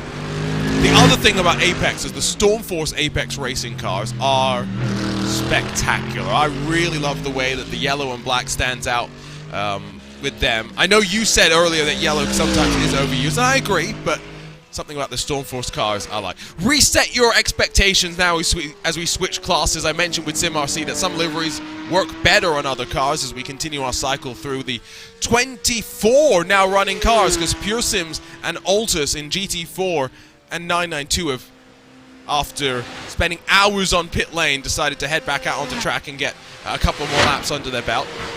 Now, Shura Esports, formerly known as Phoenix Racing, both in the real and virtual worlds. This is a livery that debuted in the 24-hour series in the real world a week or two ago, and now it makes its transition over into the sim racing world. I like it. It's simple. It's nice. You can tell it's a real world livery, in my opinion. I don't mean that as a bad thing, but I think there's a classic restraint in the real world. 8 out of 10. Yeah, it's solid. Not my cup of tea. Because if the blue was a little bit lighter and I was coming towards you, ART. But yeah, I think it works. And as you say, it's definitely more real world liveries. That a little bit more basic, that a little bit more subtle, a little bit more room for the sponsors, and in the best placements. So yeah, it's a solid livery. Probably a 6.5, maybe 0.7, 6.7. 6 points. Okay, I'll go 7.5. I think that's probably a little bit more clear. Simple doesn't always mean bad, though. Cam, True. you've raced in one of my liveries in the greatest sim racing team of all time. That was not a simple livery. Yes, that was over the top. That was also for like a special one-off charity race. No, So, that was our regular livery. oh, it was. Oh, okay, that changed my my experience of that livery. Then, I mean, you certainly, excuse me, you certainly stand out on the on the track from that one. So I do like that. But that was almost going to the sim racing level where it's a bit over the top. 100%. We had like 5 different colors on our car. On purpose as well. We had pink, yellow. Oh, we had all sorts of wild things. Wave Italy Racing. This is a stable. We've seen this in the TCR as well as an example. The one thing that they do to help us out as commentators, sometimes we'll see a yellow car differentiated from the red car to make it slightly easier to pick them apart. I don't know why, though. This one doesn't really click with me. Interesting, because I actually don't mind it. Yeah, I guess it's another red and black livery, but I think they've done it in a nice way, and I love the fact that when it's coming towards you, you literally see the big W for the wave logo, and then you see the Italian flag. So 100% you know what's coming towards you, and I think that makes it stand out a lot more compared to some other teams, and I think the ability to be recognised ideally is what the livery is there and designed to do. So I think, yeah, a little bit, I don't know what I would add to it. Maybe a bit more white maybe being added to that car, but then you get the red, black and white liveries that you see all the time. So I think it just works pretty well, to be honest, and it's recognisable, which at the end of the day is the goal. So they gain points for the Wave Italy being, part of the theme. Yeah, if that wasn't there on the front, it would be not great. But they lose points because they went with red instead of yellow, as just an example. Yeah, maybe they could add some green or something actually on the back there for the Italian flag. Something it just needs something a little bit more. The fade is like a very basic, easy fade. It's too simplistic from that design point. I feel like you've encouraged me. I probably gave this a lower score earlier. 7 out of 10. Maybe 6.7. Yeah, 6.8. Solid. Yeah, 6.3 for me, I reckon. Okay, I'll come down to a 6.7654. This is amazing. This is amazing. Now, Moreno Sorica, Williams Esports Racer. The one thing Williams have always done a good job with is tying in their sponsors and also making our lives as commentators easy. Because Razor is green, Placey is orange, BenQ is purple, Chill Blast is traditionally the white. You know by the sponsor what color the car is going to be, which makes our life easy. The only criticism I have is that Razor green is a choice. You mean it's too bright? See, I like Razor. I've owned Razor products in the past Yeah. as well, but Razor green is a choice. I definitely think it works though, because this is, in fact, as much as it kind of looks a bit wacky and some people are, oh, maybe not, but this is literally the perfect, because this is fit for purpose in every way. So first of all, it stands out because obviously you've got the iconic colour, so you know it's the Williams Razor car specifically. The back half of it is always that Williams sort of purpley bluey fade that they've had for quite a while now. So again, easily recognisable that you know it's a Williams. Oh, this is going to be a bit close. 3 classes coming up the hill. Oh no, do not go through the middle. That is a risky business. But And that's your TCR leader as well that says, no thank you, please pass me before we get up the hill where we saw Michael Polishek die after the first hour of the race. You are right. It is. It does work on all those levels. Does that mean it's a 10 on 10? I mean, it's got to be up there. I really like Williams liveries, like, flat out. Maybe not the 5-year anniversary cars we were mentioning earlier, but the other sort of the normal cars. I genuinely think it works. It's got to be up there in the 9s because it's definitely function over form a little bit, but that ultimately is what you need. 9.6. to stand out. Yeah, 9.3. 9.3. Yeah. Okay, I was trying to figure out where you sat. 9.3. No, it's not close to a 10, but it's definitely a 9. I would say if we could have Razer is known, gaming peripherals known for RGB, right? What we clearly need is a RGB race car that changes color. Oh god. You know how we got spec maps? Clearly iRacing, that I think they may have even made an April Fool's comment about this at one point, where we could have the ability to have like moving GIFs on the side of GIFs, whichever side of the debate you stand. I don't want to get into that argument. Where you can have moving images on the side of your cars. If you did have a Williams Esports Razer car like that, though, it would have to be a keyboard that just was pulsating. Well, in the real world, McLaren have been trying this, haven't they? With like the screens on the car to change the ads. Yes, but so that'd be it's often definitely working better than the upgrades to the actual car. Of course, that's a different topic. But in terms of the sponsors, it actually works pretty well, and it's quite a good idea. So maybe that is something that would come there. Of course, motorsport always comes down to cost, weight, and things like that, which is completely out of the window compared to a vinyl sticker that you can put on the car. So I don't think they will ever kick off, but it would be, in sim racing at least, it would be quite an interesting one. I just have probably lost all access to the Apex Racing team with that comment, because George Simmons, over at McLaren, in the real and esports realm, sorry, love you, George. One more 992 that actually is still running. We can't talk about Race Clutch, we can't talk about Simulify since the last time we talked about liveries, but we can talk about Altus Esports, which if you know these colors, you know Altus, because they don't really change it up too much from car to car. It's an asymmetric livery, so it wins points there. I do have a soft spot for this livery, and it works nicely no matter what car that we tend to see it on. 8.64. Yeah, it's definitely up there, and they get extra bonus points because they haven't really changed the concept of it in probably 5 years since I was first learning about them as a team. And as you say, it kind of works on pretty much every chassis that it's been on. So I think absolute solid livery. Probably, it's a little bit nicer to the eye than likes of the Williams car, but because of that, it has that little bit more boring factor. So yeah, probably in the 8s, probably in the mid to high 8s as well for this livery. It's definitely a proper solid one. You know who's coming, and stands out really nicely. That's a run down through the 992s. Quick chat before we continue our cycle on the liveries about the fact that Alexei Nesov seems to be hyper fixated on trying to do a 8-lap fuel run into Adnar Forest. Just hear him lift off and breathe the throttle. Carries the momentum over the crest in towards the second part of the braking zone. Stamps on that brakes. It's costing him a lot of time. Lafuente's already out of pit lane. Remember, taking no tires this time, I think, because he did just a 36-second pit stop. Very much taking short fuels now. Lafuente only 10 seconds off of Nesov, even though Urano owes us a pit stop. Yeah, this isn't going to work out, I don't think. But, so what we got? We got, is that 3 and a bit stints left. Yeah, I don't know if that's going to really work out for them.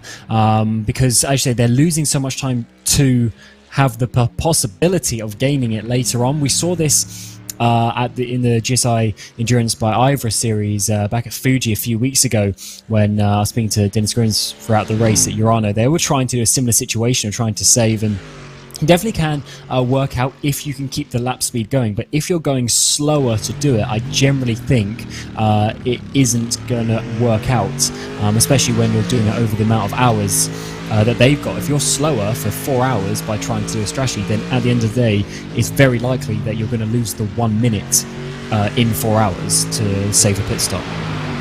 Question also is around Williams potentially taking tires in the final pit stop of the race, which would be slower overall. Again, slightly counter to what some would believe, but double stinting tires a little bit quicker in terms of the overall strategy play here today.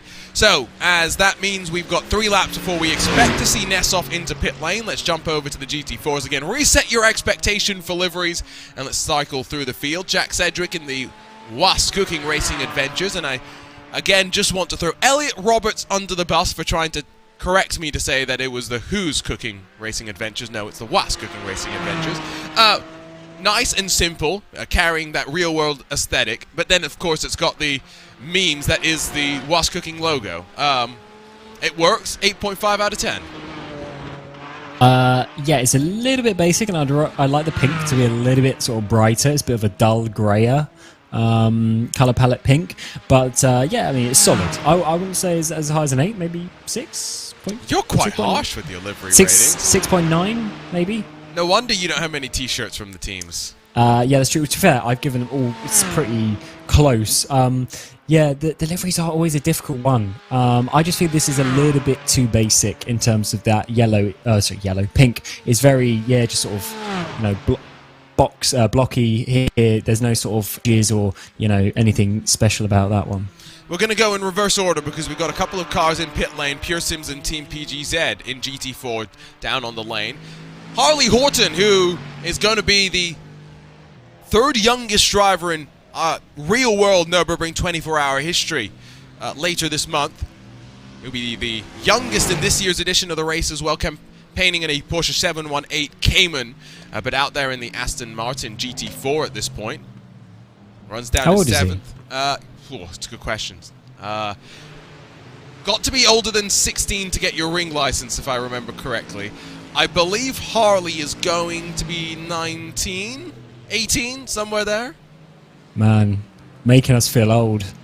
I mean, I am old. I'm 28 going on 29. Yeah.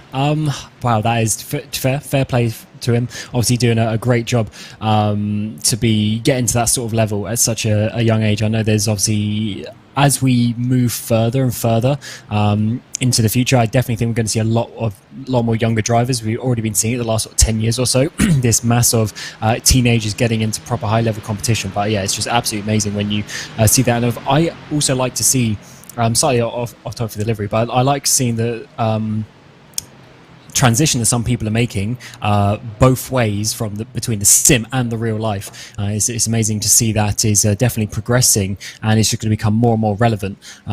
So yeah, definitely a good job from him, and obviously getting a little bit of practice maybe here today in the Nürburgring 24-hour. You can tell how tired I am because I did mean 18 for the ring license, which Will Tregurtha does correct me on, so thank you, Will.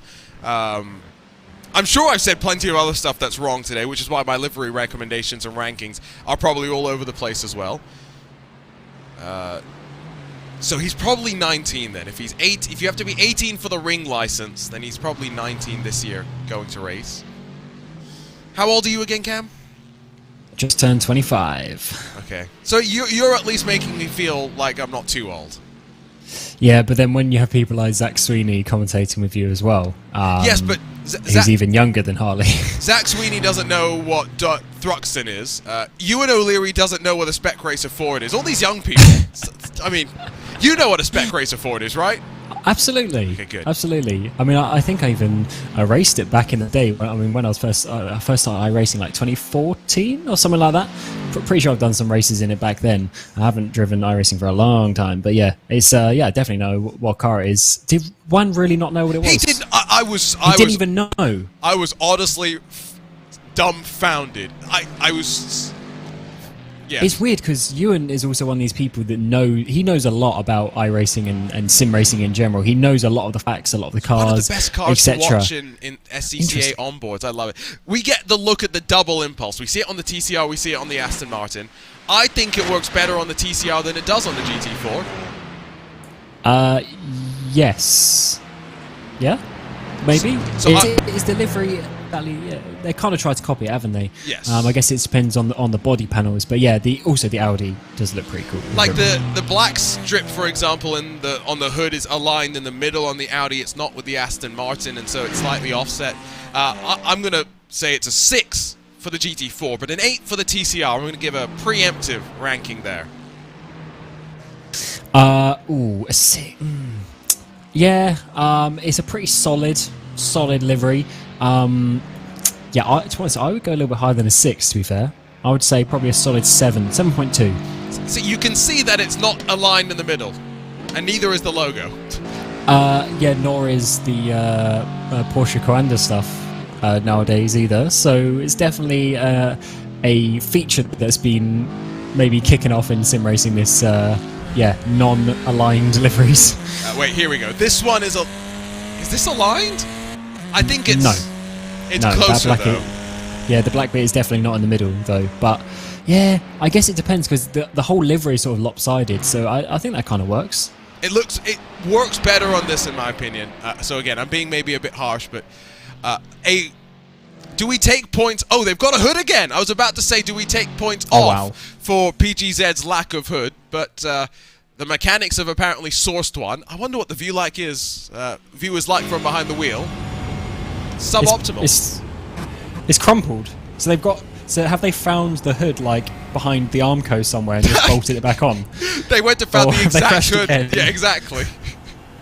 Yeah, that's quite funny actually that they've already trashed it, or maybe they have found it somewhere. I'm sure that is possible. I do. Do you want to go back to the offboard? I definitely want to.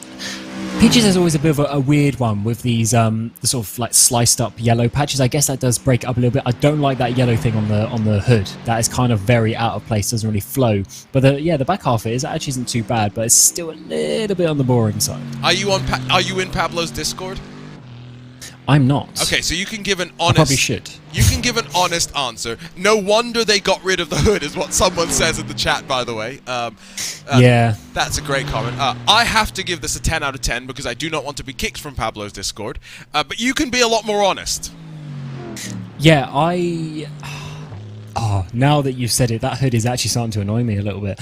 I would like a little bit more design on that yellow. But the sides are pretty cool with the sliced up yellow. That definitely adds some effect to it. It's not just a block of colour, adds a bit of design. It's that sort of angled shapes. A bit of the hood where it's just like a yellow circle, that does sort of ruin it a little bit, but maybe they can adjust that in the future. So, yellow slices on the front, that's the recommendation that Cam Roger has. Pure Sim Esports, same color, same livery rather that we saw with Harley Horton. Another livery that I don't think works that well on this particular car. Yep. Baby Bond car. I do love the Aston Martin GT4, but it's so small that there's a lot of white and then there's not much else, at least on the sides. Yeah, and the black bit above the headlight on the bonnet, not sure about that one. I agree. Pure Sims is a lot nicer on a lot of the other cars, but I guess sometimes it just depends on the chassis and how exactly it works out, but I would like to see a bit more blue as well coming through at some points. I don't know, it just doesn't seem to quite work, and also that yellow bit above the sort of radiator intake at the front there makes it look like a sad face, so it's got like a sad look to it. What am I going to give this one? They gave me a shirt, so I'll go generous. 7.15. 7. Nah. High five. I said they said low me a sixes. T-shirt. So low sixes, high fives. Yeah, 5.9. Yes. My bias is clearly showing. Here's Team Hoisingveld, which I have always thought is one of the best liveries that we see in these special events. It looks great on this TCR. I do maintain, I said this earlier, the best that it's ever looked though was on the Corvette GTE. Oh, I can't remember that one, but I actually can imagine that one though. To be fair, it's a great livery. It's cool for loads of reasons. One is the silver is quite a nice touch. That blue and red is done really nicely, but then also not overdone. And the fact that it's also completely asymmetrical all over the place also sticks out and catches your eye a little bit. So to me, this is a proper livery in the 9s for me. Are we going higher than Williams Esports Razor? Are we passing 9.3? 9.2. Oh, 5. Okay, so second best. I know I said reset your expectations, but that's high praise. I think I agree. I'll go with a 9. I think it's a very, very snazzy livery. They lead by almost a full lap, by the way. Remarkable performance out of Team Hoisingveld as they look on course to grab a 3rd victory in a row. Impulse in the TCR, I said earlier 8 out of 10 because I think it looks a bit better in the TCR than the GT4. What about you? Yes, the livery works a bit better. I'm still not 100% fan of it overall. I do actually like that sort of greeny, turquoisey kind of color. I'd like to see that utilized a little bit more. And for some reason, have you realized over lots of these liveries, we just end up with a lot of black parts of the car, which I don't think works that great. I do like the sort of more colourful livery, so maybe a bit more of that sort of greeny colour on the sort of other sides. But yeah, it's a solid livery. I can't remember what I rated the Aston Martin one, but yeah, it's definitely not the best, but it's not the worst either. It's somewhere right in the middle. Continue our quick cycle through of the liveries. Brabham Esports green and gold, classic. Not much that you can really say wrong about this car.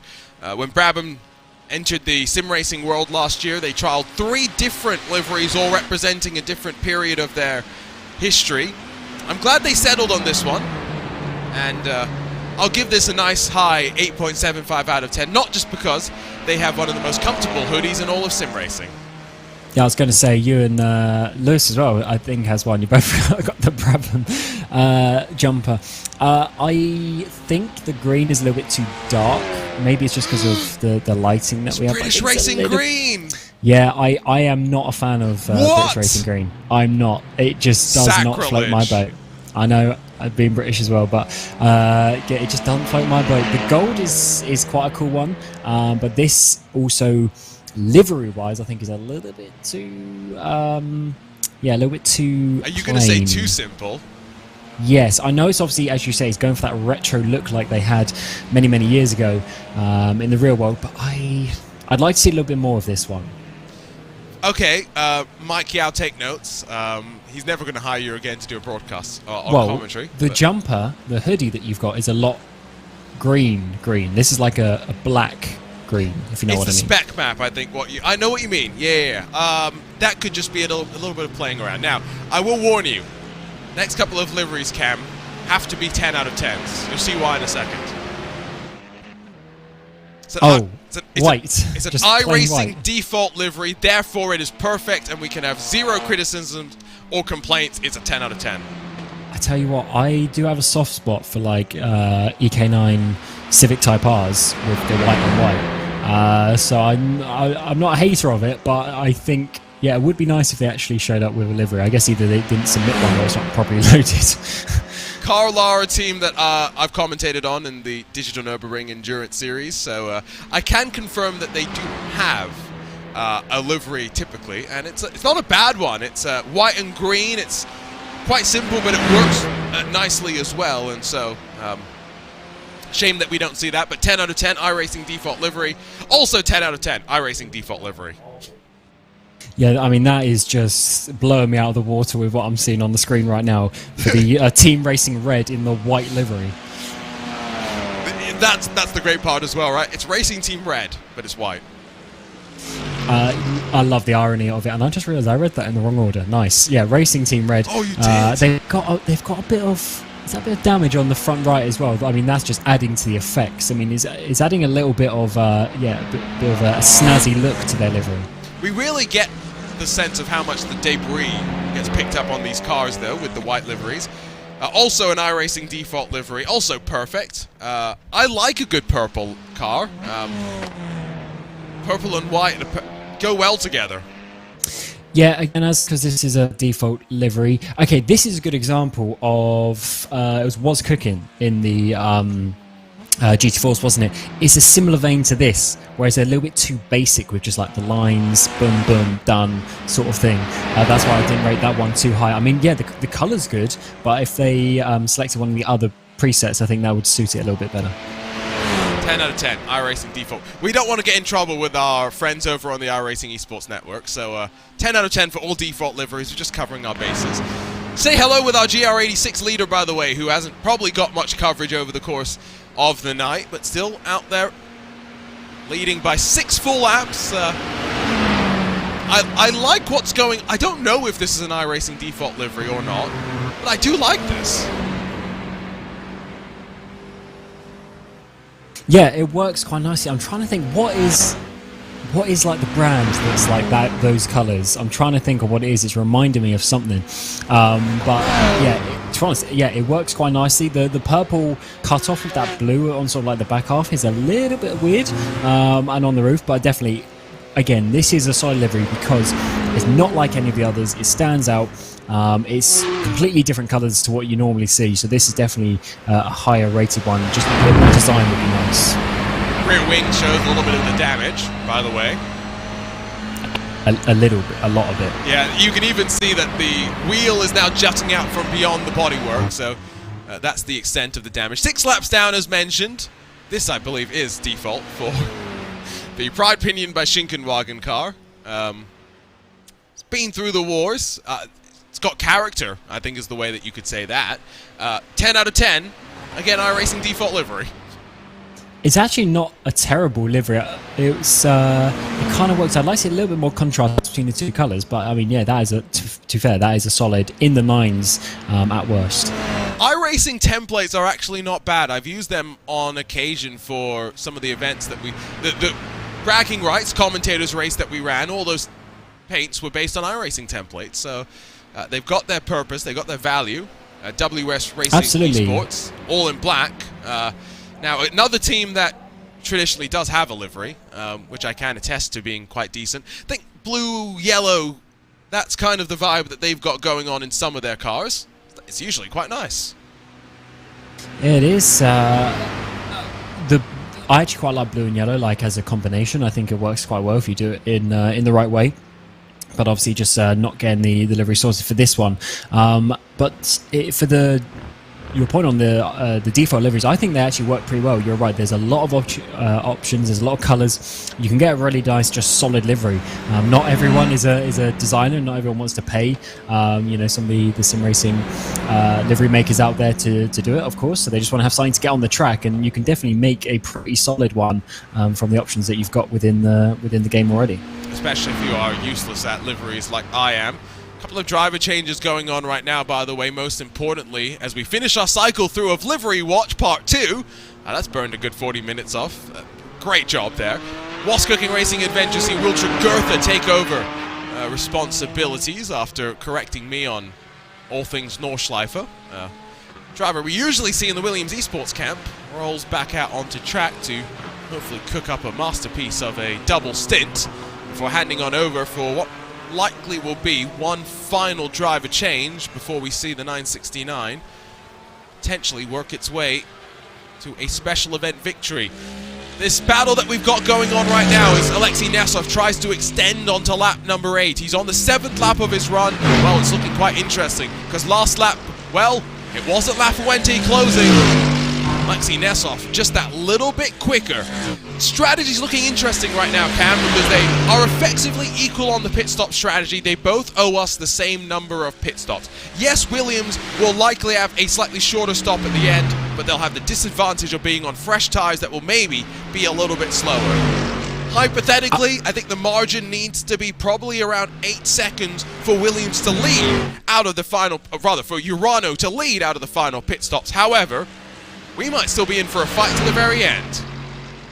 I think we are. It's a little bit closer than I was expecting, because I did assume Williams were pretty much going to catch up after that pit stop sequence with the way that Urano having to save the fuel. But if they can keep that speed, then of course it's going to work. The only issue is if you have to lose 5 seconds a lap to save the amount of fuel, that's where it's going to start not working for them over the course of the next 2 hours and 50 minutes. So hopefully, if they can keep that speed up, we'll find out in a short while. If they can keep that speed up, then it's definitely going to be working in their favour. So it literally is just that balance right on the edge of the 190 machine. Can they lift off at the right times and save the fuels and be efficient when they go for that? Let's see a replay of one of the two of the default liveries actually coming the way up. Oh no, that is Arnage absolutely sending that Audi back. Was that Audi braking to try and give them room? It's Carlar Esports who we were just talking about, and Mercedes, AMG, Urano do end up doing the 8 laps that they were hoping to do.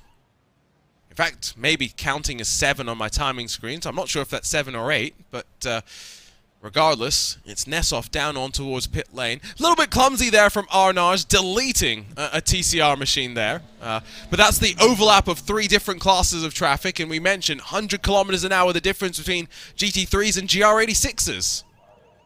Yeah, it's I don't like seeing GT3s just absolutely sending cars off, though. It's a big shame. But that was a very awkward situation with 2 slower cars ahead, and at the end of the day, the GT3s don't want to just break in a straight line. But it was definitely a disappointing one there for the car getting sent in. Is that them in front actually as well? Getting some repairs. Did they have to tow back to the pit lane? Yeah, that's a bit of a shame for them. Yeah, unfortunate for it to potentially come to an end like that, but the Audi can be a bit of a tank. We will see if it's going to be able to pull itself on away. It was 8 laps for Urano, just to confirm, so Nessoff was able to do the stint that he was expecting. And now the baton handed on over to Daniel Lafuente in the Mercedes-AMG Team Williams car. Diogo Pinto, we mentioned this slightly earlier, red line falling back through the sunrise. They are 2.5 minutes off of your leader, still in contention. Raphael Renhofer, I saw some support for him in our YouTube chat as he heads out of pit lane. 16 years young, leading the 992 class. Unfortunately, Martin Renhofer was saying that he's most likely the youngest driver to win in this top split of the iRacing 24 Hours of the Nürburgring. Lauren Heinrich, I think if you go back in the history books to 2016, would have been maybe 14 when he won the Porsche Cup class as part of the Pure Racing team. He was either 14 or 15, either way. I mean, fair play to that one. I wasn't even driving simulators at that point. That is pretty crazy to be at the top level. I'm sure obviously it was possibly less competitive back then with the amount of cars we have now, but still insane to see such young talent coming in, and that just really proves you how age isn't quite always the factor in the sim racing world, because if you are strong enough to use proper wheels, proper pedals, etc., that have some good settings, and of course then you're going to be able to get to the front, and you just have to have that bit of brain inside you to start pushing the car over and to the limit, and then of course you'll be quick. Absolutely. Here is a Porsche Cup car as well, that with no ABS, no traction control, and very limited downforce, becomes a mini GT3 car. It's one of those machines that I think many initially would embrace the challenge of wrangling it around the Nordschleife. However, once you are able to get that rhythm, it really rewards you for being able to put together consistent stints. Tire management, such an important part of this car, and note that in a class where we had World Championship competitors enter, the likes of VRS Coanda Simsport, Altus, Williams Esports Razor, it's the experienced Nordschleife hands that currently lead with the 2 hours and 45 minutes still left to run. In terms of battles, we might actually have one, as Impulse and Brabham Esports ending up within half a second of one another.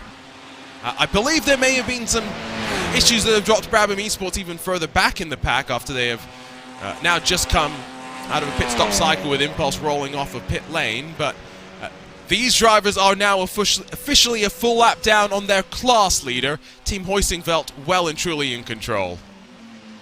But if you can have a battle yourself in the final few hours of the race, and that is what you're going to be fighting for. So do not think that even though they're a lap down, they're not going to be fighting for this one. And especially from the likes of Brabham, you're going to be wanting to get that car. As soon as you see someone ahead of you and you really have that opportunity, you're inside that 1 second gap, you're going to be, of course, pushing.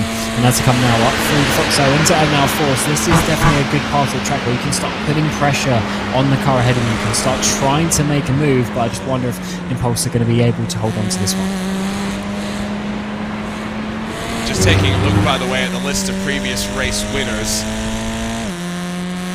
We had a streak of 3 years of BMW winners, BS competition back in 2020 with the Z4, and then a BMW Team Redline, BMW Bank in previous years.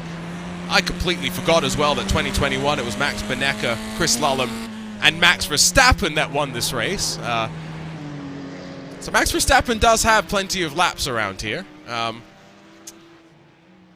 Has had his fair share of traffic management concerns, and that's been a major talking point of the race. 54 starters. I think we're left with less than 20 running right now. Let's imagine next year, Cam, when we add in the extra variation of potentially some weather. I cannot wait for that, to be fair.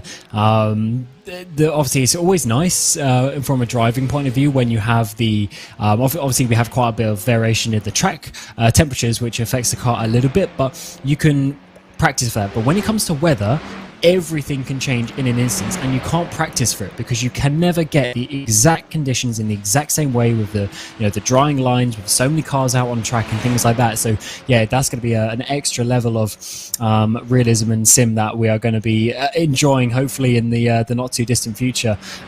So yeah, that's definitely something when you come to a track like this you've got to really think about. When you're in the forest, when the weather's there, it will definitely start to come down and start to bite some teams even more.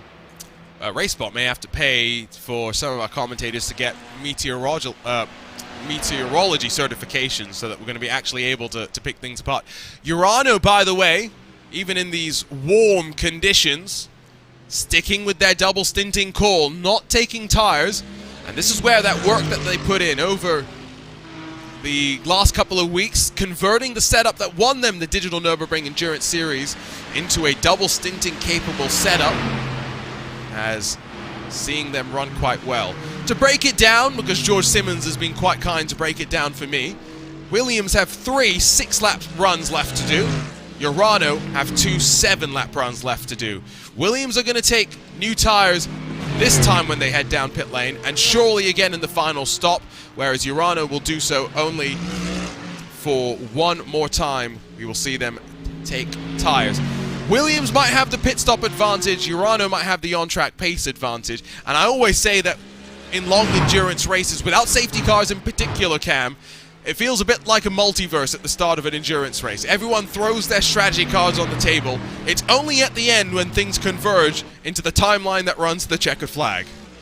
And because of all the issues that we've had, they've had to change their strategy throughout the race as well. So, yeah, you definitely got to be on your toes. It's always different. The first few hours, what you think the strategy is going to be is, yeah, always going to end up being completely different. So that's why these teams will have engineers and strategists behind the drivers working this out, doing the calculations, because they would have already had to think about this 3 hours ago.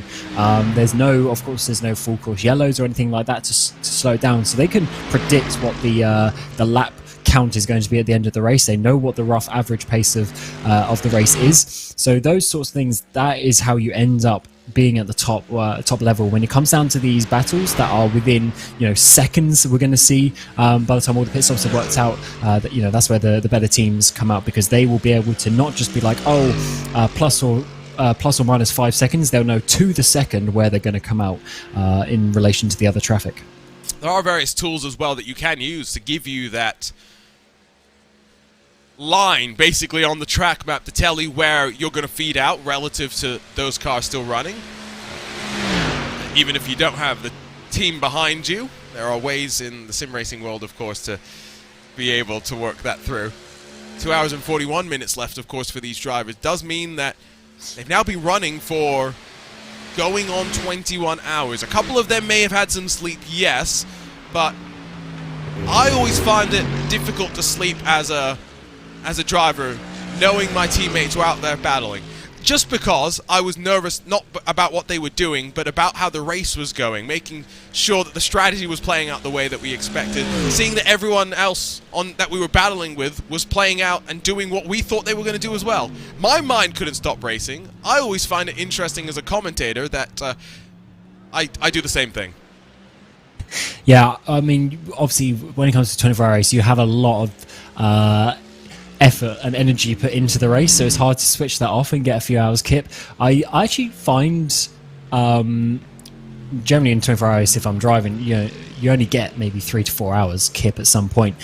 For that, I do find it a little bit difficult, but at some point you are so tired, you just naturally go to sleep. And one thing you have to remember as well, the race didn't start. So a lot of these drivers are based in Europe, and the race didn't start until almost 3 o'clock European time, PM. So say you got up at 9 a.m. in the morning, you've already been up for 6 hours before the race even started.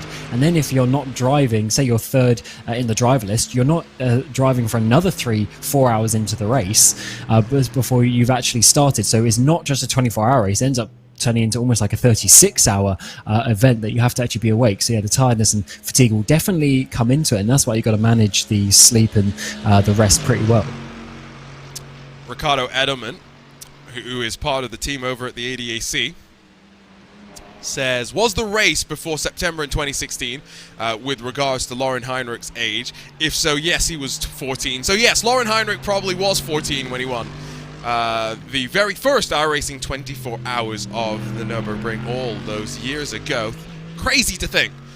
That is 7 years ago, and what a remarkable journey sim racing as a whole has had since then. COVID really blew things up.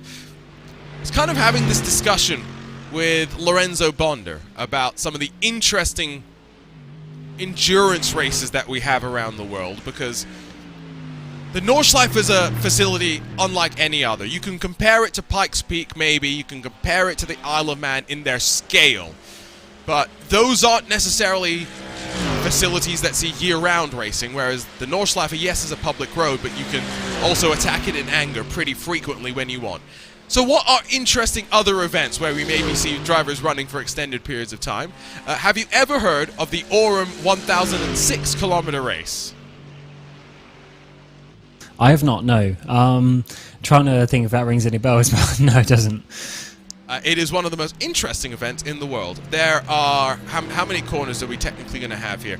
If we count a chicane as one corner, just for the sake of simplicity, we have a total of 5 corners as we race in Lithuania. It's up and down a highway, basically. It's very, very cool. 1,006 kilometers as well, to be very, very specific. They've got GT3 cars that sometimes go and race over there as well. Cam, what's the wildest endurance spectacle that you're aware of? Probably around near where I live.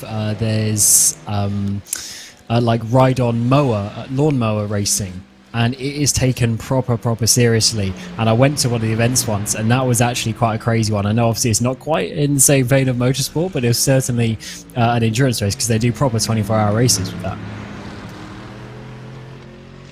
25 Hours of Thunderhill is another fun one. I'm not sure if you've heard of that one, Cam? Is that when we were doing the game of, you know, where you have a random picture of the track, and you sent some random American track that supposedly was Thunderhill that none of us have ever heard of? If so, I remember that name. I think it was from that thing that we played. But yeah, no, I haven't heard of that race in particular. Which I find interesting, because that's a race where you can get an LMP3 car running, or even an LMP2 car, it turns out, running alongside GT3s, running alongside spec Miatas. All sorts of wild machinery goes to Thunderhill to go racing. Week 13. You know, honestly, what's the... iRacing has just teased a track coming over in the US. I've forgotten which one it is. Do you know? Can you help me out here? Which one? Ooh, I'm really struggling right now, because if you can't tell, we're talking about how some of the drivers have been up for a while. I've been up for quite a while as well. Not just racing driver excuses, commentator excuses as well. Oh boy, was it Willow Springs? It might have been. Yes. So maybe what we're going to have to do on RaceSpot is our own 25 hours of Willow Springs. To be honest, it's a great track. Especially in some of the faster cars as well. It's a proper fast layout. Got a couple of tight corners in there, but I would definitely love to see an endurance race around there. So that's... what cars should we pick, though? LMP3 has to be in there. For the memes. For the memes. The dentists. Then we should include a GT3 as well, because we could probably find GT3 drivers that are faster than the LMP3s. Unless we want to throw GTEs in there just to be even more memey. I know I'm not so up to date with all the cars being used in iRacing, but is the LMP1 still about and being used? Is it possible? It is, but I'd be reluctant to unleash an LMP1 field with Miata, because we need to put the Miatas out there as well. That's the thing. Yeah, but that just adds to the chaos that would be an endurance race at Willow Springs. I mean, we've seen the closing speed between GR86s and GT3s today. What I'm hearing here is that Cam is asking for vehicular carnage. Yeah, it's just because I've driven the P1s on other sims at Willow Springs. Oh, and have it's you? Yeah, and it's a proper fun track, just because of how fast it is, really. You know, like turn 1, then through the long right of turn 2, like they're proper fast corners. And of course, the final couple of corners is always an interesting one because it's sort of like a double right that tightens right at the exit. So that would be a very fun track to do with something a bit spicy. A couple of our chatters, by the way, did recognize that it was Willow Springs before my brain finally clicked into gear. Circuit Aragon, also. Yeah, I was thinking of that one because that's a great addition. I love that track. But now that we've got that track announced, I hope people realize that if you're in any sort of chats with me on Discord, be prepared for the wave of Lord of the Rings memes that's going to be sent your way when we go racing there. I'm trying to think of the reference. Is it because of all the stones? Aragorn. I'm not gonna lie, I haven't really watched Lord of the Rings. Wow. Don't kick me off. We've got 33 minutes, and then we can see if you and O'Leary has watched Lord of the Rings. And if not, boy, are we going to have some words after this at RaceSpotTV. See, I know I should, but I don't know. There was just this period of my life, like 10 years ago, where I just didn't watch movies, and there's so many big ones I missed out on. So what big movies did you watch in well, that I've never period? seen like any of the Marvel films either. To be honest, well, you're not missing out on much at this point. I watched a couple, but I know so many people rave about that. I've probably seen like Iron Man 1. That's about it. So, okay, to be fair, that is the best Marvel movie in my opinion, without a shadow of a doubt. They all go downhill from there, so you probably got out at the good time. You should watch the Lord of the Rings. Once a year I have a party with the Lord of the Rings extended editions, by the way. Extended editions? Is there more? Oh, yes. And if they ever were to release extended editions, I'd also be there ready to spend even more time. But looks like I need a flight over to the US soon. Well, it sounds like I'm going to have to fly over to the UK and we're going to have to go play some golf because you and Lewis McLean are going off to play some very fun golf while watching motorsports. I'm very, very jealous. But the point being, watch Lord of the Rings, ignore The Hobbit. That's the smallest book though, but it's the book is the longest. smallest, but the movies are the worst because they said, you know what, we took Lord of the Rings, this thousands of pages Odyssey, and we're going to condense it into 3 movies. And then they said, we're going to take a children's book. We're going to take The Hobbit, which is a couple of chapters really at best, and we're going to turn it into 3 movies. Yeah, gotta love the modern movie making. I would love to see like a proper like sim racing movie somehow. I don't know how it would be done or like what the basis of it would be, but I would love to see it done properly and not in like a cringy way, if you know what I mean. I know what you mean. By the way, Ewan O'Leary has confirmed to me that he has watched Lord of the Rings. So Cam, if we can get him in before we're scheduled to swap over, I think we might have to do that. Yeah, I don't know, maybe that's the thing. I've just never been so bothered about watching it, but also the issue is because it's so many movies now, add up all the hours of those movies, that's a lot to sit through now. Wait, oh no! Ewan O'Leary hasn't watched Lord of the Rings either. My goodness gracious me. What are they... Wow. I mean, that's a coincidence, because I know a lot of people who've watched them. And I know there's a huge fanfare, so I feel a little bit bad saying it, but maybe that is the next thing. Because I'm looking for a new like series/movie series to start watching. Who do you support in football again? Sorry, Cam. That cannot be commented live on air. I'm sorry. No, come on. Well, I don't really support anyone. Okay, is the answer. Yeah, to be fair, I can't really curse the team that you kind of support. I have officially decided that Ewan O'Leary's Nottingham Forest, though. I hope they get relegated now. I mean, you don't have to officially say that. I mean, Ewan loves Forest, or whatever the term is. He absolutely loves them. No, all he's got to do is watch Lord of the Rings between now and the time that the Premier League season comes to an end, and I will be back on the Nottingham Forest hype train. It is getting pretty tight, though, but one's already confirmed going down, so... Oh, has it actually been confirmed now? Yes, I think. Oh, spoilers if you haven't watched Match of the Day yet. Yeah. Yeah, one team has been confirmed, unfortunately. I have been paying so little attention to football as a whole. in the past couple of years, which helps when West Bromwich Albion are languishing down in the Championship and our parachute payments are about to come to an end. We're about to be trapped there forever. And You support West Brom? I do. I don't think I've ever met anyone who supports West Brom. You know what's funny? There's two people. I'm going to the Indy 500 with a bunch of people I've met on iRacing. In the group of 6 people that we'll have there, 2 of us are West Brom fans. That's mad. It's crazy. Small world. I know people who support pretty much every Premier League team, but I've never heard of West Brom. I know obviously not in Premier League anymore, but never heard of West Brom. That is a very interesting choice. How did you get into that? I used to be an Arsenal fan because I grew up in London for a brief period of time, for those that didn't know. Then I moved out of the UK, and there came a point where I was sick of football. Not the sport itself, but the institution. I saw the Super League coming before it happened, and I said I want no part of it. And so I went off and found another team. And then the Super League happened, and I was like, you know what? I made a good choice. Yeah, it's definitely. I rate the people. I know we're completely way off topic from sim racing, but you can actually relate it to sim racing. I respect the people who don't support just like the big clubs. Like the clubs that generally go down and have to work their way back up. I respect people staying there because you do know some people who their club starts to go down and then they just like don't show up to matches, don't support them, blah blah blah. So I definitely respect that, going to a club who, hasn't had the best time of it in the last few years. Cam, you said that. You've now got to say who you supported. Who you support?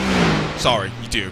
Well, similar to you being all over the world, I'm absolutely not the same, but my family is Scottish. I just had the amazing experience of being brought up down in England, which is why I don't have the accent like my family. So my family is Glasgow Rangers. Ooh!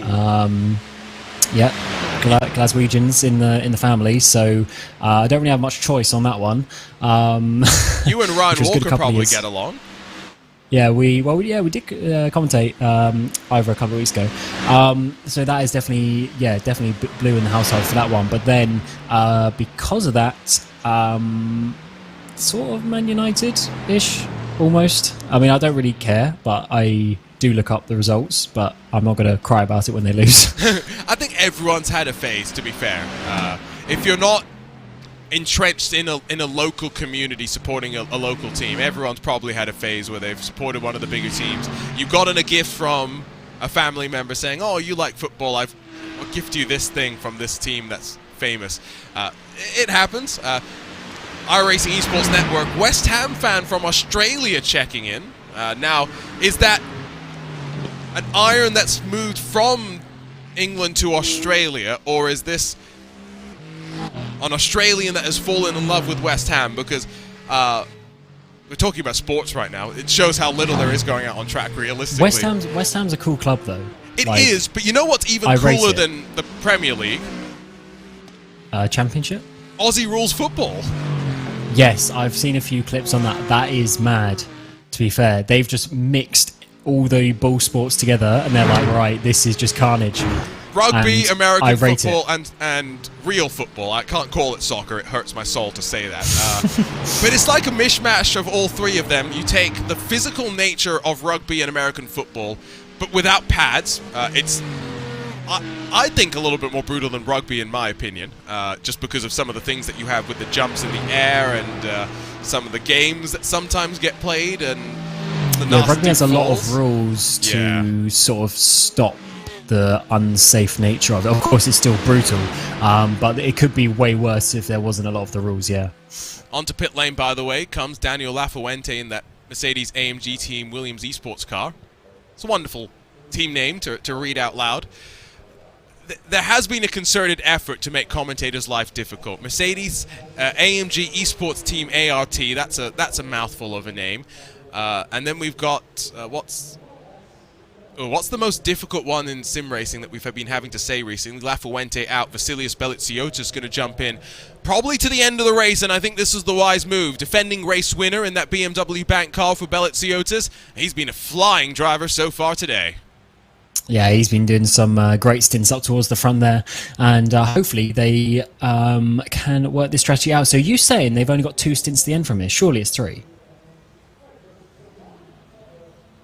Three including this next one. I think that's the way that I phrased it wrong before. Yes. Yeah, I was going to say, just checking because Look how close it is, though. There are 2 stints left. Yeah, this is, Urano definitely still have half a shot. I thought it was going to be less, less in their favour, but let's just see with Nesov and his fuel saving how much time he loses, and if Baleziotis can catch and overtake and then just pull away, that is really going to be the big factor in the next sort of half an hour. So again, remember, if it's 8 seconds that Urano can build as an advantage into the final hour of the race, they might still have the track position lead heading out of that pit stop cycle.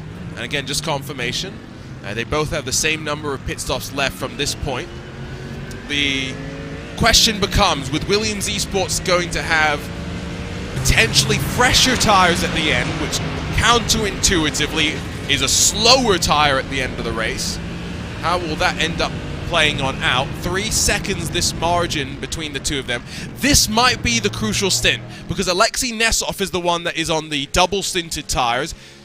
Only he and the Urano camp know how close they are to wearing out the cords on those tires as they run through the double stint. Tire temperatures, track temperatures, only going higher. It's 36 degrees Celsius now. Yeah, it's starting to get to that squeaky bum time for Urano in terms of the tyre strategy that they're doing on this. And of course, because the time gap is so close to them now, they're very close to losing that track position, which is going to be the all-important king when it comes to these things as well. So I think that the change of driver at Williams is going to help them, because it might take Baleziotis a lap or 2 or 3 to actually really get back into that rhythm, and that help maybe save Urano a couple of seconds in the grand scheme of things. Yeah, but once Baleziotis is up to speed, he is going to be flying. Keika Shube and BMW Bank, along with Reino Talvar in those first couple of hours, did look like they were going to be an unstoppable force. The BMW just looked in such control while pushing a tempo that no one else was able to realistically hold lap after lap after lap. Mercedes have started to come on strong. Pinto and the Redline BMW have had their moments as well, but it's not going to be a second victory at the ring for BMW Team Redline. At least it would not appear so. It's going to be all down to Urano. Point that George Simmons has just made to me privately as well is that, let's not forget, Nesov is double stinting tires, and he's double stinting tires that have already done 8 full laps. Yeah, that is obviously the sort of the bad thing about extending by laps is obviously you're physically just putting more on the tires, especially if you do that for a double stint, and you're basically doing an extra sort of 2 laps each stint compared to other people. That's going to be 4 at the end, which is a lot. That's an extra 100 kilometers around this circuit. So that's definitely a lot more stress that's going on to it. Hopefully they do keep that in check, but you would hope, as I said before, that they've done the calculations and they've done the practice and they know how this is going to work. But at the end of the day, maybe this is the only proper way they were going to be challenging for the victory, so we'll try it. 4.5 seconds the margin as Baleziotis still gets those tires into the window, gets himself into the window as well. I don't know if Alexei Nesov is going to stay until the end. When he gets down towards pit lane, there will be 2 hours to go. Logically, with the 3 drivers, Luca Kita, Jonas Wallmeyer and Nesov rotating around, I'm not sure if it's going to be Wallmeyer or Kita. Kita was the one that drove before. Both drivers are in the session as well, so it's not like either of them is not awake and watching on intently. Comes down to the decision of which driver do they think is going to be able to push them to the end of the race, especially if they are fighting wheel to wheel. One of those interesting choices. Cam, you've got some experience on the team management side of stuff with Burst Esports, I think. How would you go about thinking about a decision like this? Well, yeah, you're right. I ran my own team for 4 or 5 years before moving to Burst. So yeah, definitely have a lot on that. It's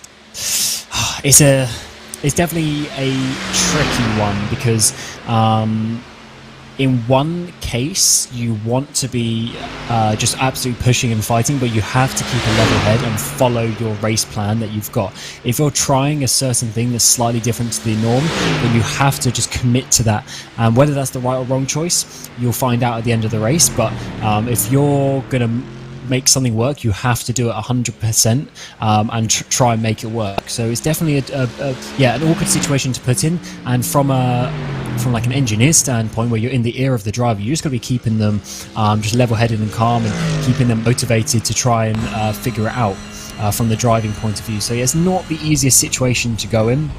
And it's definitely something that I am not the best at when it comes to dealing with the driver's emotions and expectations throughout a stint. It's a very difficult job that you need a certain level of people skills to do that. I mean, listening in on the radio for Formula One, it's where you hear the race engineers really make their money in how they work with the drivers. Calm them down when they need to, hype them up when needed as well. Give them that extra little push to get the most performance out of the driver themselves. And performance management, man management, that's a really interesting topic that I think most of us don't really need to ever think about in the same sort of way as sports teams trying to get the most out of their athletes in a very short span of time, but consistently getting those performances out of them as well. Race-leading GR86 car, by the way, still putters around. Lap times over 10 minutes or so, but 7 laps clear of those behind. Still have all 3 of the podium-sitting GR86s out there and running. New addition to the race after a couple of years without a, free content car available. And if anyone experienced the iRacing Nürburgring 24 as their very first special event, Cam, the good news for them moving forward is it only gets easier after this. Hopefully it does. It should do. It's definitely something that you will learn over the course of time, which always helps. An experience in any situation is always good, and that's sometimes why we see a lot of the teams doing some of the other random races in a certain car or a certain series in the lead up to a big one, because you can never take away anything from experience. And that's one thing that I've been learning, as I just mentioned, obviously running my own team for years and coming to another team set up now as well. You cannot replace the experience that comes from that, and the just the things that you naturally learn, and maybe some of the things that you might cover in the early stages of your career, you start to think about a little bit more as you get a bit older and wiser. Older and wiser. Sim racing? That doesn't sound normal. After this, by the way, next special event, that is a road racing event. We'll exclude the Coke 600 at the end of this month. Watkins Glen 6 Hours, June 17th. Join us in upstate New York for the 3rd VCO Grand Slam of the year. Hopefully not with an LMP3 class added, because we already have enough chaos with 2 prototype classes. We don't need to add a 3rd to terrorize the GT3s. Then we'll head over for our 3rd and final 24-hour race of the year. Daytona kicked things off. Nürburgring marks the month of May, and then July is when we head over for our Spa day. It's a long trip around, twice around the clock in the Ardennes. Spa-Francorchamps, all GT3s. I always find it interesting getting a single class 24-hour race, Cam, because the one thing that it does mean is, unlike here where you have a maximum of 11 cars in any one class, there you've got 55 cars that you get to battle with. You certainly do, but in some ways it makes it more difficult, because realistically there's going to be 30 cars that don't actually have a chance of winning in some ways in terms of the pace. So, and then you don't have the traffic factors. You will have traffic in terms of there'll be cars that are, a second or so, 2 seconds lap slow that you have to overtake, but it's no way near the same as being held up by a car that's 10 seconds lap slower, because it's a completely different spec. So it definitely completely changes the way the race works and how you have to manage it. I think it's a little bit more about the speed of the car when it comes to that. So that's why multiclass is really a different beast. in that fact. So yeah, I definitely prefer, I think, the multi-class style of racing compared to the single class, but it's definitely amazing when you see like 40, 50 GT3s all going up the hill for Eau Rouge Raidillon for the first time. It's definitely a spectacle, and that's why we keep going back there every year. And we start, of course, that race out of La Source traditionally, so start does tend to be a little bit more chock-a-block in towards Eau Rouge that very first time of asking. Too wide, but not at such a high speed, which does tend to be just that little bit more safe. Here's your race leader in the touring cars, by the way. Bit of airtime in through Flats Garden. And in towards that double right that brings you to the Stefan Belloff S's. Again, leading by a full lap is Fabian Siegmann. Only 3 teams, well, 2 teams looking likely to become 3, have been able to win 3 consecutive races here at the Green Hell. Team RSO did it in the first 3 years in MX5 before Ava Vervadik broke their streak in the final MX5 race. Pure Racing team in the GT3s 2017 through 2019 saw them come out on top.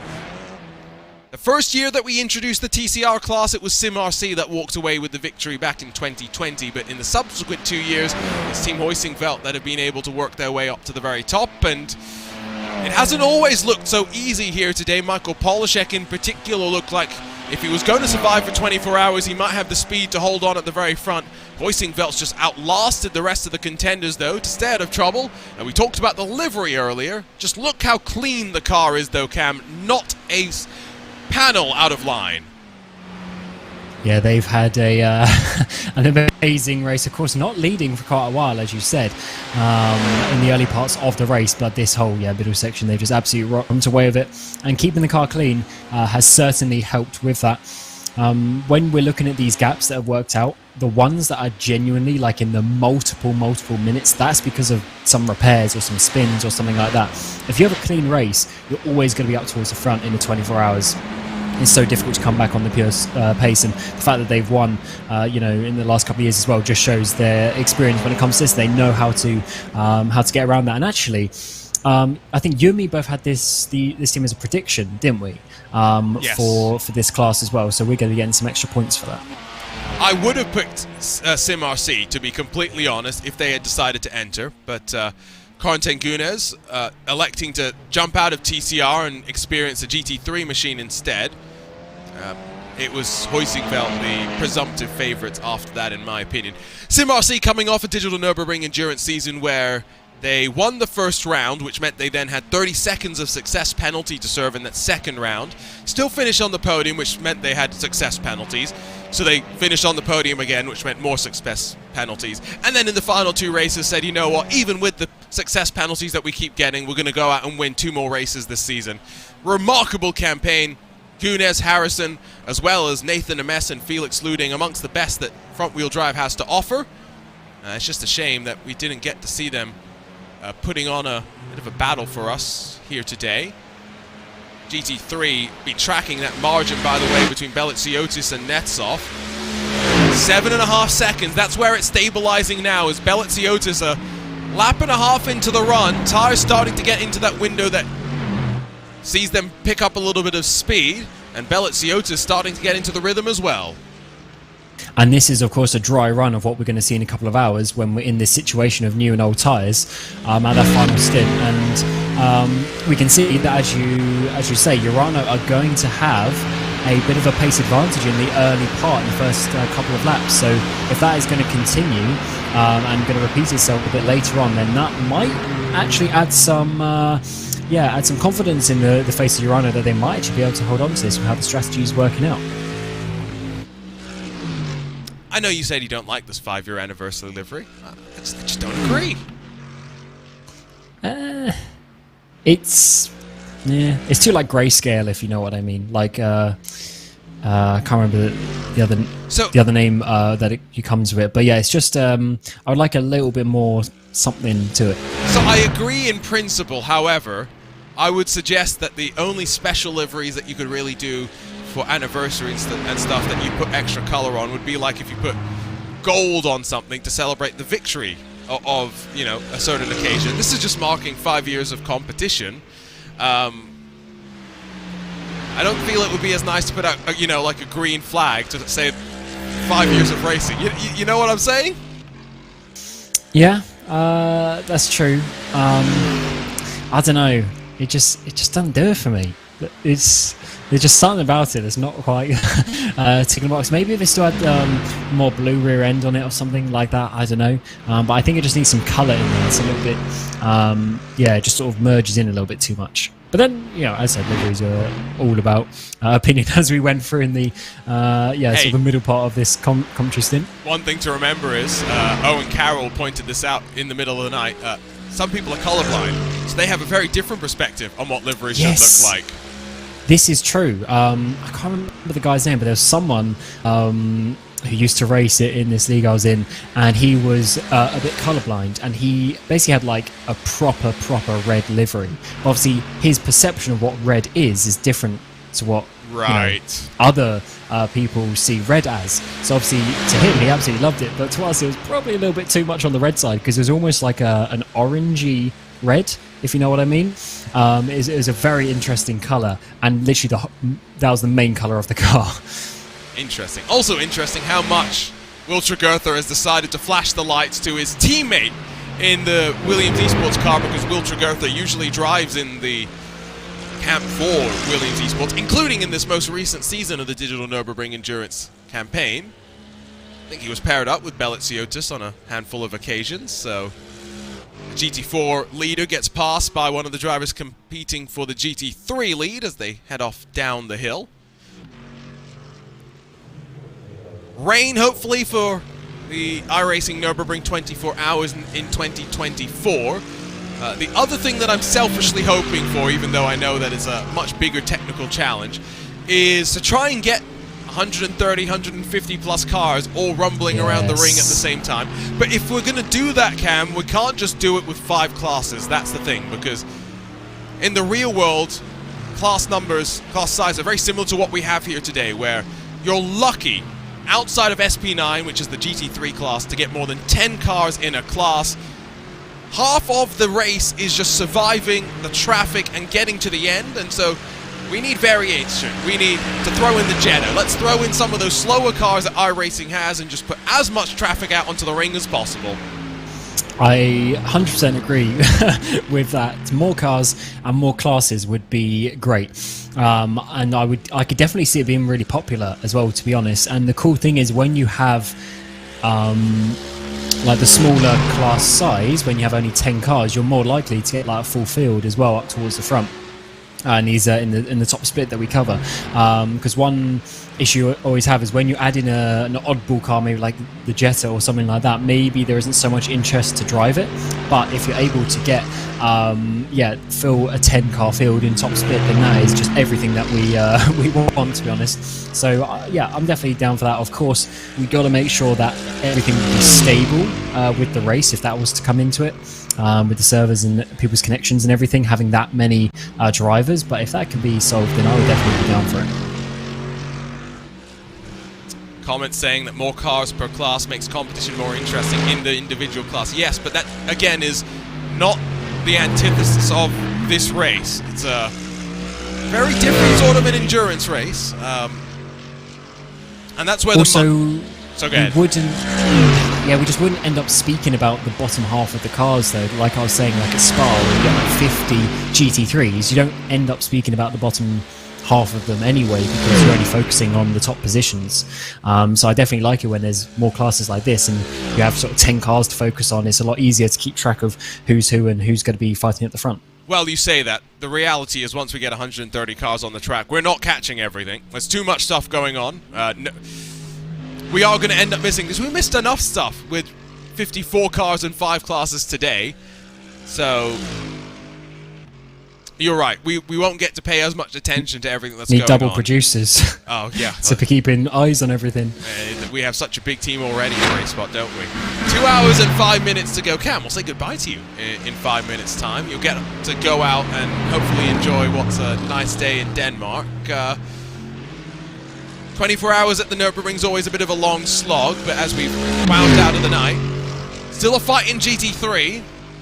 Which way do you think that one's leaning right now? Williams or Urano? Who's looking stronger? I think, considering the shorter pit stops as well, I think Williams are going to have the track position at the end of the final pit stop. But I don't think it's going to be too far. It just depends if this tyre disparity keeps going the way of Urano, like we've seen it in this stint. So I think it will come down to a straight fight in the final sort of 30 minutes of the race, which if that does happen, then that's exactly what we've waited 23 and a half hours for at that point. So I definitely think it's going to be close, but I think that Williams might grab it. Okay, so you think they'll be able to get the move done. A couple of replays to take a look at, because there's been a couple of hard smashes. First up, the Pride Pinion by Schinkenwagen. Jordan Burrows adds to the collection of dents that they already have on that car. There's the big bit of contact that they ended up happening. It's not the only moment of drama, but not the significant moment really, because it was David Toth in the Arnage competition BMW that, as he tried to work past Brabham Esports, yes, there's air, but it's a hole that was trying to close on them, and both of them go around. Toth heads off back to pit lane, and Andy Fox in the Brabham Esports hissing Sid car, probably a bit fuming. Yeah, there was... look at him, is right out to the side of the track, and then it pinches a bit with that curb on the right-hand side. That was definitely way too much risk with the gaps that were there. You're right, definitely on the fault of Arnage for that one, which is a shame, because they've had some pretty good pace this race, but we've seen them a few times just getting involved in some contact, and that is another couple of minutes in the pit lane that you just can't afford to have if you want to be winning these races. And again, I think that was another moment where Arnage competition were running up in, I think, 4th position at the time. Either 4th or 5th, I forget off the top of my head, but might have honestly been able to be a little bit more patient with not 2 hours left to go in this race, and 2 seconds lost there isn't going to be the difference in position, and that's kind of what we've been talking about. Yeah, so if they waited, because the issue with that point there coming down to Flansgarten, you really hang out wide, as you saw, and then it comes and it pinches you in with this curb on the right hand side, but then it opens up again to the apex as you go down the dip.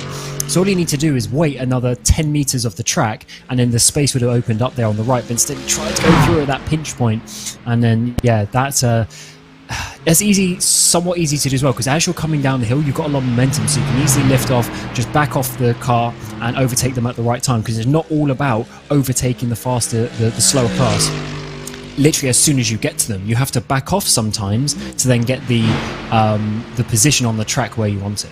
Brabham Esports, by virtue of that contact, drop a little bit further back from Impulse for the fight for second in TCR. They now find themselves 94 seconds off the back of Chris Shorter, the South African, in the number 122 Audi RS3. So maybe Impulse going to be sitting a little bit more comfortable on their run to the end. We'll bring Ewan O'Leary in a few moments' time. Head into those final 2 hours of the race. Cam, we've got Watkins Glen Spa coming up next, like I mentioned. The back half of the iRacing special event calendar, though, is a lot less about endurance racing. Knoxville Nationals, Bristol NASCAR race, Bathurst 1000, Petit Le Mans, the SCCA runoffs, Crandon Championship. I mean, we get to celebrate the fact that motorsports isn't about doing just one little thing. We get to do all sorts of different things. We're certainly doing iRacing a great surface for that, because it has all of those different classes, all those different categories and competitions. And the fact that we can celebrate that with multiple special events over the years is amazing. And I can't wait to see how all of them are going to work out. We're going to be seeing, obviously, all of these top teams come in. They often their drivers in, but then we do see some specialists come out for certain ones of those races as well. So it's going to be a great second half of the year with the special events. And yeah, hopefully I'll be back on a few of them to see how the action goes with that as well. If we're going to put you behind the wheel... oh no. Dirt oval, dirt road, oval, or... which one of those three is the most out of your comfort zone? Because we're not putting you behind the wheel of a road car. You've done that enough times. I mean, to us, anything on dirt, because I I don't think I've ever done a race on dirt, actually, because I haven't even driven, even just like the rallycross cars, I haven't even driven them on the service. So, yeah, anything on dirt would certainly be a difficult one for me to jump straight into. So, do you want to turn left or left and right? To be honest, I'd like to try dirt oval, to be honest. I really like the sound of that, so I'd be interested for that. Knoxville Nationals then, end of third week of August, you get the wing sprint cars. Trust me, you're going to have a blast. It's going to be really difficult, unfortunately, as well.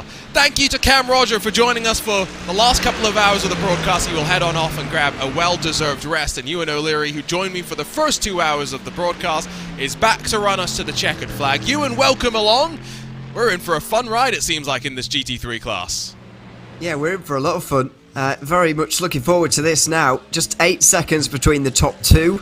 And I honestly do not know which way this race is going to go. It seems like it's got all the ingredients for an absolute classic, in my opinion, because I think Cam's reading of the race situation a couple of moments ago was absolutely correct. Williams, I imagine, we're going to have the track position in the final half an hour, but Urano are going to have the tyre advantage. They're going to be closing. It's going to be a case of whether they get there or not, whether their tyres hang on, and whether they can get through or not. Mercedes AMG will be watching on with delight because they run 1 and 2 and in control of this race. They've added a third team to the hunt as well. We'll see the Apex Racing team representing them moving forward for the rest of the year in these GT3 based iRacing special events.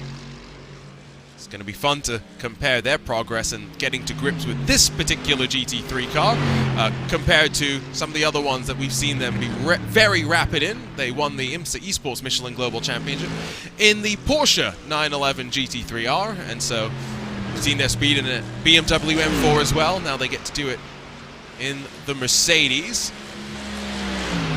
Which do you think as well, Ewan, is more important?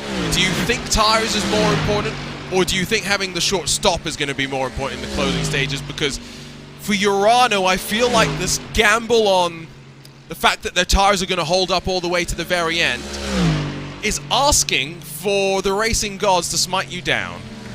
I don't know if it is really, because if you think about it, Urano are doing the same as what they will be doing now. So they're on the 15th lap of these tyres, if I'm not incorrect. It has got quite a lot hotter, hasn't it? Yes. It's about double as warm than that last time I was here. Yes. So that's a slight issue, but this is the 15th lap of their stint on these tyres, if I'm not mistaken, for Urano right now. Their last lap was still an 8:04.2, which is not bad at all. Ooh. And it's oh dear, Pure Sims. And that's another front hood lost on an Aston Martin. And that will promote PGZ up into second place. Re-promote, I think. Re-promote, yeah. The commentator guesses statistics go wild as we speak. Zach Sweeney goes wild. Second carousel. Oh, it's on exit. Just the bounce, the bobble, hard into the wall. And Pearsons, who had done a great job to recover, back up to second spot after being involved in a couple of incidents earlier on. Well, it all goes wrong, and maybe some suspension damage as well based on the way they're running down the Dottinger. Yes, they're kind of unlucky to lose their front end there, I would say, because it wasn't a huge hit on the wall, but certainly noticeable. And they're going to be down pit lane now for quite some time. Brabham Esports are in the middle of quite a long stop at the moment as well.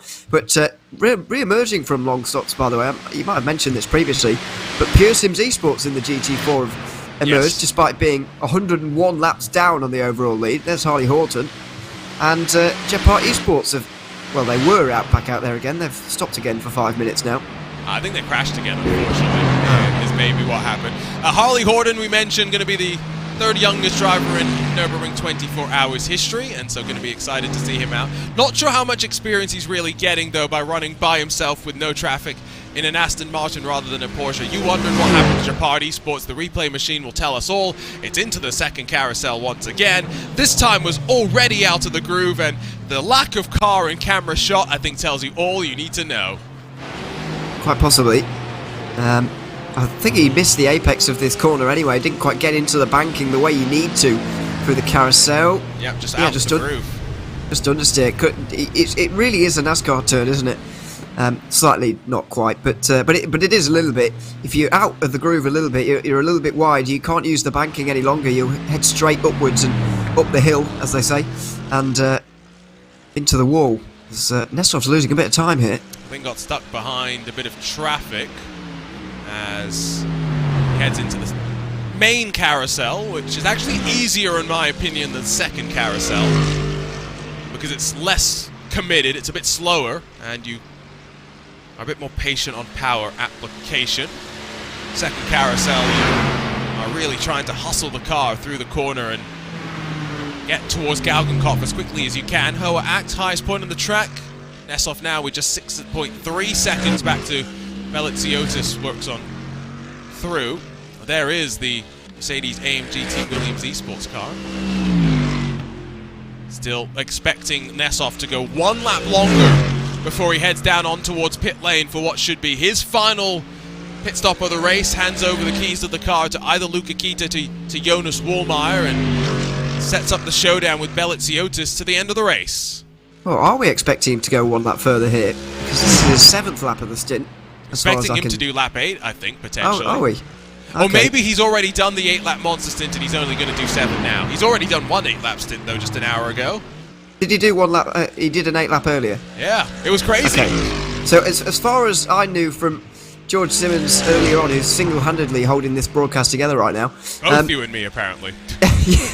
Yeah, well, he was telling me earlier on that both of the top two, when Redline fell away, basically, we realised it was a 2-horse race. He said basically these two are both 1 lap short on fuel right now, so I don't think he was really considering that they could maybe stretch it out for one more at the time, but anyway, that's what's happened. And so now that Nessoff has done that 1 8-lap stint, I don't think he'll need to do any more. No, you're right. It is 7-lap runs for him, so we should see him in at the end of this lap then for the final time. For Beliziotis, it will be next time by that we see him in. They're doing 6-lap runs, are Mercedes-AMG Team Williams eSports. For Urano, it's 7-lap runs.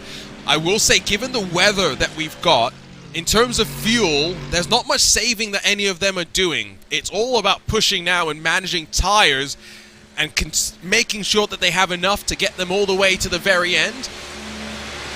Alexei Nessoff then heads to the Bilstein Bridge for what we should then suspect is the final time today, has put in a pretty impressive shift, all things considered. Do you think it'll be Luca Kita? Do you think it's Jonas Wallmeyer to the end? I think in the time I've been here, I've seen a bit more of Kita, so that would suggest that Wallmeyer has got a little bit more to give in terms of time to this race just yet. So I'm going to hedge my bets in the Wallmeyer corner, but we'll wait and see. Of course, knows how to win this race as well, does Wallmeyer.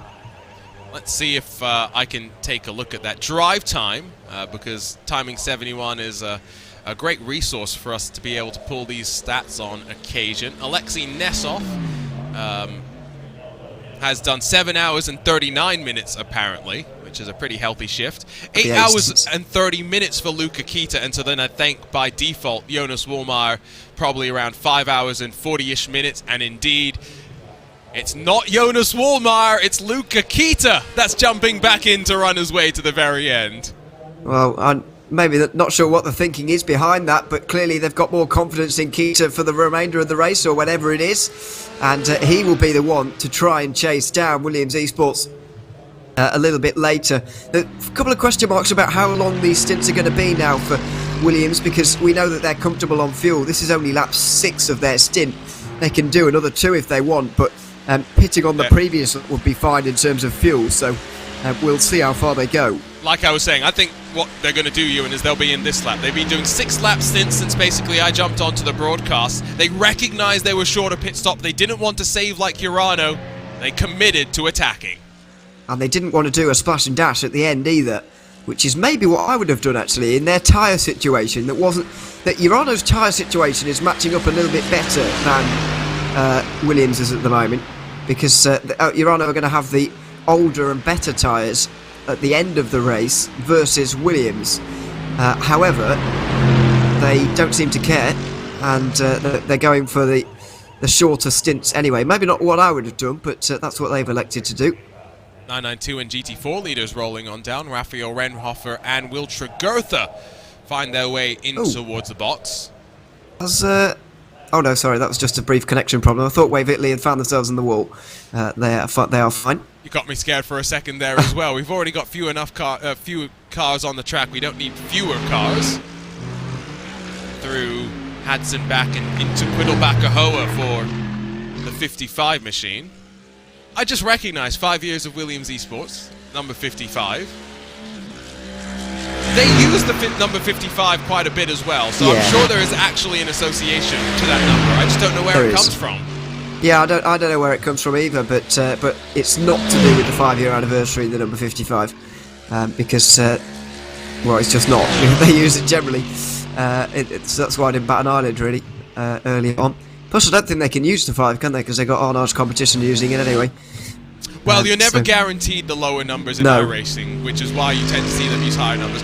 Traditional numbers for teams: Urano's the 90s, Redline 71 in that ballpark. BS Competition 96, you know, with the BS Turner partnership. What other recognizable numbers? Hoisingfeld's usually a 404. MRC's 76.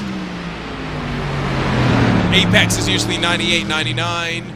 Urano, if you haven't mentioned them already. Said Urano. Impulse will use 57 quite often. They've got 157 here. But I've seen them with the 122 as well. So like that's the thing. So they, you know, they do. Pure Sims is usually 16 or 17.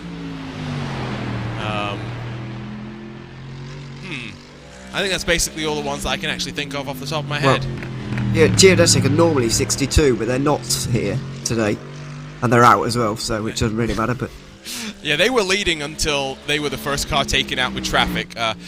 Although, I think we did kind of say that they did not help the situation as much as, funnily enough, Belliciotis, the one that made the contact with Hydra Race, maybe was the instigating party back in hour 1 of the race. It's crazy to think that 22 hours ago we had just started this one, and it was with 54 cars heading off to the green flag, full of optimism. Very different complexion here. And when you think about it, not many of them fell by the wayside during our first stint. No, it was very clean, really. It all happened into the night, basically, and no one wanted to lead. Well, yeah, exactly. I stepped back into the commentary room for a second time with Justin just after the 6-hour mark. We're thinking, you know, this race has still got real numbers of cars in it and real battles at the front of the field as well. GT3 had at least 4 up for the lead, including the 2 we have right now with Redline and Apex as well. 992 had at least 4 or 5 for the lead as well, within about a minute of each other. And we're thinking, this is fantastic for 6 hours in. But then, as the darkness fell, cars really did start to fall by the wayside. Not sure what's happened to SimRC here, but the 76 car going a bit slowly and trying to pick up its speed once again. Now, see if we can take a look at what has happened here. This is in towards... They've already got damage as far as I can see there. Yeah, they're heading towards Brunschen, not yet there, and they just pull to the side. Now, is that a slow... It can't be a slowdown, surely not on the Nordschleife. They're just trying to stay out of everyone's way because of the damage that he's got at the moment. He's just trying to get out their way, I think. I'm not sure where he's picked that up, but... oh yeah, that's bad. Yeah, it's not good.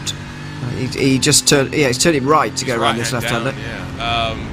And that means through the Stefan Belloff S's, he is very, very scared right now. That's scary full throttle without a crabbing BMW. He steps his way through that sequence. It is pretty scary normally. It is quite amusing to see that it's almost as fast as that TCR just up in front, despite the handling problems that is clearly befalling this car at the moment. Really awkward through the carousel as well. But he'll make it back, and he will probably drop a place as well to Apex Racing Team, who have soldiered on in this race after early issues, and they are going to get some form of reward for it as well with 4th place. Yeah, they will, because I think this car is heading off to pit lane. Let's see if this is the moment where the damage is inflicted. Out of the carousel, slams the left side into the wall. I did say, 10 minutes ago that the first carousel is easier than the second carousel. SimRC proving me wrong on exit. Now, that's not to say that the first carousel is easy, we should say, because as we've just seen there, you can get pretty out of shape yourself and find yourself in the wall in that manner. So it's not easy. But then again, name me a corner at this circuit that is. I'm thinking. The Bilstein Bridge one? I'm thinking. It's quite easy. No, it's really not if you're side by side and heading in towards Tiergarten. No, it's... Oh, it's not difficult though, is it? Well, what's the easiest corner on the track, though? Technically, can we call the sweep on the back straightaway on the GP section a corner? Easiest corner on the track. I guess so, yeah. I would say that's about as easy as the Bilstein Bridge corner, or something like Kesselschen, maybe, which is I mean, a left-hander you have to think about. But does this actually count as a corner, though? Well, this is quite a debate, right? Which is why you never get two people saying the same amount of corners at this circuit. Yes, agree. But the other reason is because I don't think everyone has agreed on what actually are corners, because we often reference sections of the track by names rather than corners by names, as Bellixiotis. I don't get the sense of forcing another TCR. That's the racing team red car that's going to head off towards pit lane, I do believe. Antoine couldn't do much about that one. That's probably the 5th car that I have seen Williams Esports being tangled up with in the multi-class traffic. Yeah, it's not great, I'm afraid. We've seen quite a lot of it throughout the race, but I think it's a great view as to there he is down the inside.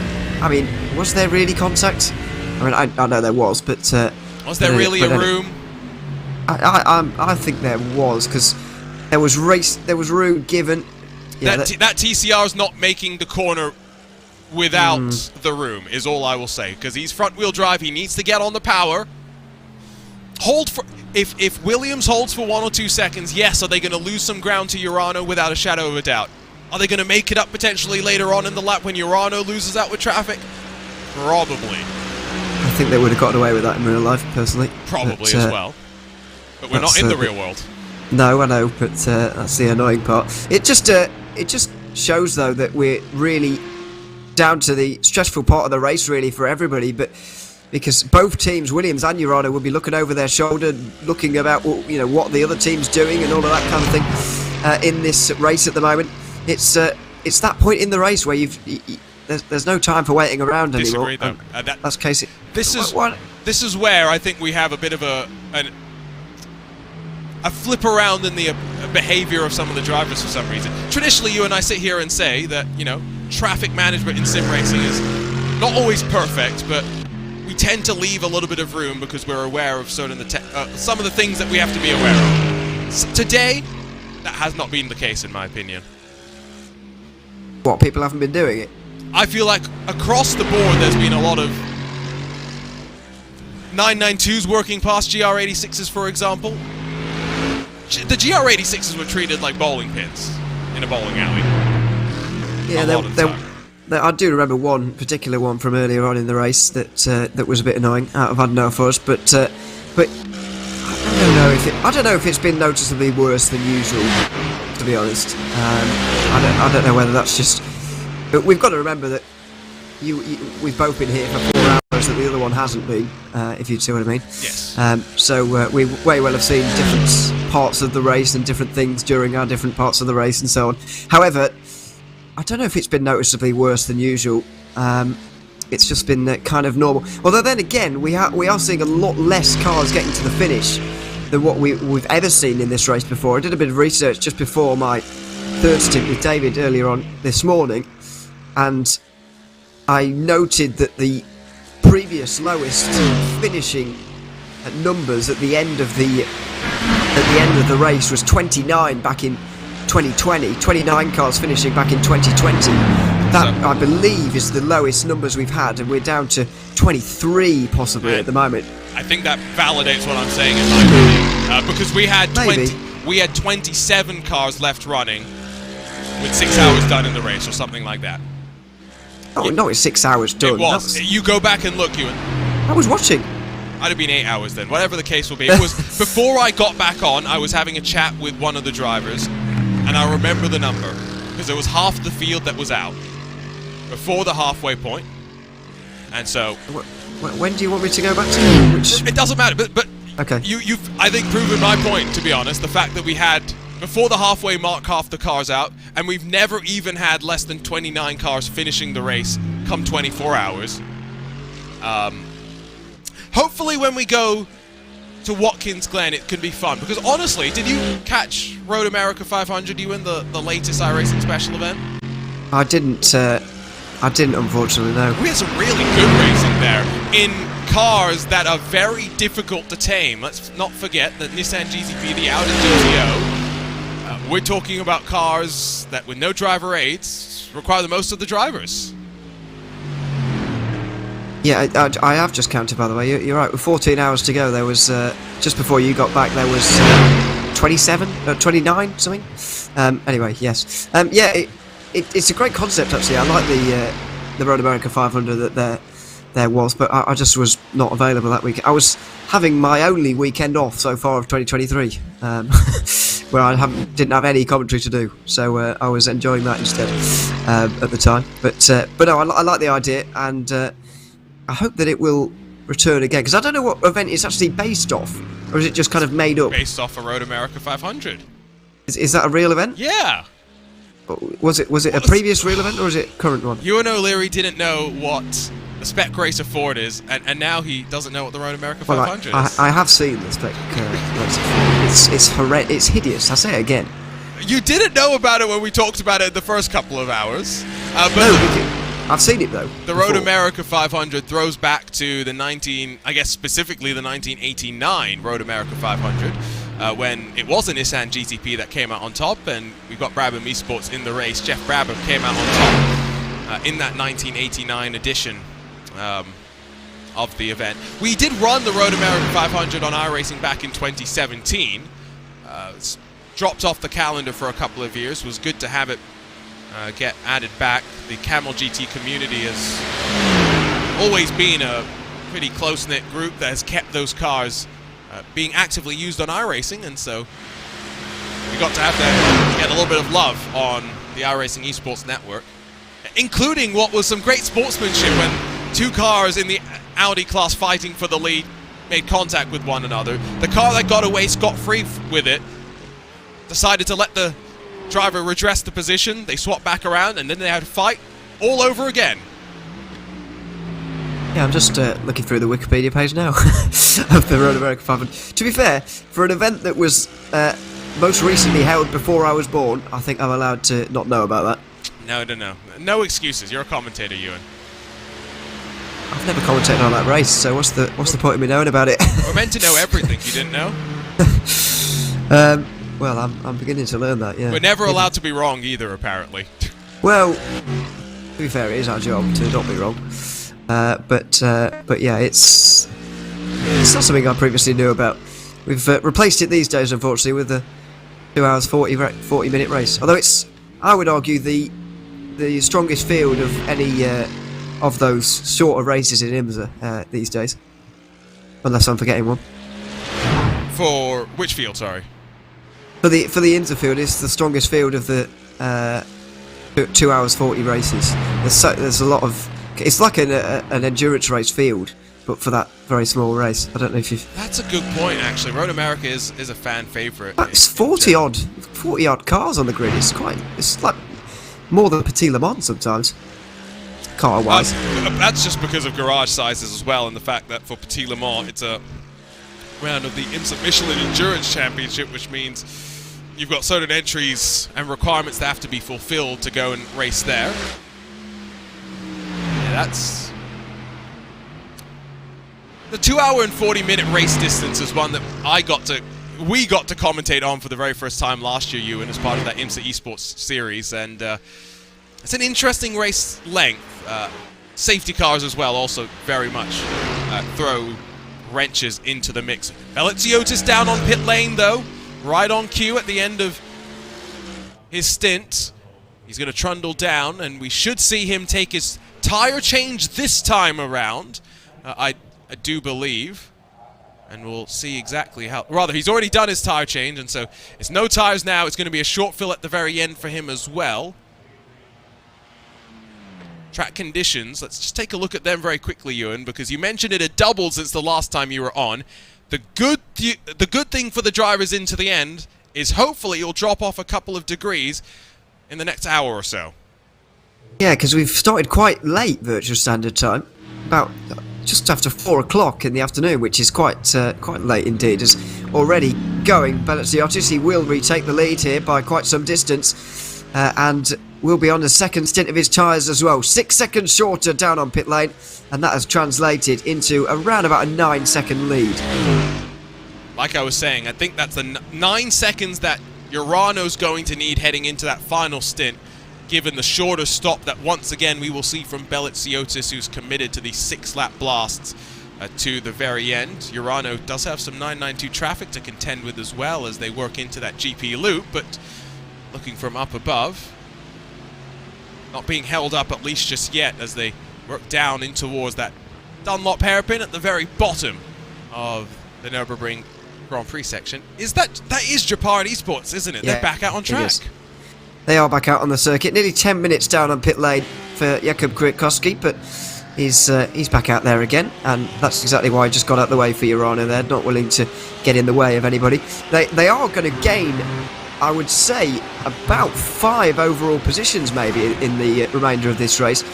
The 992s are going to complete about 12 more laps maybe. They could overtake Coanda, and maybe Team Bernard by SimRC to gain 2 class positions as well, so there is something to gain for them here. They won't get Team 75, I think, with the time that we have remaining, unless they can actually stay out of trouble, which is going to be easier said than done, because at this point, for that car to have been that many laps down, it was damaged enough for them to retire it. It's therefore not completely beaten back up into working condition, something that Jimmy Broadbent was talking about on his stream earlier today as he retired his Aston Martin from the 24 hours of the Nürburgring. And so, going to be curious how much that he can push. Already we've seen him have one incident through that second carousel, although that did look a little bit more driver-inflicted than anything else. Let's not forget as well that while Belleziotis is on to a double stint on tyres, we expect him to be a little bit quicker initially, potentially, than Luca Kita, who will have fresh tyres on his car and is trying to bed them in and push to the end of this race.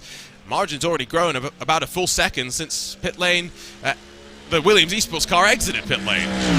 Yeah, it's quite a lengthy final stint as well for Belleziotis as a driver, you would say, but he is very quick, so that shouldn't be a problem. Yeah, it's not great for Urano at the moment in terms of situation. They are going to lose quite a lot over the course of their stint here, but they're supposedly going to gain it back at the end. Of course, they're on lap 3 of their stint right now. They would be doing 7 laps, but at the moment, they just need, as you say, to bend those tyres in a little bit and hope that Williams fall off a little bit in terms of their tyres. Not sure how long this stint is going to be for Williams, by the way, and whether they're going to change, whether it's more ideal to change tyres earlier or later, or what the deal is there, because we know about new tyres and how they're not as good. Well, what we are seeing is with these track conditions that Urano's old tyres and the call to go 7 laps rather than 6 laps costing them a bit of time at the end of their windows, and so is Urano going to have to now try and respond to maybe shorten the stops potentially? Still a 5-second pit stop advantage for Williams to have a shorter final sequence, and they've already got this 11-second advantage out on track. I mentioned that Alexei Nesov is the defending SP9 GT3 champion for the Digital Nürburgring Endurance Series.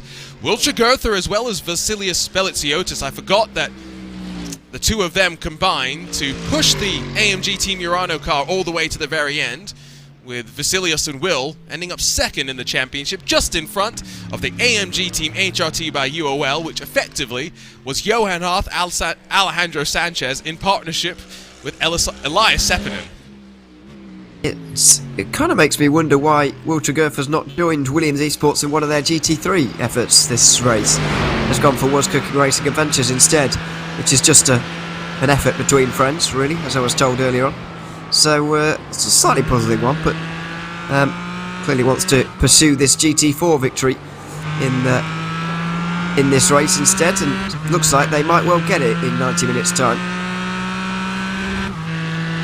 It could be one of those things where Will maybe didn't want to be in the GT3 car. He was partly, of course, in that SP9 car because The DNLS requires one real-world driver who has done some real-world racing, or real-world Nürburgring racing in particular, to be qualifying and starting the car. Not to say that Will wasn't quick in his own regard, but I'm not sure what the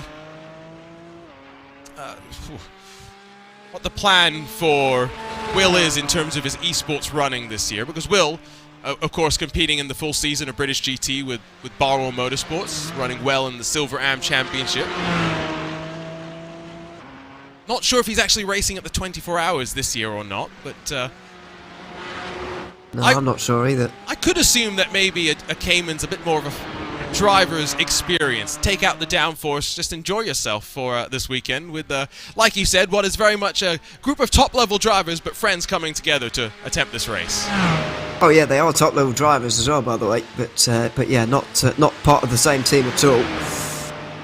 We saw early on Jack Sedgwick was at the wheel, not really belonging to any team anymore. He's still part of NX. Is it okay? Well, me and David were. This is the kind of thing I would come to you to ask, to be honest, rather than figure out myself, because I'm just not very intelligent. We were wondering about NX's involvement in sim racing these days. What's going on there and that kind of thing. Ooh. That is a good question, because to be honest, they have definitely taken a step back. I think that's what I mean. That's why earlier on, Josh Thompson put in the YouTube chat. Oh, there we go. Josh Thompson's back in the YouTube chat. Didn't realise he was still watching. Yeah, it's. He mentioned that Jack was a privateer these days, so that's why I mentioned that. But I didn't know he was part of Inex for a very long time. I think it's more the case of Jack still represents Inex because he competed in the Porsche Esports Carrera Cup Great Britain under that banner, but Inex as a whole have slightly stepped back. The last time I remember seeing one of their team cars, like an actual team effort, was the VRS SCO Sprint Masters back in the summer of 2021. So I think that goes to show that maybe, yes, he is effectively a privateer at this point. That might be a fair way to classify him. Josh saying that it's apparently Will's last main esports race this year due to his real-world commitments. It's apparently what he was telling the Was Cooking Racing Adventure guys in the build-up to the race. That's thanks to him for passing us information throughout the morning, especially, because we've been fumbling around trying to think of it ourselves. It's better to just ask them, isn't it? And figure it out that way. Yeah, good to see Will back out there again. And as I was saying earlier on in my stint as well, that he's had a good class result as well in this race in real life back in a few years ago now. I'm not sure which class he was running. I think it might have been SP10 GT4. I'm not sure, but I know he was runner-up in A class a few years ago at the real life Nürburgring 24. We've got less than 90 minutes now left to run, and so not far away from the final pit stop sequence of the race kicking off. Now, has there been an issue for the Astro Racing VGD car that leads in the GR86 class? Because not only are they slowly exiting pit lane, but they've just left pit lane after being in there for a good 4.5 odd minutes. But luckily for them, they've got an hour to figure this out, because they've got 6 laps over the next car, so they should be fine. I'm not too worried about them, but this is a bit of a concern for the moment as to how they've managed to find themselves. Have they just forgot to fuel the car, I guess? No, this has got to be a technical issue of some sort, surely. In which case, why haven't they escaped yet? I'm honestly not entirely sure. Maybe they think they can figure out the technical issue. They have a 6-lap advantage, so 6 laps works out to 60 minutes, like you mentioned, in order to figure it out. However, is there something else that's befallen our race-leading GR86, who had done such a great job, despite having damage on their car, to have stayed out of trouble until it was too late? And indeed, that car continues to be stationary and pulled to the side of the road. Pit limiter? Have they forgotten to assign a pit limiter button again? No, well, surely not, because we've seen a lot of Jesus Rato so far, haven't we? So that can't be true. Fine. Yeah. Is he just trying to give up an hour right now so the rest of the class can catch up with him? It would be nice of him, but I can't see that being the case, no. Did he need a human rest break? That's possible as well, in which case, why not do it during your near 5-minute pit stop? Why not just stay in pit lane? Yes, exactly. Bizarre. I'm not sure. That was bizarre of the highest category, I would say. Can confirm as well. I can't see anything that happened on his previous lap heading into... He's still slow. That is not racing speed. It's not racing speed. I mean, I know the GR86s are slow, but they're not that slow. Does he not have fuel? Did the car not get fuel in it for whatever reason? This is what I suspected when I first saw the car, to be honest. I suspected that this would be the case. It's not spluttering, though. No. Again, remember, they are an hour ahead. They are 6 laps in front of the Pride Pinion by Schinkenwagen car. But we have 84 minutes left to run. Not really a concern, is it? The only concern is that if they actually can't run this car any longer in this race, and it's toast for some reason, but I can't see that being the case. And I can't see any reason right now why they wouldn't. If there is a problem, why aren't they towing back to pit lane and figuring it out that way? Oscar Mangan suggesting they're collecting a pizza delivery. Surely not. It's only about 1:30 mainland Europe at the moment. Surely not. He may not be in... That's a good point. Where in the world is he? Because, again, we might have a global crew of drivers out on track right now. If you're trying to read insights into what the dash was saying, by the way, unfortunately, iRacing doesn't give us that level of information. Want to protect a little bit of the driver's information so that there is not too much insight that other teams can glean from jumping into the simulator. Now is a complete stop. So I want to be clear that I don't think that they can win if they do not take any further laps from this point forward. No. They would tow and get this lap complete, but I think they need 10 more minutes. And as George Simmons has just pointed out to me right now, Jesus, please take the wheel. That is a very good joke. but he's rolling again. He has taken the wheel. He's engaged his feet as well, by the sounds of it, to move in a forward direction. And it seems more up to speed than he was as well. This is bizarre. This is very, very bizarre right now. It is. Normally we do have an explanation for these things. Oh! And now he'll go pit lane, will he? Well, he'll think about it. No, he won't. And there wasn't even traffic. There was traffic, I think, that he was trying to bail out of the way of.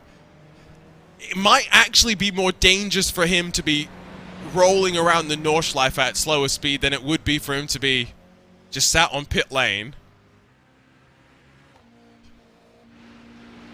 Well, I can't recall a more perplexing... I have a suggestion. I just don't...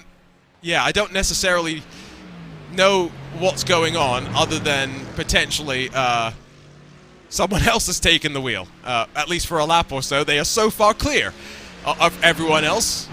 Check back in with Luca Kita, who is now 13.5 seconds off of the back of Beliziotis. Mentioned that he was 10 seconds off when Beliziotis rolled off of pit lane. Margin starting to grow. It is nearly 14 seconds now. The gap was about 9 when they exited pit lane, so it's grown by about 5 seconds. And when we get to the end of this lap, Beliziotis is going to give us his first flying lap, that sort of lap time, for us to see where he's at really with that. And we'll find out quite what pace he's running at the moment. It's 8:05s at the moment for Luca Kita. He'll need a lot quicker than that in the second half of this stint to chase down Williams Esports, because that's what it's going to be. Urano are going to have a longer stop than Williams here at the final stop, but they are going to have the tyre advantage. I reckon they could require about 20 seconds in the final hour, which might be too much. Yeah, I think it might be asking for a little bit too much. But at the end of the day, given the speed that BMW Bank showed in the early stages and in their breakaway, for the Mercedes duos to still be 1 and 2, I think they'll be pretty happy with that initial turnaround. we did also mention that the Apex Racing team, in their brand new partnership with Mercedes-AMG, yes, the 99 is not going to finish. Peter Berryman, pretty big crash a while ago at this point now, but at least the 98 looks like it's going to finish up in 4th position. Elvis Rankin currently behind the wheel. We've seen Max Sense, Godino, Stanley Deslandes, and Maxime Briant. This is a lineup that has been relatively constant, with most of these drivers conquering in LMP2 at the 24 Hours of Daytona. I'm going to be interested to see, Ewan, how this continues to develop, Mercedes and Apex Racing team. Yeah, we'll see what they can achieve now with that partnership. Not going to be a race win here, but they were right up there for quite some time. With Berryman, as you mentioned, until his crash at Schreidenkreuz earlier on. And this car, let's not forget, had an issue really early on. I think we were on air in the first hour, maybe. Stanley Deslandes just getting things wrong ever so slightly down at... where was it now? Metzgersfeld, I think? Yes. Down at that particular part of the racetrack. Just went... Not even a little bit wide through the first left-hander, but just broke as he was slowing down for the slower left-hander afterwards. Was on the grass at the time. Backed it into the wall, and it would have been easy for them to just give up there and then, because it was the first hour, but they've soldiered on nevertheless, and one of the only teams to really do so after having problems early. We did see some decent endurance racing spirit initially, even SimCity Racing, who didn't even get out of the GP section, did they, without some trouble, headed back out onto track. But one by one, the damage has just started to be a little bit too much for these drivers to deal with. It's not like in the real world where Audi can change a gearbox in about 8 minutes time. Our pit crew's unfortunately a little less efficient and a little less targeted and calculated in how they do end up repairing the damage. Speaking of damage though, we did speculate that PureSim's losing the front end would see them drop behind PGZ in this battle for 2nd and 3rd position. Not just yet. PureSim's hold 2nd, 60 seconds clear of PGZ. Yeah, they're not going to let it get them down, are they? 4.4 seconds lost on that last lap. And this car's not exactly fully spotless either. You can see parts of damage in and around that car as well.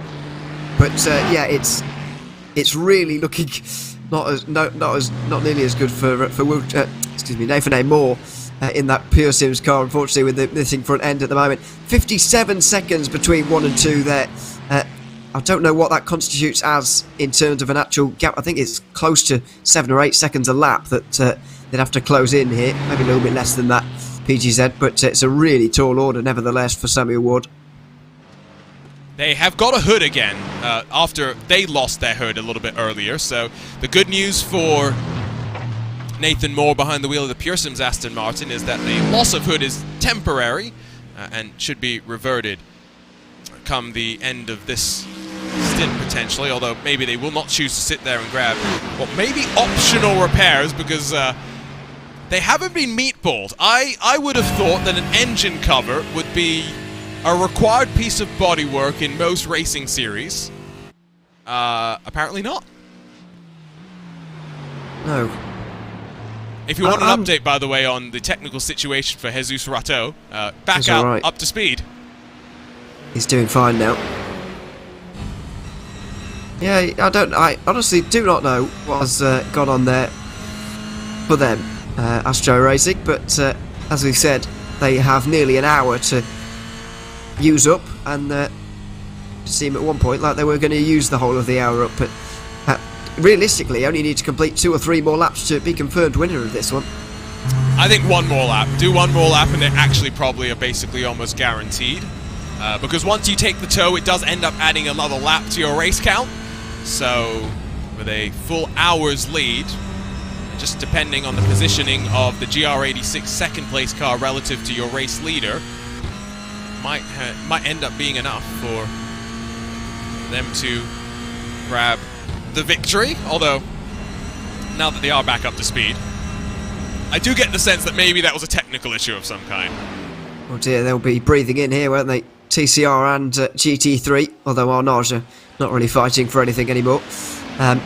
Yeah, it had all the looks of technical problems or whatever, but I don't know if we're ever going to get the answers to that. we need to send Sherlock Holmes down to the Astra Racing VGT camp. Hopefully we get a chance to chat with some of these teams and drivers come the end of this race, because 24 hours of hard work.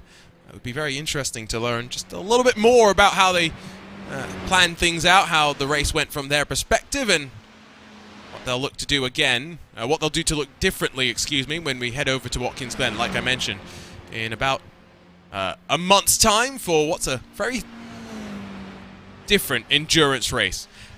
It is. You've got a 6-hour endurance race, you've got a 24-hour endurance race. One of them, a lot more actual endurance required than the other. Oh, yes, certainly so. Not that the Watkins Glen race is easy, but it's certainly not quite this race, is it? There's no 24-hour race on iRacing like this one, or indeed in the real world, to be fair. It's a very, very unique challenge indeed. And something I must do at some point, but I can't see that happening in the next couple of years, unfortunately. You want to go over and go and check it out, see what it's all about? You mean in real life or in iRacing? Both. Well, you can drive it as both. well. That would be good. But I think we do need to send you over to experience one of these races in the real world. Yeah, it would be. He's going really slowly again, isn't he? Yeah, it would be. It would be good. But once again, yeah, with the next couple of years, I'm foreseeing, I can't see it happening personally. This doesn't look right, by the way. Again, it doesn't. Load again. He's carrying on. He's not coming down to pit lane, so as long as he's not causing trouble for the GT3 cars or any of the faster class cars, there's no issue with him staying out on track. Remember, we have, what, just 22 running machines, 23 if you include Jeopardy Esports, 129 laps down from your race leaders. Haven't talked much about some of the other machines that are still out there and running. Let's go say hello to the 992 class leader once again, Shura Esports. 73 minutes to run. Fabian Hochstadter behind the wheel once again.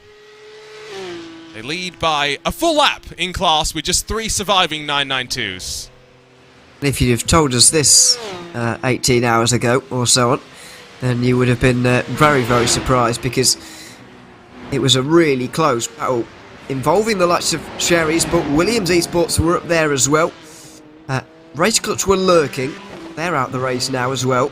Simify were up there. They've retired. They'll finish 5th. Autos were up there as well as Team 75, Bernard by Simossi, and Coanda as well. Everyone was all up there, very, very close together indeed, but it's been Shura the only ones to really survive, even despite Luca Alpert smashing into Keika Shube as he crashed from the overall race lead with about 17 hours remaining, just as the darkness closed in at the mud curve. Got quite lucky with the way that smash ended up playing out as well. Could have been a lot more damage to the car, all things considered. Got away with one, and they then pushed after that to be able to bounce on back and be able to take advantage of the fact that the 992 race leaders started dropping like flies. Coanda, Altus, Simufy, one by one. They all just fell away. It was the lap after Shura Esport crashed into Kashubi at the mud curve. Then Jamie Moon for Team 75 crashed into the other Urano car, not the one that's contending for the win right now, the other Urano car, which was also the new GT3 leader. So 2 new leaders got caught up in that accident. That was a new overall leader and a new 992 leader. That was the end of Team 75's day. And then Will Chadwick took the lead for Otis, and he had a wheel failure down the Dottinger Ho, and then he was into the wall. And so we had 3 different leaders in 3 laps, or at least 3 accidents involving leading cars in 992 in 3 laps. Yeah, 992, nutty. And again, let's make the plea, we're not making the plea to iRacing here, it's the plea to all motorsport series around the world. Tyres and fuel need to be done separately in pit lane. They do, yeah. They should always be. Remember that one year that WEC went to doing tyres and fuel at the same time? I think it was 2018 maybe. It was absolutely terrible. Well, I totally agree, because not that we haven't seen an interesting race in GT3, to be fair, but just imagine if the tyres worked as you would usually expect to see them.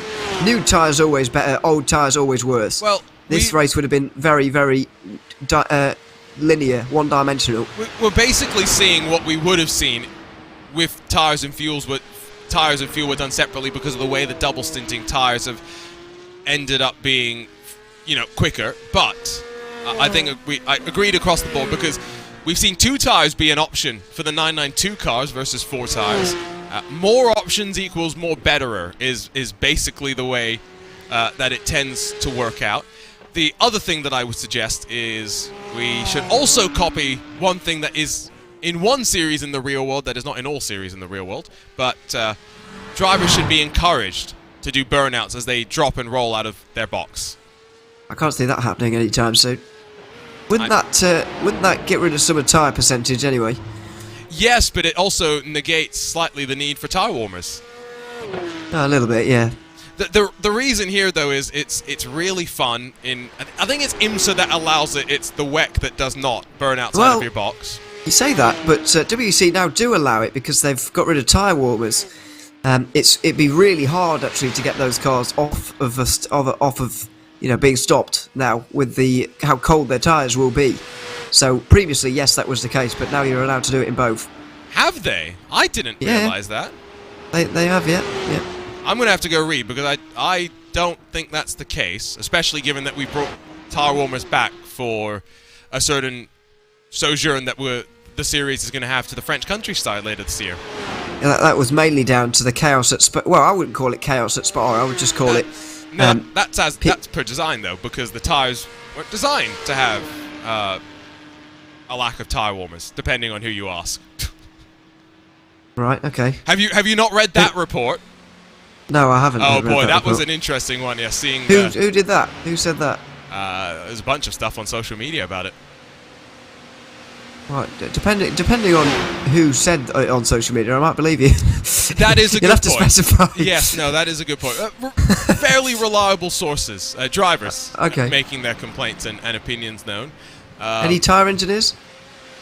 That's a good question. I don't know. Tyre engineers probably don't want to get in. Well, they probably don't want to say anything because they don't want to get in trouble.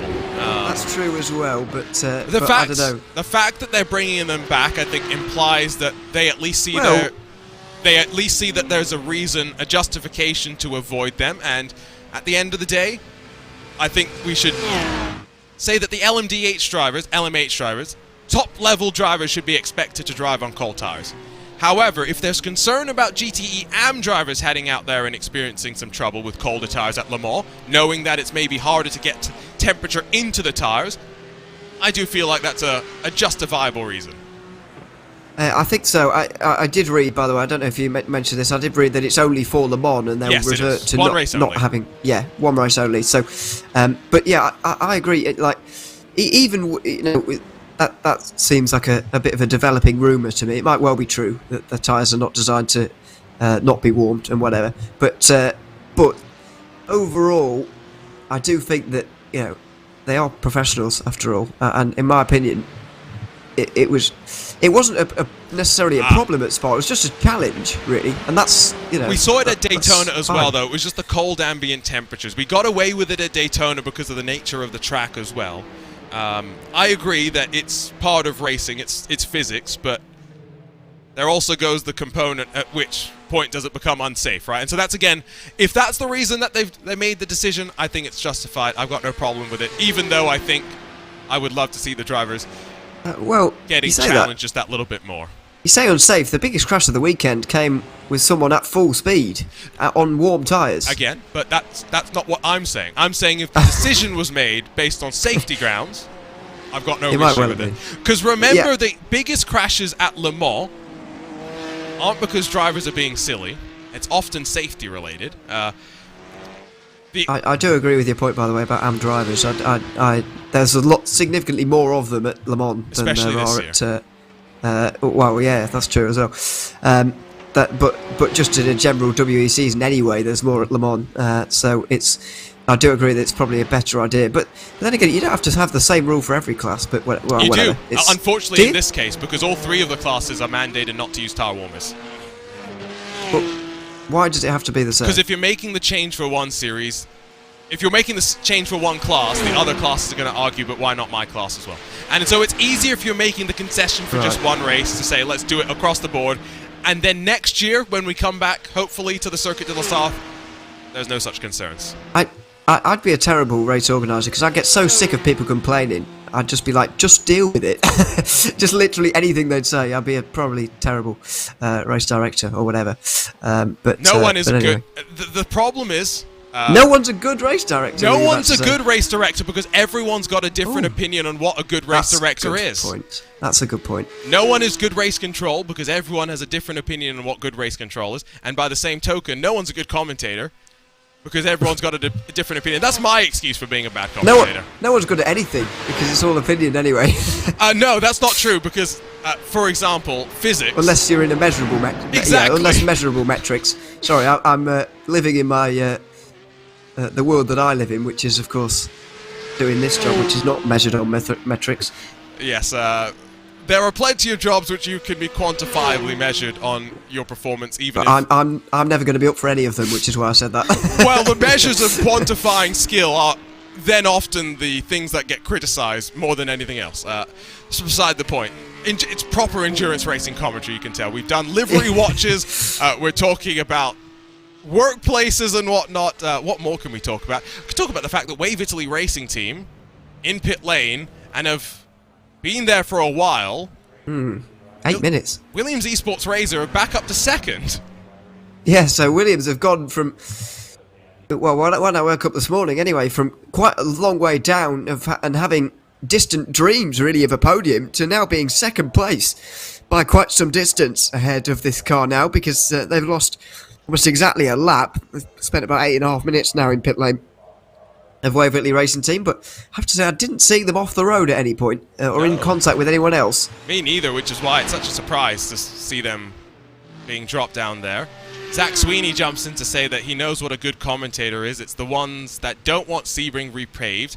Yes, I agree with that, because the one commentator across from me in the commentary booth has definitely suggested that before. I would also say commentators that know what Spec Racer Fords are. Would it not be a fun experiment, though, just to see what happens? I think people would realise that Sebring is actually a terrible circuit if it got repaved. Because it's literally the only piece of character it has. But I don't see what the problem with that is. If just a race I'm not very good at it. If the race... No, I actually think this is an interesting debate because repaving is a fact of life. A track eventually is going to need to be resurfaced just through wear and tear, right? Yeah. And so, look at Laguna Seca Road America. These are two very high-profile tracks in America that have long history that this year have gone through reprofiling. Laguna Seca is going to be a major talking point because of the runoff that's been added in a couple of points to help with drainage and whatnot. Yeah, we'll avoid that discussion. But does repaving at Sebring, removing the character, mean that Sebring is a bad racetrack? Or does it mean Sebring was designed around the bumps and removing the bumps just makes it a bad racetrack? I would, well, personally, you know my opinions on it anyway. It's not my biggest... March is one of my least favourite times in motorsport because we race at Sebring so often. But I don't know, it's just not something people have these circuits that they don't like. And sometimes some of the most famous and circuits in the world are ones you don't like, and Sebring is just my one, unfortunately. Do you like Sebring? Is it your least favourite track in the world? I don't know about in the world, but of all the big events that get, the big, what's it? I don't know, the big show, the big endurance race or whatever. Yeah, it's certainly my least favourite by quite some distance. Interesting. What controversial take? Someone just said stop. I presume that was when I was talking.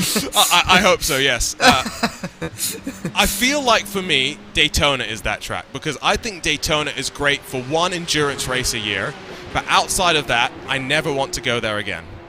I actually like Daytona racing. Especially on iRacing, I think it races really well. It races well, but it's such a boring track. Oh, yeah. Oh, no. Driving-wise, yeah. Sebring at least has character with the bumps. Yeah, Sebring's not fun to drive or race, in my opinion. Yeah, Sebring's one of those ones where it's just frustrating the entire time. I have scrolled through, by the way, and cannot actually pick up any individual reason as to why the Wave Italy racing team might be done for the day. We'll see if we can get word in from their camp. We might have a Brabham Esports car that's done for the day, though. Up through Adenauer Forest, we saw Max Verstappen with a great save through here a couple of hours ago. It's a pretty good save from Christoph Karakas. Yeah, they will be motivated to continue on here because they've only got just under a minute to hold on to a podium here. It's a good save. They've managed to find themselves not in the wall and sliding through the grass like... I don't know what slides through grass. But yeah, they've got just under a minute to hold on to that podium at the moment. They'll be a little bit disappointed, though, I guess, as well, because of that incident they had not so long ago that put them out of the running for that battle for second place, which we were quite enjoying, really, between them and Impulse. Yeah, we were. They are a full lap down from Impulse, who are a full lap down from Hoisingfeld, which goes to show the lengths to which staying out of trouble have helped Hoisingfeld today. It might not have been the fastest car at all times, but have definitely made sure that they've been out of trouble, clean nose, and very much just running their own rhythm. Steen Ledger jumps into the Pearson's 116 and GT4, Sam Ward into the PGZ 114, as 50 seconds splits them in their battle for second and third positions, as Pearson's potentially have a hood back on the car, but they've decided it's not worth repairing, and so they'll have the aerodynamic hit and continue to get maximum cooling onto the engine. Will they be able to make it to the end of the race along with PGZ? Because there's an hour to go right now, and they'll need to hope that the race leader is in the right position for them here. Otherwise, they're going to find themselves a lap short. I'm not sure where the leaders are at the moment, but Kita is actually gaining a bit of time as things stand. There's Belleziotis. So Kita's about to come in at the end of this lap. Are they going to be able to get round to lap them one more time? They might be a lap short in GT4 there. Might we see... Oh, we could see Belleziotis even in this lap if he wanted to, but surely he'll try and go one lap longer and take a shorter pit stop as possible. Remember, last we checked, it was about 5 seconds shorter that we expect the Mercedes-AMG Team Williams Esports car to be stationary in pit lane, so 14.5 seconds likely to become 20 seconds, even if Luca Kita might have a tire advantage in terms of being able to push to the very end. For Belleziotis, he'll have a buffer to be able to run his way through. You're right on GT4 because Will Tregurtha in that Was Cooking Racing Adventures 969 out onto the Dottinger this time by lap 6 or 7 of the run. Suspect he will hand over to Josh Thompson to the end of the race. Might see them come in this time by. I think he will be in this time, but I think you do the same amount of laps in a GT4 as you do in a GT3 generally, but it obviously takes you longer, so it's fuel might be less of a concern. I think Tregurtha is going to make it. I think that the other two are not, but on the contrary, I do think that Pure Sims are going to hold off PGZ here. They've got 48 seconds, and while they are losing seconds upon seconds a lap, there just aren't enough left, I don't think, for PGZ to catch them. Not unless Pure Sims lose more body panels off their car. Tregurtha is going to stay out for another lap, and Josh Thompson has to wait for another 9 or so minutes before he jumps in. Josh Thompson did let me know his state of mind after 23 hours of racing. He has downed his 5th can of Red Bull. He is drowning himself under the tap to try and wake himself up as well. Struggle City, it sounds like, for some of the drivers. It does. Well, I'm presuming he's been awake for the entire 24 then, in that case, because surely he can't be that tired if he's been to sleep. That's a good question. Let me go ask him. We'll get the answer on that. Yeah, it's classic 24-hour racing things, isn't it? I've been to sleep for well, not as long as I would have liked, but long enough in this race. And I don't know about you, Arjuna, to be fair, because you've been doing quite a lot of commentary, but you were doing that kind of thing just before the broadcast started, to be honest, because it starts so early for you. Yeah, I got up at 4:30. Broadcast started 5:30. All I know is between my middle stint, I did hours 10 through 14, and getting on for the final 4 hours, I went to sleep and was very, very relieved that I had set not one, not two, but 3 different alarms to wake me up just before I had to jump back onto commentary. Josh Thompson tells me that he's had an hour and 15 minutes off. Went and had a little bit of a break, but he's usually not a sleeper in 24-hour races. He's done a fair share of 24-hour karting races in the real world, and so sounds normal to him, I guess. Well, if you can deal with it, then fair enough. But that doesn't sound like a lot to me. It kind of depends when he woke up on the Saturday morning, to be fair. If he woke up an hour or so before the race, then it might not be so bad. But if you wake up at a normal 8 o'clock, I'm presuming he's based in the UK at the moment. Yes. If he woke up, at a regular sort of 8 o'clock type thing to get ready for the race or whatever, then you're not only going through the 24-hour race right now, but you're probably on 29 hours by this point in terms of being awake. We've got... Oh dear. We've got a TCR car that spun around. That, I believe, is Delta V Racing and Remy Fortin. Still... Oh, we got Brabham onto the scene as well. Let's hope we can survive. Brabham Jink inside as Delta V Jink outside. Unfortunately, that looked a little bit more dramatic than it might have initially looked. Onto pit road, though, for the final time today. Mercedes-AMG Urano, it's Luca Kita in the lane, and no tyres as they gamble to try and grab the victory. This is the only thing they can do. They were gaining time just before the pit stops there, although Belaziotis responded on that last lap, didn't he? An 8:01.5 is very good at this end of the race. Just got to be a little bit careful on those tyres, but I think he'll be absolutely fine. Kita will now get rolling. The gap now a minute and 12, minute and 13 as he exits the pit lane. Williams are going to come out with quite the lead here to hang on to. So Belaziotis now will get the sense of margin to Luca Kita. And as Elvis Rankin brings the Mercedes-AMG Apex Racing Team car also down into pit lane, that klaxon goes off once again. I'm sure that there are some team members who sit on the pit wall that after 24 hours here probably have nightmares about that klaxon going off. Probably. I've never been down in pit lane when it's been going off all the time, to be fair. Lorenzo was making the joke that Formula One may need the klaxon. Do they have it in Formula 1? I've never noticed it. Well, yeah, they do, actually, don't they? They may, but apparently they're not keeping track of it very well.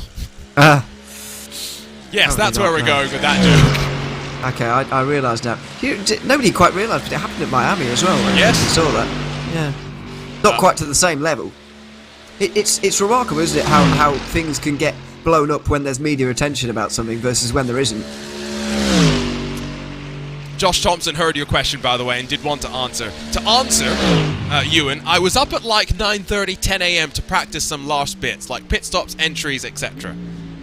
So he's on 27 hours by this point. We're at about 1 p.m. now in the UK. So it's got about 2 hours of rest. The good thing is probably the 2 hours of rest might have been in his own bed today, unlike in his karting 24-hour races, where it probably would have been in the back of the car. Yeah, that's not so good. I've never tried to sleep in the back of the car, by the way, but that can't be that comfortable, I wouldn't imagine. I imagine you'd find that even more difficult, actually, Arjuna. Yeah, I was about to say, it depends on what car, because if you give me a big truck, like one of those American trucks that they have, I can probably fit then. But if we're talking a Ford Fiesta, then yes, we're in trouble. You'd be scrunched up like a piece of paper that you don't need anymore, wouldn't you? You'd be folded in half like a piece of paper. Yeah. Yeah. I have thought about doing road trips where I'd sleep in the back of my car. But yeah, when you're 6'5", 196 centimeters tall, it does kind of, you know? it does limit my options a little bit. Yeah, I know. How tall are you? Sorry. Oh, like 5'9" or something. I don't know what that is in centimeters. Sorry, Europe. So you're a more reasonable height, though. Pretty below average, I would say. You can fit on planes without major problem. That's true. If I ever caught any, I can't remember the last time I was on one. You're 175 centimeters, if you're curious. Thank you. That's for the Europeans, really. We don't do centimeters in the UK, really. Yes. We're very bizarre in metrics. Because you agree that metrics are good units, but you don't universally use them because you're weird like that. Here's Redline, by the way, final pit stop for them. It's Ole Steinbraten that's going to roll back out onto track, and for a car that took the victory here in 2021, it's been a difficult day after qualifying left them on the back foot down in 7th spot. Yes, Keiko Shube showed that maybe the BMW had the potential to be the car to beat, but Redline, even after getting pegged back by a minute or two, never really were up and fighting at the very top of the field. And if you think about the fact they might have cost themselves 1 minute, maybe 2, in that whole exchange, but they still would have been quite some distance off at this stage. I mean, there is the argument that the motivation went out of them after that technical problem for Max Verstappen earlier on in the race that set them back, and obviously they maybe weren't as quick after that point.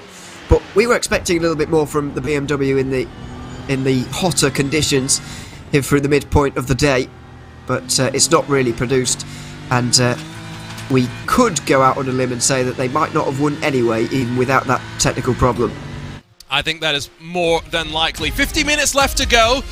If you missed this at the start of the race, RaceSpotTV is playing commentator bingo in some ways. We threw up our predictions onto the board, and these are very provisional of how our picks have lined up, going about 5 minutes back in time.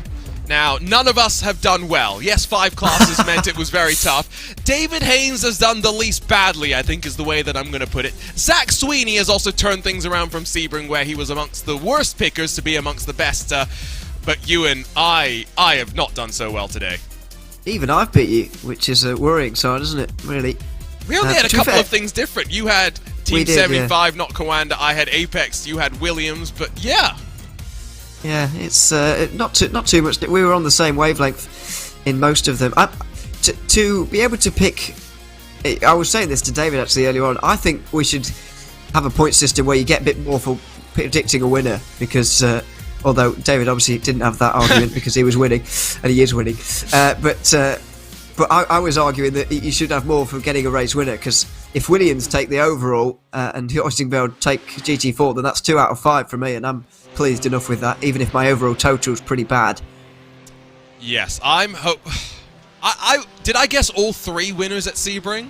I was pretty close to it if I wasn't, if I didn't. So definitely won. I definitely won. That was the thing. I remember being so chuffed with myself. It was a game that we put together on literally 12 hours on notice, and we had a lot of fun with it, and I was hoping to have more success today. Will Tregurtha is going to head into pit lane, and there's the driver swap. Was wondering if it was going to happen. It's Tregurtha out, Bosch Thompson in, and for one final hour, Josh has to stay out of trouble with his 5th can of Red Bull to bring the Was Cooking Racing Adventures, hopefully, into the Michelin Guide. Let's hope so. It's a race they've never won before, of course. It's been taken by some real top teams, actually, in the last few years. GT4, likes of Urano, Team RSO, and Sorgrensport Esports as well in the last few years. Excuse me, since it's been inaugurated into this race. But the very high-class sort of team of drivers. And it's going to be the first time that a mainly German team take it, by the looks of things as well. We're going to see Beliziotis come on down as Thompson rolls off. And so this is where we'll get the margin. The split time between Luca Kita in the charging Urano AMG car versus Beliziotis, who we do expect is going to go up on the jacks and grab tires. There he is. This is the compromise that we were wondering how it was going to play out.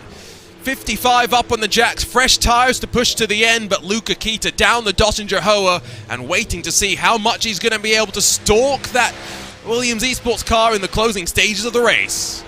I think it's going to be in the region of about 20 seconds here, and if it's anything more, then it's going to be a very difficult margin to overcome. I think Beliziotis has got about 10 seconds longer on pit lane at the moment, with Kita still over half a minute back on our timing screens. I think it's going to be closer to 25, isn't it, as Beliziotis is already rolling. Yeah, that's comfortably 20 seconds plus as Kita through the final sequence of corners jinks his way on through.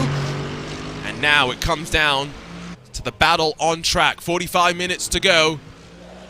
Still looking like we've got 6 full laps left to play for these drivers as well. 176 laps was the estimate that we heard about 5 hours ago in terms of the race distance that we're going to cover. It's come down to 19 seconds, but we are going to now get the sense of really how much the tyres are going to make a difference. In the night, we did see the likes of Verstappen and the red line BMW able to make up the ground in the order of 10 to 15 seconds. But as we know, Ewan, it's one thing to catch, it's another to pass. It is very difficult. I think Keats is going to need 3 or 4 seconds a lap for the remainder of this race to catch up and try and take this win away from Williams Esports. Of course, anything can happen, but it's a very, very tall order. To be fair, we did see Urano even dropping off a little bit towards the end of their last stint. I know they did 15 laps on their previous tyres earlier on, but they were dropping away. So I don't know if this advantage is going to last forever for them. He's just got to throw everything at it, everything he's got right now, and see if it works out for him, because he's fighting a losing battle, certainly. It's a losing battle potentially, but still been an encouraging start to the year for Urano. The iRacing Roar, the first of the special events, ended with a sweep of the podium in GT4 for the team, and we headed on over to Daytona, where they continue to show their pace in the BMW M Hybrid V8, even if they didn't grab the victory. GT3 showed their speed as well in the Mercedes, and dominated the BMW M Sim Cup so far. Yes, Redline have started to claw back some ground in that GT3 class, but for Urano, another strong showing in the iRacing special events, and it would be after qualifying down in 5th spot for this 190 machine and surviving the initial jeopardy of the lap traffic. Back over with 992, by the way, as they get ready to head off into a pit stop cycle. Scherer Esport Red, Fabian Hochstadter, 8th lap of the stint, should be the final lap of the stint as he works his way off to the lane. He's got more than a lap over, well over a lap on Kamil Grabowski here, so they've got all the time in the world of Scherer Esport, and in their first iRacing, a special event since they've changed their name from Phoenix Racing Esport. It's been a pretty successful one so far. Into pit lane they'll come, and full service again, you would imagine. He's mentioned that Urano have had a decent special event season, but I think it's fair to say that Williams have as well so far this in 2023. For them to take the first 2 of the 3 24-hour races is very impressive.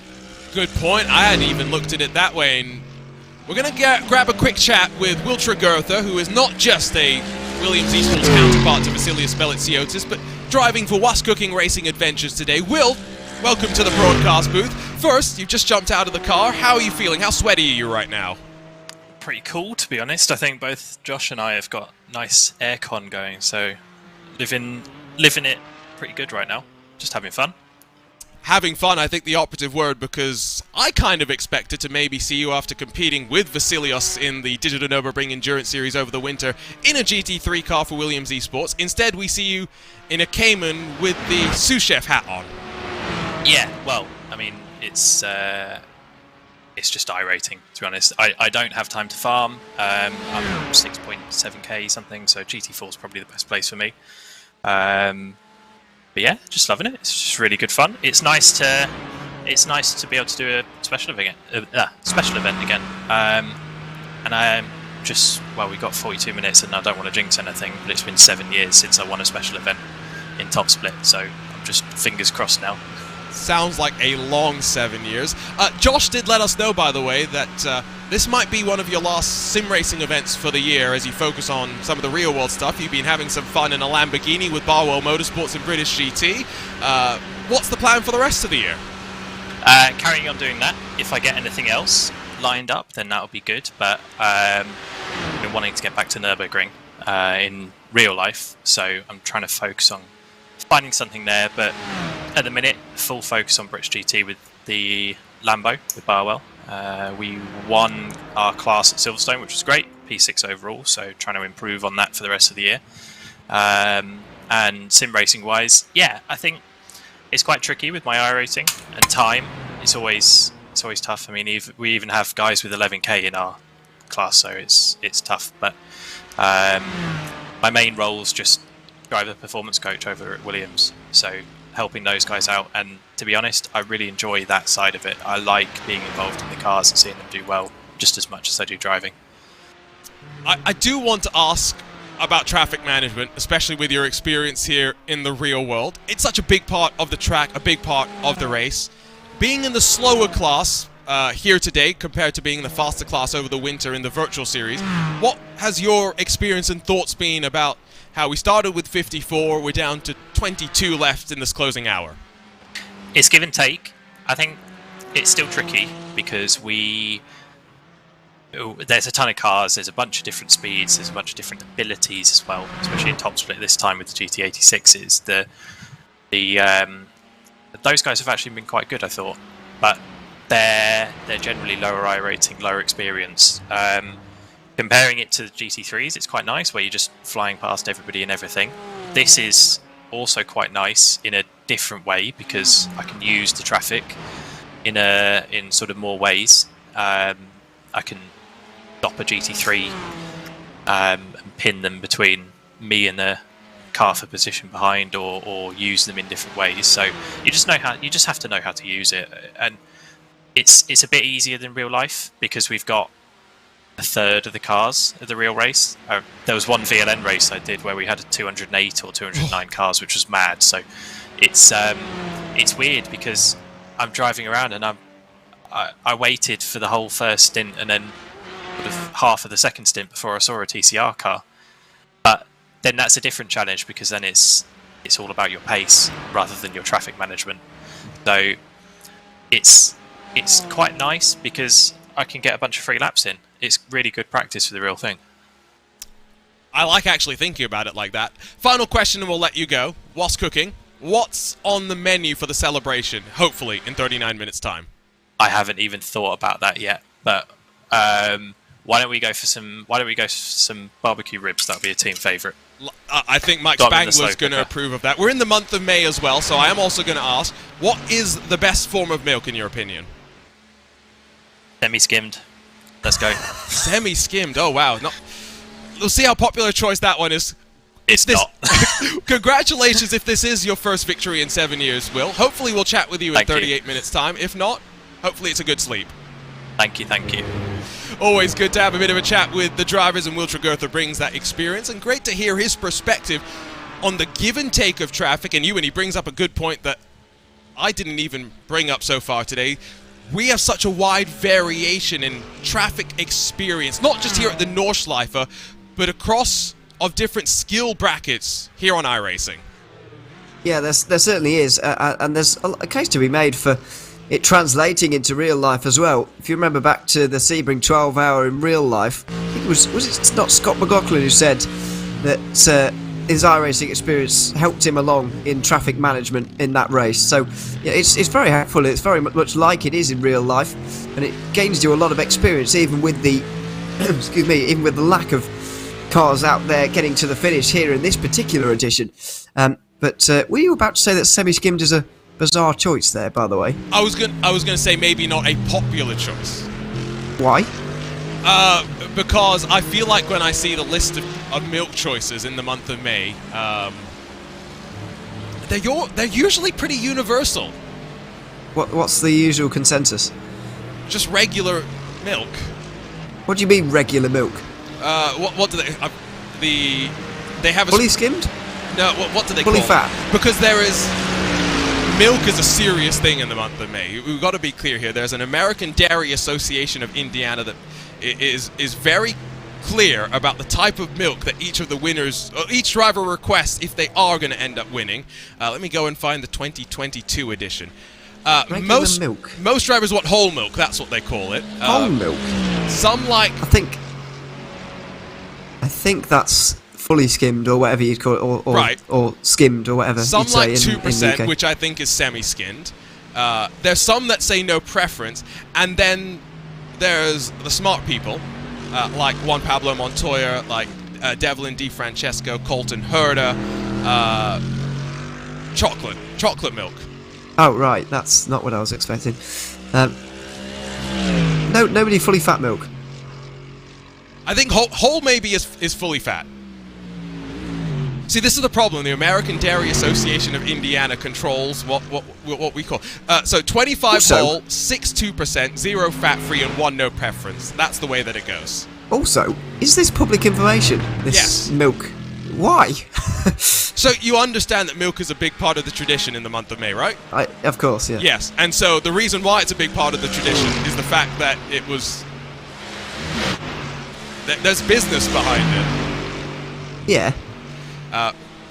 Really interesting note that Elio Castro Neves had last year. Pink powder, please. So I hope they got him his pink powder. People are very specific about what milk they're having, aren't they? Yes. Graham Am I Ray... the only one who could just deal with any of the three? Yeah, well, I wouldn't mind. I just don't drink too much milk in general. No. I like how Marco Andretti does specify no orange juice. You're being asked for your milk order, not your orange juice order. Yeah, that's entirely different. I wonder what he thinks they're asking him. What he wants at breakfast or something. I don't know. But I love that YouTube comment, by the way. What an odd discussion. It says it's not that odd. It is May. Welcome to endurance racing commentary as well. If you think this is odd, you should have listened to us in the dead of night. 16 seconds, the margin between the AMG cars at the front. Fresh tyres for Williams Esports give it a little bit more purchase, a little less slip, but it's not as quick, and traffic's not helping either. The margin down below 16 seconds. It is on the last lap. Obviously, Kita was on an out lap, and Belaziotis will be on this one, so we're not going to get particularly representative lap times, but it wasn't a bad bit of gain there from Kita. Needs to do that again, though, over the course of the final 5 laps of this race to get anywhere near Belaziotis and try to take this race win away. The odds still very much stacked up against him, I would say. Riding on board with Kita down through Worsiphon. Nice and tidy for the time being. Did an 8:04.115 last time, and given that the track temperature is almost double from the night, to see the fact that we've gone from 7:59's 8-minute lap times in some of our coolest conditions to only about 4 seconds off the pace is a testament to the level of consistency that these drivers have been able to piece together. That margin just continues to close almost corner by corner at this point, because up out of Bergwerk, if Kita can get a good run, that margin now going to be shrunk down to under 15 seconds. And with 33 minutes to go, 15 seconds the margin, that seems like too big a gap to overcome. However, I don't want to write Kita out just yet. It's difficult to write him off. It's difficult to write Irano off here at this stage. However, I do think the odds are still stacked up against him. I don't know if you noticed there, by the way. Kita just running in the grass on the way up towards Bergwerk, briefly. No comment. Not sure if he was just not looking or whatever, but anyway, he seems absolutely fine. And still trying to close down that margin, but just under 15 seconds, 4 laps to go at the line. Yeah, still needing 3 or 4 seconds a lap. While we continue to track the gap, under 15 seconds as mentioned, cycle through our race leaders once again, or class leaders. Team Hoisingveld on course for a 3rd consecutive victory. Plenty of people will know Hoisingveld as a hardware manufacturer. I was trying to find the right way to phrase it. I didn't want to say pedals, because they make other stuff as well. But they've had a core esport team now for many, many years. They've been part of our iRacing special events at the top level for a while, and even though we've kind of seen their participation slightly subside in this era of iRacing special events with some of the new GT3s, the GTEs going away, the one thing that we do know is in a TCR car they're always going to be a contender. When we come to the Nürburgring, they're going to be a contender as well, and for Marcel Tai and for Fabian Siegmann, for Stefan Scheller, it's been a really superb drive, because again, Carl looks clean, and that's been the most important factor in them being at the front. It has. They've got many of the same returning drivers who won. Marcel Tai is going to take 3 in a row here as a driver. He's going to put himself up there with the likes of Beneke and the 2 Zernis as well, who have also done it. It was Stefan Scheller did it last year. Fabian Siegmann did it back in 2021. He's been part of this team as well. Yeah, Hoisingveld also going to become the first team to win a subclass 3 years in a row. I know we've had the overall race won 3 years in a row. No, not true. No? No. Oh, RSO. Forgot about RSO. Apologies. It's because they've won... it was so long ago. Than that as well. And it was quite a long time ago. But they were the best team in MX5 by quite some distance in those years. And what a monumental fight we had in the final year of the MX5 as Ava Vravatic broke the streak of RSO. I mean, chills thinking back to that one. RSO pushed all the way as well, but unable to lock down the MX5 class before we said goodbye. I was a little bit surprised that we didn't see RSO, we didn't see Ava Vravatic jump on into that GR86s, because linearly that does carry forward that same sort of motivation for having not just a base class available for the drivers here in this special event, free content available for everyone, but slower production-based cars that are so much a part of the event here in the real world. Yeah, they are a good addition for those two reasons, but unfortunately they've been abused quite substantially throughout this race, and I'm sure it might well be the same up and down the splits, although I'm not sure. Yeah, it's a somewhat surprised to not see RSO, but to be honest, I haven't seen RSO around that much in top splits recently anyway. Sort of anywhere, unless I'm forgetting something. Not seen them around for quite some time, so yeah, I apologise for missing them off the list of winning 3 years in a row, but I did. So I apologise for that. By the way, did you realise? I didn't realise that before I looked at the statistics for this race that Diogo Pinto has won this class previously when he was a SimRC driver. I had forgotten that he had won this class. I did not know at all. Diogo Pinto has been part of SimRC, was part of the Williams lineup as well, just before. So before or after his time with SimRC? Now, that is asking a lot of my mind. Yeah, SimRC won the TCR class before Corentin Gunes and Kieran Harrison were part of their lineup, which means that if they do want to come and try and break the streak of hoisting Velt next year, that's going to be a fun fight. It will be. It'll be very, very hard fought, because they are the two top teams in touring cars, aren't they? And it would be a fantastic fight to see. A shame a little bit that Impulse and Brabham were able to stay a little bit closer, actually, because you'd say that those are teams that are maybe capable of staying with them as well for a little bit longer, but unfortunately that wasn't the case for them. But yeah, it's been all about hoisting Veld, as I suspected it would be in this touring car race. Front of the field, gap now down to 14 seconds. So 4 seconds eaten away. 28 minutes to go. At some point this will start to equalise though. Beliziotis will start picking up some time. Luca Kita will start dropping time as his tires continue to fall away from him. The trend right now is good, but I think if you're in the ear of Beliziotis, the strategist for Williams Esports, you're probably telling him things are going well, run your speed, run your time, we're in control. Yeah, I think they certainly are in control at the moment. Without a mistake, I can't see Beliziotis losing this race now for Williams Esports. The gap's still, as you say, around 14 seconds. 2.8 it was gained from Kita on the last lap there, which is considered to be the fastest lap of anybody on that last lap. However, he will need to do it again and again, and as you say, it will level out just a little bit in these next few moments. By the way, Beliziotis won this race last year with Team BMW Bank. I didn't realise he was a... I said that! Did you say that just now? I've said it multiple times. I haven't heard you say it. But you must have done. I only just realised it in this couple of hours. I've definitely said that in these... Maybe I said it to Cam. That's maybe what I was saying. I don't think you said it to me. But I only just thought of it, because I didn't know he was a BS competition driver at any point. Did you not? I forget these things very quickly. All of last year part of BS competition. Oh, right, okay. Oh yeah, no, I do remember having a huge crash at Spa in the BMW Sim Cup that we did together. Oh, that's right. I thought you were talking about the Spa 24, and I was thinking back to that. No. And now you've got my mind. He absolutely smacked the wall. It was horrendous. That was humongous. No, it was. Speaking of BMW M Sim Cup, that's gonna pick back up in a few weeks' time as we have multi-class action for the very first time in that series. Brand new M Hybrid V8. Joining the M4 GT3, and maybe the M Hybrid V8 not going to be the only brand new prototype that iRacing has, and no, I'm not talking about the GT3, but there was a little clip teased on social media by the team at iRacing about some engine noises rumbling in the Motor City. What do you think that is?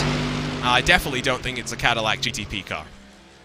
Right, okay. It does sound right, doesn't it? But, I have absolutely no prior knowledge, to be clear, because people seem to think that I might actually have knowledge about what's going on. I don't. I just hope it is. As if we work for iRacing. Well, no, people think that Porsche Esports Super Cup, April 1st, we had a broadcast, and so we released the latest picture of rain that iRacing put out. Yeah. I didn't see it until literally I was told, here's the image that we're showing on the broadcast, so you're aware. Well, yeah, it's we're not iRacing developers. No. We're just guessing. The only thing I would toss it up between is that and an LMP3, which I know it is rumoured and maybe coming around. Oh, is it definitely coming? I'm pretty sure we saw iRacing release images, renders of the car, so okay. That's about as confirmed as you can get. I haven't seen those, I apologise. But it just looks too quick to be an LMP3, doesn't it, as well, at the same time? In my opinion. It sounds too quick as well. Sounds quick. I'm pretty sure it's a Cadillac GTP. It will be fantastic, wouldn't it? I've said this before, like having the LMP1s was a big deal in iRacing at the time, but the LMP1 sort of era was kind of on its way out at the time. But this time, iRacing have picked up the new sports car era right from the very start. The BMW in sim before it had even raced in real life, and now it's got a competitor manufacturer as well, possibly on the way, as it's still in the early moments of this category. You say iRacing's picked up on that. I don't think that's a fair way to put it. I think COVID changed the way that a lot of these manufacturers think about sim racing. Because when the world shut down and IMSA came over to iRacing for the IMSA iRacing Pro Series, manufacturers that didn't have representation found their drivers competing in other cars because they had no other choice for their sponsors to get the attention that they wanted to give them, the exposure they wanted to provide, right? And so it's why we got, after years of hearing about how iRacing was never going to get a Corvette because they were never going to get the data, we got the Corvette C8. Then we got BMW starting, along with Dallara, a really close collaboration with iRacing. M4 GT3 coming to the sim first. Same thing happened with the M Hybrid V8. You're right that we're getting there early, but I feel like, in some ways, we are the beneficiaries of how much things have changed in the last 3 years, and hopefully it's a wake-up call to everyone in motorsports, including some of those that maybe have missed some of the trends, that it doesn't matter where your IP is placed, whether it's in iRacing for a hardcore sim racer, whether it's on a mobile game for me on a bus to be playing on my way to work, it doesn't matter where I get my exposure to your IP. All I want to do is to be able to interact with these race cars that I love watching. Yeah, these are the kind of things that I would leave you to talk about rather than me, to be honest, in terms of manufacturers or whatever. You've got more of an idea about that than me. But no, it seems like to me it seems like a good thing for iRacing as well, in terms of the having GTPs in there now, or LMTH or LMH, whatever you want to call it. It seems like a fantastic thing to have for them as well. So I guess it's a partnership that helps both, which I guess is the idea of this type of thing. Got 22 minutes to go as the leader crosses the line once again. Now 11.5 seconds, but 3 laps to run for Belitsiotis in the Mercedes-AMG Team Williams eSports car. Ended up being 4 seconds shorter in the box than Luca Kita. We thought it would be a 5-second shorter stop, but I still had a sufficient advantage to be able to hold on to the leading class. Check back in with a car that we had some concerns about, an hour or so ago. They're still 6 laps clear of second place and seemingly back up to speed. Jesus has indeed grabbed the wheel. Yes, and he's also grabbed the throttle pedal and he's pressing it a bit harder than he was before as well. Maybe this is what he was waiting for. If the GR86 is going to do a formation finish, there's a bit of camaraderie maybe. That would actually be quite a fun shot. They should find the other one somewhere. Where is W? Oh, that is W.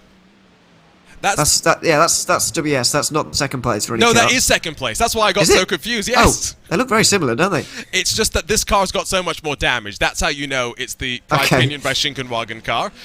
Where is WS Racing Esports? Oh, they're a long way away. Oh no, they're slowing up. Look, they are doing a formation. They're slow. I think this is not a full pace car. I think it's just a full pace damaged car. I don't know. No.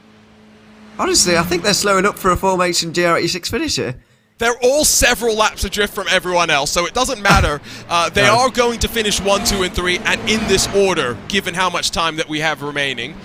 If they're going to go 1, 2, and 3, I hope they don't encounter any faster class cars that come. They were going to encounter Luca Kita, who's just behind them at the moment. I can see him. Well, I just saw the race leader go through, so yeah, here's Kita. He's going to have a nightmare through the Hatzenbach now with the GR86s. He might actually catch them just on the exit of the Hatzenbach into Quiddleback-Ahoa, which is about as perfect as he wants. Back up now, and slingshot out of the corner. Oh, Luca Kita expected the GR86s to make some room. One just about took avoiding action, your race leader down through Quiddleback-Ahoa. That did end up costing about half a second, though, to the 190. Yeah, it cost him a little bit of time there, Luca Kita, and he knows it as well. He knows that the pressure is on at this point. The gap was actually down to 10 seconds, and it's lowering point there because he gained 3.1 at that previous lap, but he's lost some of that back again now, and he's got still a lot of work to do as they're on the third last lap of this race. I think what we should do is say that we reset the lap count, and now effectively it's every GR86 for themselves. We will determine our own winner here on RaceSpotTV is what I'm saying. I can't see them actually fighting it out personally, but no, it would be fun. I don't see how the car behind actually is able to keep up with that much damage without the assist. Yeah, that's if it ducks out the slipstream, it will probably almost come to a stop, to be honest, because of the amount of damage it's got. It's only just hanging in the slipstream as it is. It's helping that they're going downhill. Now as they go uphill, it's going to struggle a little bit more. Less than 20 minutes to go. We saw a couple of cars have some big issues up through Ardenau Forest. 2 big saves. Brabham in the touring car entry, of course, Max Verstappen as well in the BMW Team Redline car. Trimmed the grass, but avoided the wall, which is basically all that they could be hoping for. I wonder if that one moment is really going to put Luca Kita now at a slight disadvantage, because the gap's back up to 11.5 seconds. It was an outside chance if we're being realistic, but a racing driver is always going to push as hard as they can. And speaking of pushing, Elvis Rankin trying to push to the very end. And he's got off at the Hatzenbach. He's got a lap to Kerem Havertz in the MRC BMW, but that's not ideal for Apex Racing Team. The first issue they've really had since the very first hour of this race, and it was just a moment up on the curb, and he did hit that wall quite hard as well. Hit it square though, so maybe not going to be too bad for the front end. You could just see the inside curb hit clipped him off wide into the outside part and unsettled, and unfortunately once that happened, not much that Elvis was going to be able to do to save the machine. Still 4th place. You mentioned first real mistake since they had the moment over at Metzgeveld, but a little bit earlier in the race. Scrambling a top 4 finish. 1 lap down though. I think that's the thing that's going to be slightly frustrating to them. They would have hoped at a track as long as this to have stayed on the leading lap come the checkered flag. Yeah. And, well, I think they were off the lead lap anyway, weren't they? So, yeah, they've got quite some distance in front and behind them of Apex, so they won't be particularly worried about that. But Rankin will hopefully get to the line now, albeit with a bit of a damaged car. But yeah, still never won this race, Apex, and that will begin to grind on them a little bit. Starting to see them jump in a little bit more frequently to the track, though. Seeing them in that Digital Nürburgring Endurance Series representing the AMG team HRT by UOL, that first seed of that relationship for Mercedes and the Apex Racing team to work together. And I do think that the next race in this iRacing special event calendar that where we'll see this Apex car. The likes of Rankin and Costantini surely going to be in an LMP2 over at Watkins Glen. They've already grabbed 2 VCO Grand Slam victories after Daytona and Sebring. They'll be trying to make it 3 for 3. So, pretty impressive achievement if they're going to be able to do that. And then it would set up what would be a remarkable accomplishment if they could head to Petit Le Mans at the very end of the year and win all 4 of our VCO Grand Slams. So would that be all in the LMP2 then, or I think which... Elvis has said that he does not like the BMW M Hybrid V8 and he prefers the LMP2. I know Michele prefers the LMP2 car. So maybe They didn't enter a GTP into the Daytona race. I know this is slightly different from the discussion, but they didn't enter a GTP into Daytona, did they? I think they may have had an Academy one, right? Oh yeah, maybe, but not a fully fledged. They weren't really ever in contention either. They could very much put one forward, even without pulling aside some of the drivers like Johan Harth, Berryman, Ellis Jr., who may be in a GT3 car. They've got Paddy Wolf, they've got Owen Carroll, they've got a couple of prototype drivers that they could use. And George Simmons does confirm no GTP in Daytona. No, my memory does serve me correctly sometimes. Sometimes. Better than my memory. It retains information, clearly not as much as I'd like, because I had no idea Belleziotis was not BS competition previously until I did remember.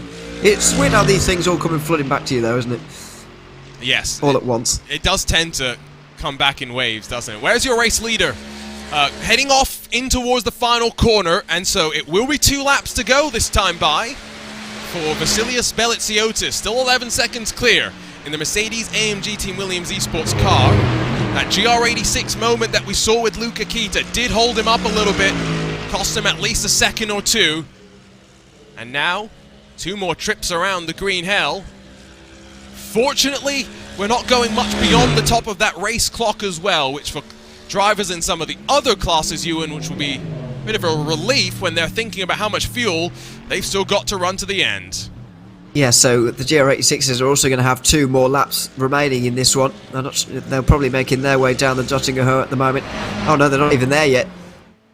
Well, they'll be roughly...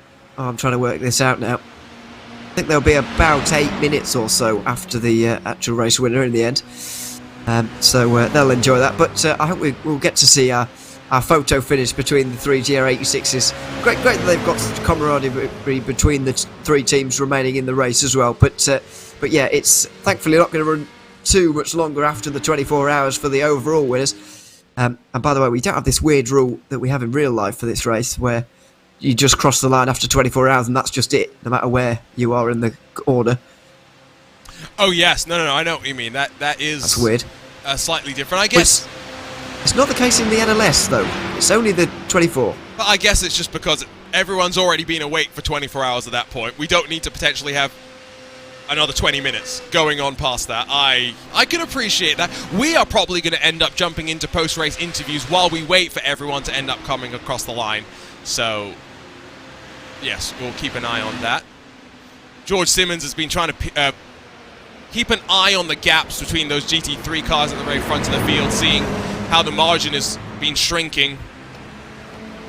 George Simmons, I think, has seen the pace start to tick up for Williams as they get the tyres starting to bed in finally into the stint, and the charge for Luca Kita might just be coming to an end as it holds stable at 12 seconds now. 11 seconds at the front of the field.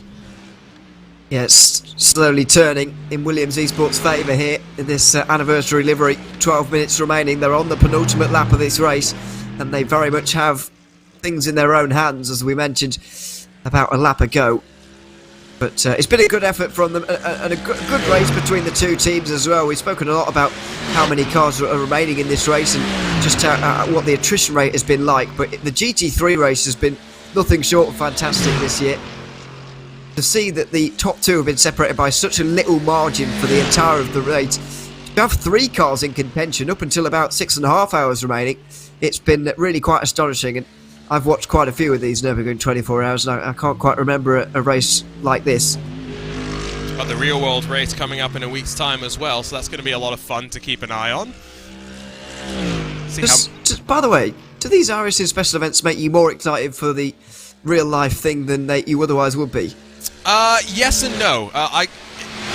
It goes in both directions. Usually we have our special events a week before the real thing, in which case, yes, I usually get quite excited about things. In the case of Bathurst, as the counterpoint, traditionally the way that the start of the year has worked, right, is that third week of January is the iRacing Daytona 24, final week of January, Real World Daytona 24, first week of February, Real World Bathurst 12, second week of February, iRacing Bathurst 12. It's a great month if you're a motorsports fan. However, it does mean that you watch the Bathurst 12 hours and then get to go do it, which means a slightly different experience because, like you say, special events are a great way to get a little bit more excited to watch them out on track, knowing that you get a little bit more insight having experienced some of these things before.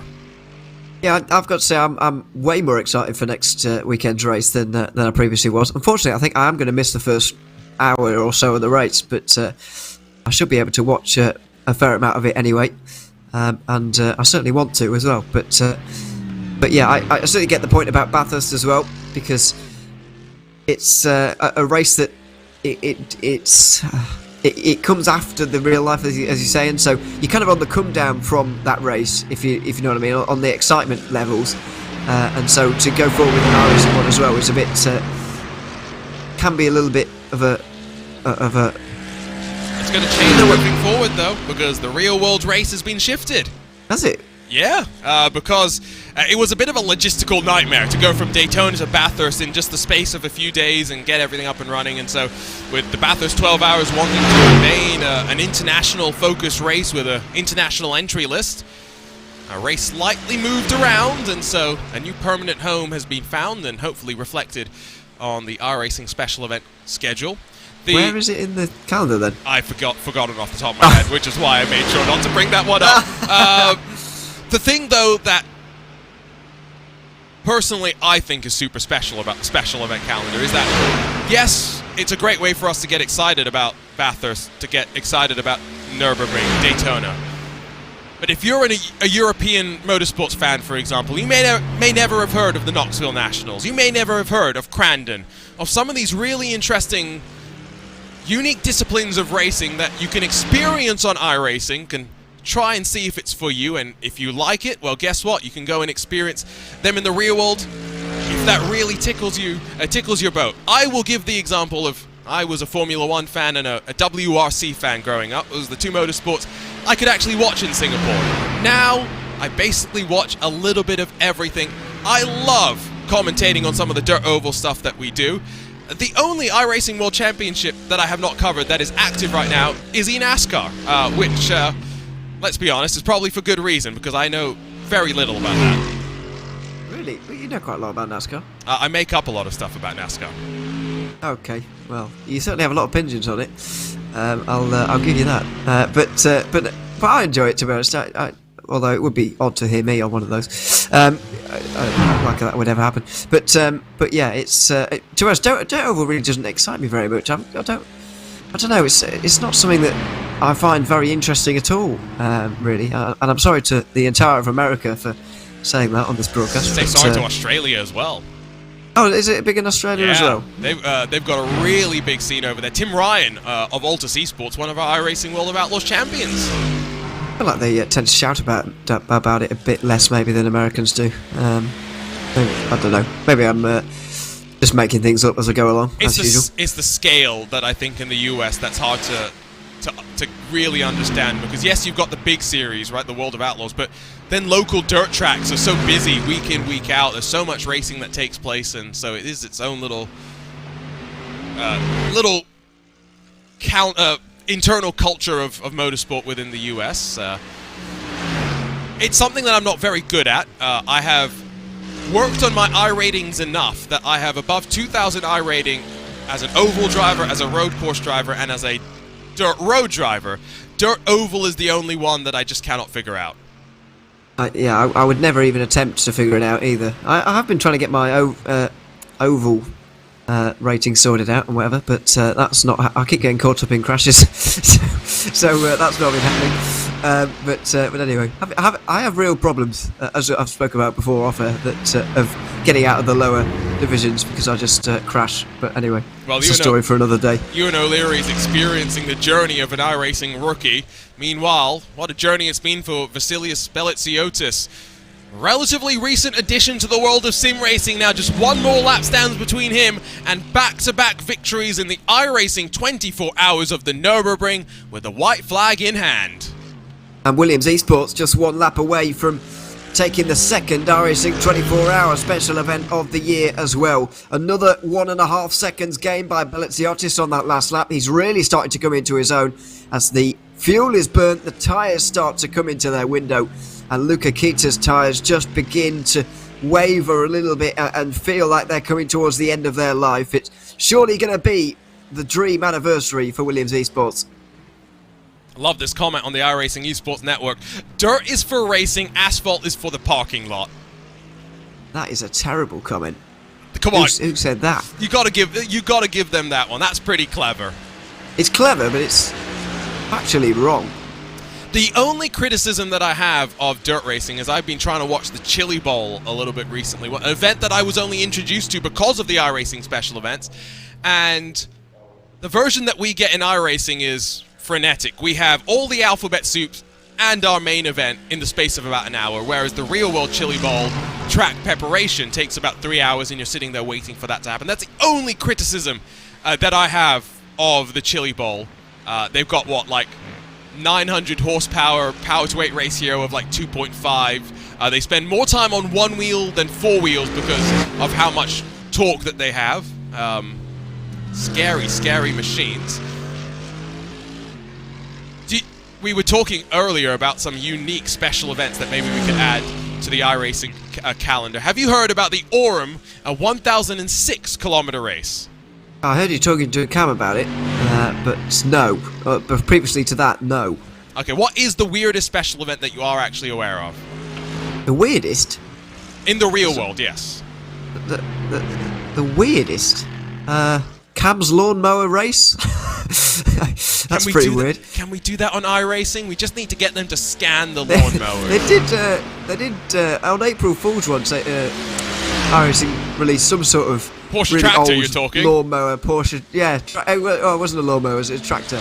But yeah, I remember that. It was quite a long time ago now. But on April Fool's, they teased a tractor of some description. The Porsche tractor is real, Ewan, just to make sure you're aware. Oh, I didn't think it was fictional. Because I don't know with you now after your Spec Racer Ford moment. I just... Obviously, it wouldn't come to iRacing. I mean, never say never. They actually have a Porsche tractor at my local Porsche dealership, so if iRacing still needs to scan one, it's right down the road. I can go and ask permission. Someone actually knows the track name where this Orem 1,006-kilometer race happens. So Gamers Holy Army, shout out to you in the RaceSpotTV YouTube chat, because this is genuinely one of the most interesting track maps I have ever seen, and so I highly encourage you guys to all go take a look at it. Do let us know what are weird endurance races, whatever sort of motorsport celebrations in the real world that would you like to see in this iRacing special event calendar, because I'm always excited to add more to the fun. Yeah, and I was going to mention actually that.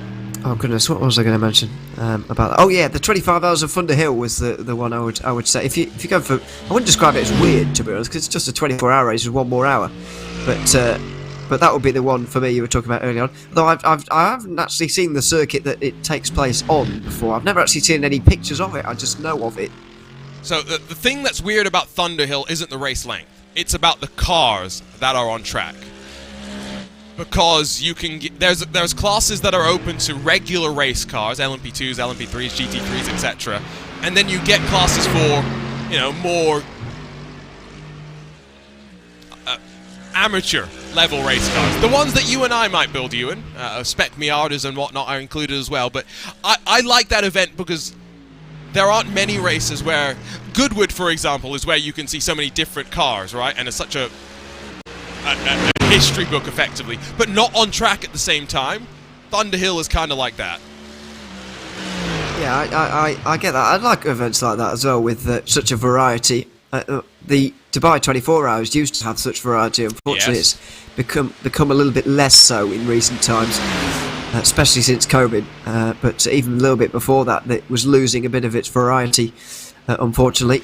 But and this race as well has lots of variety with its manufacturers. I think it's got a few less cars on the grid this year for the real life race next weekend. I think you said 130 earlier, didn't you, or something? I think the VLN races this year have been 130. If I forget what I was saying, because at this point I've said so much that might all be nonsense. But yeah, Will Tregurtha said he took part in a VLN race with 200 cars. Can you imagine that? I mean, the level of anxiety that one must feel, I can only imagine. Sounds great to me, but yeah, I think the more cars the better, to be honest. But there we are. There's a limit when it gets too I saturated. know what you mean. Yeah, there's a limit, but I just like to see the busyness out there on the circuit, because I just know that by the end of the 24 hours, it's going to be about half of that, if that. So you've got to factor that in as well. And speaking of, with 7, 6, 5, 4, 3, 2, 1. 24 hours have come to a close. It's the final lap of this iRacing 24 hours of the Nürburgring, and it's now just a couple of sectors left for Vasilius Belitsiotis to wind that Mercedes-AMG Williams Esports car on its way to the line. Dubai is one that I would love to see added, by the way, to our iRacing special events. Another 24-hour race, the first 24-hour race of the year. That would be great. That would be absolutely fantastic, and it is in a couple of sims now, so iRacing might move to use that one. We have actually got, I believe, a couple of new tracks coming actually in the next couple of weeks, which is good news, but we've kind of run out of time to talk about that kind of thing. But yeah, I totally agree. That would be fantastic. Although it would be on literally the first weekend of the year, which could sometimes, some years, be about the 3rd of January, which I'm not sure people would be too motivated for. That's fine. We do have time, by the way, to grab a look at Japan Esports. Oh dear. They were, what, 129 laps down when they tried to head back out onto track? The Spec Racer Ford Farmers GR86 is back out again. Oh, they're all trying to go out there for some photo finishes. I mean... Well, 4 of them. 4 of them. Getting to the end of this race is an achievement in and of itself at the end. 54 drivers saw the green flag. We're going to see, I think, just 23 end up crossing the line to be classified as finishers. Rough and tumble races at the Nordschleife Ewan, twice around the clock, and Williams Esports get ready to grab the second 24-hour race win of the year. They're having a fantastic 2023 on iRacing. Williams Esports have been leading for quite some time here in the latter portion of this race. Belitsiotis in the final stint, winning it for them. And what a drive it's been. What a close race with Urano as well. Slight disappointment for Belitsiotis in the winter, just missing out on the Digital Nürburgring Endurance Series Championship win. No disappointment at the Green Hell today. It's back-to-back for Vasilius Belitsiotis. It's Mercedes on top. Williams grabbed the victory in the 2023 iRacing 24 hours of the Nürburgring. It's going to be an almighty wait as we get the trickle of cars coming across the line. Mercedes, AMG Team Urano Esports pushed as hard as they could to the very end. It's 15.5 seconds, the margin at the line. They will settle for second. What a superb performance it was from them. Like I mentioned, a long time to see the rest of the cars come across the line, to see the rest of the winners trickle across the line as well. The 992 car class leader still has half a lap to go. Josh Thompson's working his way out of the carousel in that Was Cooking Racing Adventures Porsche Cayman, while the Marcel Ty-driven Team Hoisingveld 404 car down through the Stefan Beloff S's in towards the final sector. Here's the 4 GR86s though. 11 started, not many gonna be classified as finishing, only 1 scored on the leading lap. It was great to have them be part of the field though, especially you in the racing that they were putting on early doors. Yeah, they were putting on fantastic racing early on because of the slipstream and how slow these cars are.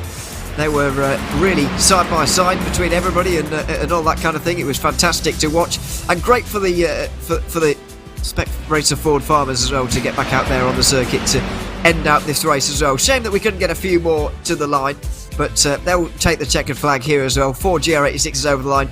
Can't wait to see that. But yeah, I think it's going to be TCR next, isn't it? And Team Hoisingveld to take their crowning moment.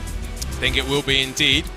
We'll get the Williams Esports Razor car across the line before them, though, who will be slightly frustrated after Kamil Grabowski, who brings the car to the end, did get involved with GT4 traffic through no fault of his own. GT4 got squirrely on the curb, and it just happened to be the GT4 leader. Both dropped down the order. Grabowski was able to climb back on forward to grab second for Williams Esports, at least a double podium to sign off in this second 24-hour race in the iRacing special event calendar. It is, though, more history being set. Only twice before have teams been able to win 3 in a row. It was Team RSO in the MX-5s, it was Pure Racing Team in the GT3s, and now in the TCRs. Team Hoisingveld rise their way to the line. It's a 3rd win in a row in the 24 hours of the Nürburgring, as Hoisingveld once again are on top. Let's see. Well, yeah, it's... I'm just thinking forward already to next year, because who would bet against them doing it again and becoming the first team to win 4 in a row here at the Nürburgring? A really dominant performance from Hoisingveld here today. Marcel Tyre with the pleasure of taking that car over the line with more than a lap over the field. It's fair to say that SimRC would have given them a run for their money, of course, with the prowess they have in that car, but Hoisingveld are the team to beat in TCR at the moment. You did see the Michael Polishek car that put it on pole, was attempting to do this race for 24 hours. I'm still wondering how he could have done by himself. Sven Haase does want to put a counterpoint to what I was saying on the incident with Grid and Go and Williams Esports Razor. He says that the GT4 was pushed wide. That is not, unfortunately, not a decision that I have to worry about because there's no race control that I'm having to deal with. That is for the iRacing stewards, if they will take a look. Red line, after winning back in 2021, 3rd grab a podium. Max Verstappen, Diogo Pinto, and Ole Steinbraten unable to repeat the victory, at the very least, rounding out what was a fun 24 hours, I'm sure, with a journey across the line. Was Cooking Racing Adventures, though, their very first special event victory, as they cook up some quality beef here in the Eifel Mountains. I'm sure they will be after the race as well. Josh Thompson with the pleasure of taking that car over the line this time. And Will Tregurtha's first special event win in Top Split for 7 years, as he told us earlier on. That's been quite some wait, but it's all over now. And Josh Thompson enjoying the donuts down with everyone else down at turn 1. They're all celebrating down there as well, so it is great to see. Next up in our list of winners, it's Schurer Esport in the number 1. Brand new team name for them in the real and the virtual worlds, but the artist formerly known as Phoenix Racing Esport able to bring that prowess to the Nordschleife once again. It's Fabian Hochstadter that will bring them across the line in what was maybe the craziest class of them all. 992 goes the way of Schurer Esports and the number 1. Now the almighty wait, though, for the GR86s, as they're not even onto the Dottinger Hoa. They find themselves running in through the Stefan Belloff S's, and they found some friends with some TCR cars getting into line as well. Yeah, Delta V Racing getting involved as well. Hopefully not going to ruin it by hitting one of them, but I think just taking things carefully, really, through the end of the lap here, making sure that they don't hit anyone here. I don't know if they're going to actually join in with this photo finish at the very end, but they might well do. There's no jump at the Nordschleife, unfortunately. At Mount Panorama, at Bathurst, everyone has a post-race ritual. I'm wondering what the post-race ritual is going to be for some of these teams, some of these drivers. To the line, Brabham Esports finds its way, slip and sliding its way into 3rd position come the end of the race. They'd find themselves 2 laps adrift from your race leader, though 1 lap adrift of 2nd spot, but ultimately a special event podium. They're not going to complain too much about that, and they join the party down at turn number 1. And Kamil Grabowski, I hope, wasn't holding his wheel, because there's a bonk. Yeah, that's okay. It didn't look like he was doing much, to be fair, at the time, as the GR86s do now fly in formation, and they're ready to crown Astro Racing as their winners. Jesus Rato was, as it turns out, waiting for the others. We thought we was having technical problems. He was just waiting for these guys.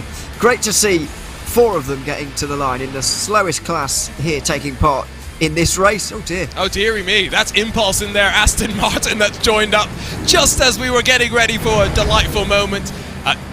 I hope no GR86s got escorted off the track as a result They of did. that. That's It what I got thought. ruined. That's No. what I thought. Oh, come on, Pascal Sticks. Oh, Pascal Sticks is going to get some abuse later on from GR86 drivers because he's ruined it there. You might get some abuse from us. He's got 4 laps to the car behind and 1 to the lap in front. Hey, anyway, I was saying that some of these cars with the margins that we had could have been a bit more patient. At the very end, surely. Anyway, photo finish. Congratulations for Astra Racing VGD, the very first winners in the GR86 class in this iRacing Nürburgring 24. Let's take a look at this. What was Pascal trying to do? he's flashing his lights, heading down. It's just a domino effect, isn't it, really? He went down the inside, one car went into the other, another went into that one, and GR86s unfortunately have their moment ruined. But for someone on his own lap entirely, I think he could have waited. They all still celebrate, just making it to the end. We wait for the final cars to come across the line before we can grab a look at your race results. What a tumultuous day that it was. Again, 54 saw the green flag. Not that many saw the checkered. A quick look at the rundown of the race results. We'll start with the GT3s. It's Vasilius Belitsiotis back in victory lane. He brings with him the Mercedes-AMG Williams Esports team, breaking the streak of BMW at the ring. It's 16 odd seconds back to Luca Kita, Mercedes-AMG 1 and 2 with Urano slotting in second, while BMW Team Redline, Steinbrat and Pinto, as well as Verstappen, across the line in third. Elvis Rankin 1 lap down in fourth, with SimRC and Arnage finishing 5th and 6th positions. And then into the used car lot. Mercedes-AMG Urano, Falcon Sim Racing Team, Mercedes-AMG ART, and then our defending race winners BMW Bank, who were leading until they were not. Williams Esports Chill Blast, Ate Kalpanen, Sami Matti Trogan, a couple of the drivers that we saw behind the wheel of that number 150 machine. 11 GT3 contenders, only 6 or so making it to the line. Even bigger margins in this 992 class, where the lead seemed to be a bit cursed. It was Shura Esport able to hold on, though, in front of Williams Esports Razor, 2 laps clear, with Wave Italy Racing Team the final finishing car. Then Race Clutch classified 33 laps behind in fourth, with Simufy on debut getting a top 5. Aaron Vasquez after Altus Esports and Will Chadwick had a technical failure, dropped down to 6th with Team 75 Bernard by SimRC. Japardi Sports, VRS Kawanda, and then Door through the top 10. Last but not least, Visceral Esports in that number 96. GT4 went the way of the Was Cooking Racing Adventures. Josh Thompson in the 969 brought it across the line. A full 3.5 minutes clear of Pure Sims Esports, the first of the Aston Martins, and a battered pair of Aston Martins that sit on the podium. Pure Sims and PGZ second and third. Impulse, the final finishing car, in fourth, with GridandGo.com Esports in fifth. Marla sixth. Pure Sims, Maniti, Urano Esports Data Group, and the Apex Racing Team, all amongst those not making it to the end. The second of the Was Cooking Racing Adventures cars was our first retirement of the race, but as we take a look at TCR, it's history being made. A third consecutive win for Team Hoisingveld, and Marcel Tai, the one to bring them across the line.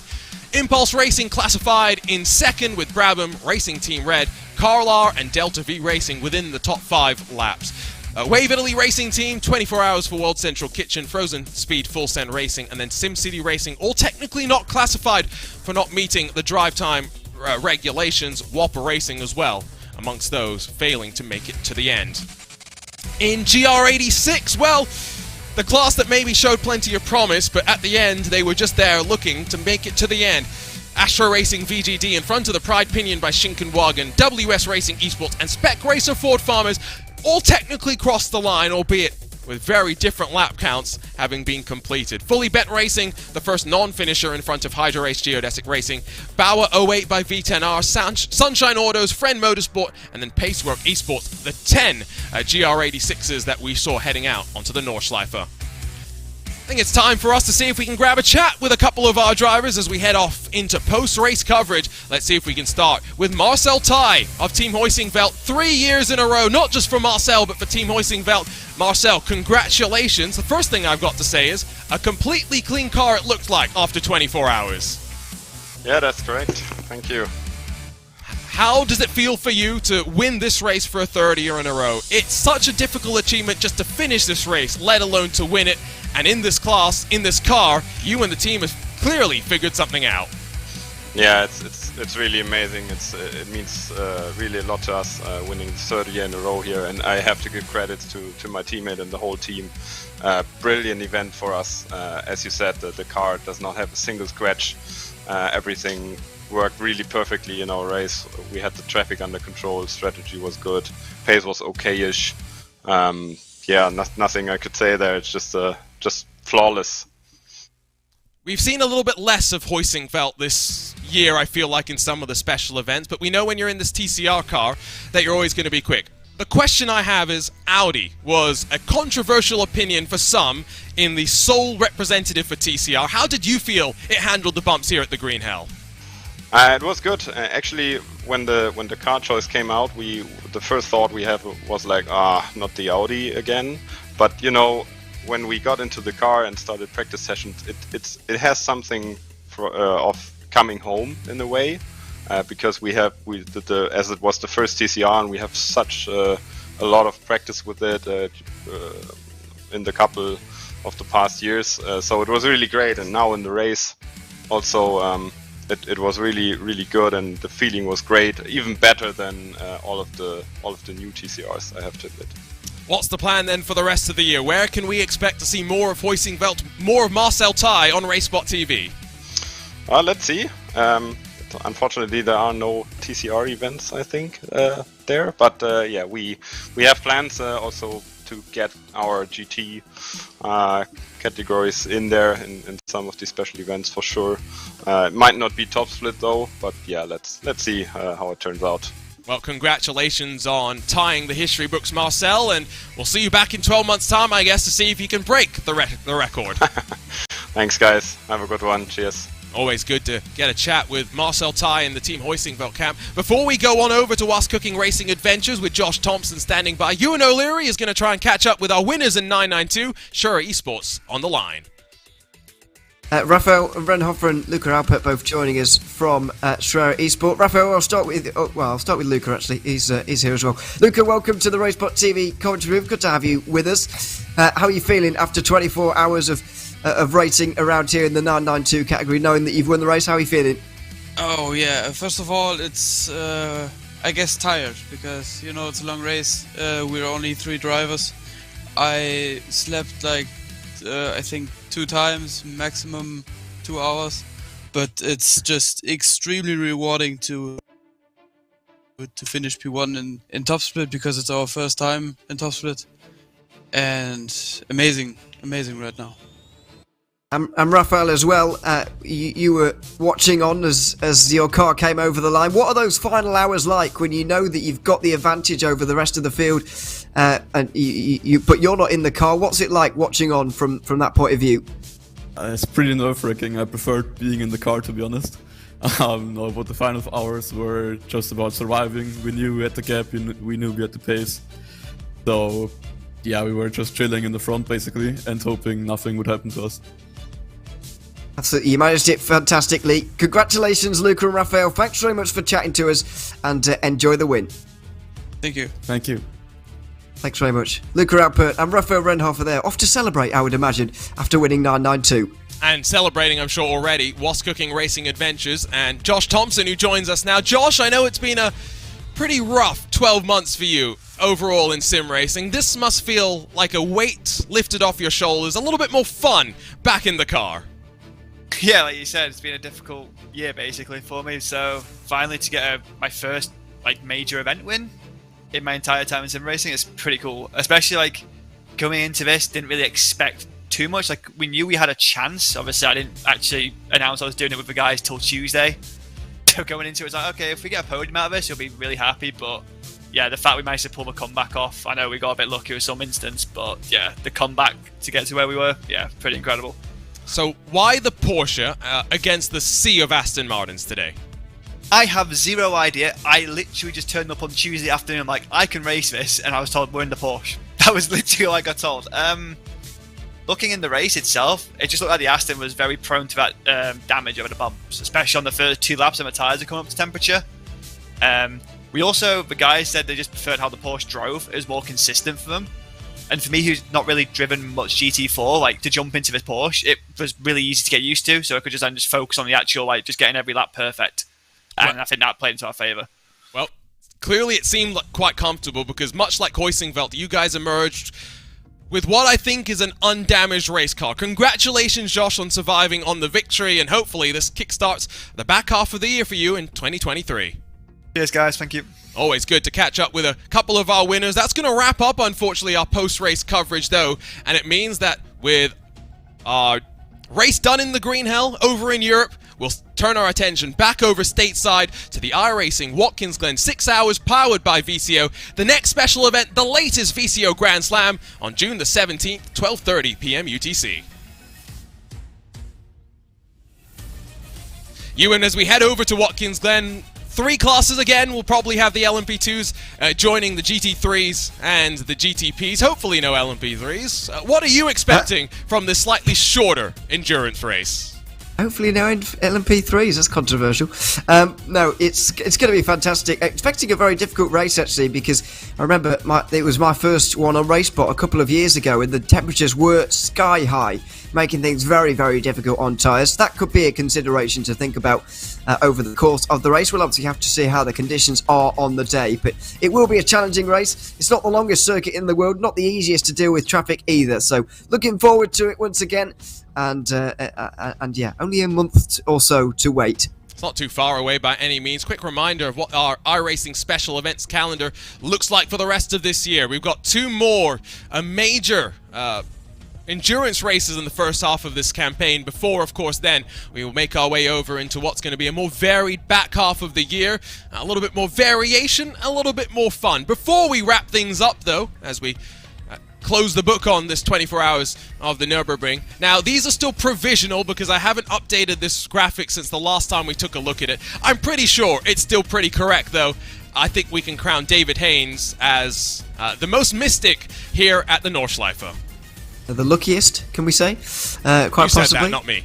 Oh, well, I'll take it. Yeah, it's a bit of a better day for me to come in third. I think that is third, yeah.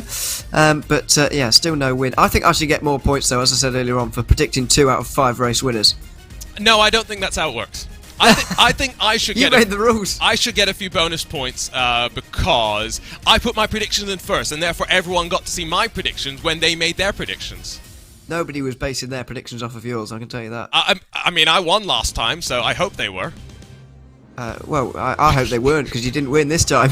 I know, and I hope they stop referring to them in the future as well. As we head out of this one, though, Ewan, Watkins Glen up next, Spa up as our third 24-hour race. One storyline that you picked up on that I think we're going to pick up on heading off to Spa. Can Williams Esports grab the third and final 24-hour race victory on the iRacing special event journey? It very much could be the case. They'll be up there as we've seen in this GT3 field today. They've been the best of them, just about, of course. And Spa's a very different race overall. But even so, they've got a great chance at winning all 3 in 1 year. I'm not sure if it's ever been done before. It might well have been back in the Pure Racing Team days. It might well have been. But even so, it will be a great achievement for them if they can manage it. And yeah, they'll be going for it. There's no doubt about that. Well, as we head our way on out of a long weekend, it's time to relax just a little bit.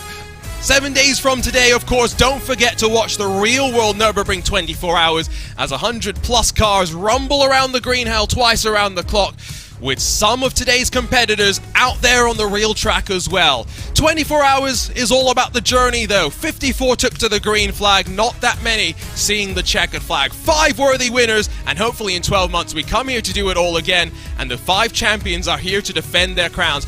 A big team at RaceSpotTV comes together to put all of these broadcasts together. So before we say goodbye, let's thank those that make all of this possible, starting with our timing providers, timing71.org, as well as the hardworking team at ATVO providing timing and graphics solutions for us here at RaceSpot. Track cameras provided by Dougie Beard, while our production team of myself, Arjuna Kankipati, alongside with Iku Merakala and Dustin Ollis have walked you through 24 hours of uninterrupted coverage. What a commentary team that we've had as well to keep you entertained through what's been a rather long night, even though it was short in terms of the dark hours. Ewan O'Leary, Zach Sweeney, Dane Baird, Cameron Roger, Lorenzo Bonner, Justin Prince, David Haynes, our prediction winner, and then myself, Arjuna Kankipati. We'll see you in Watkins Glen in just over a month's time to continue with the iRacing special event journey. For now, so long from the Green Hell.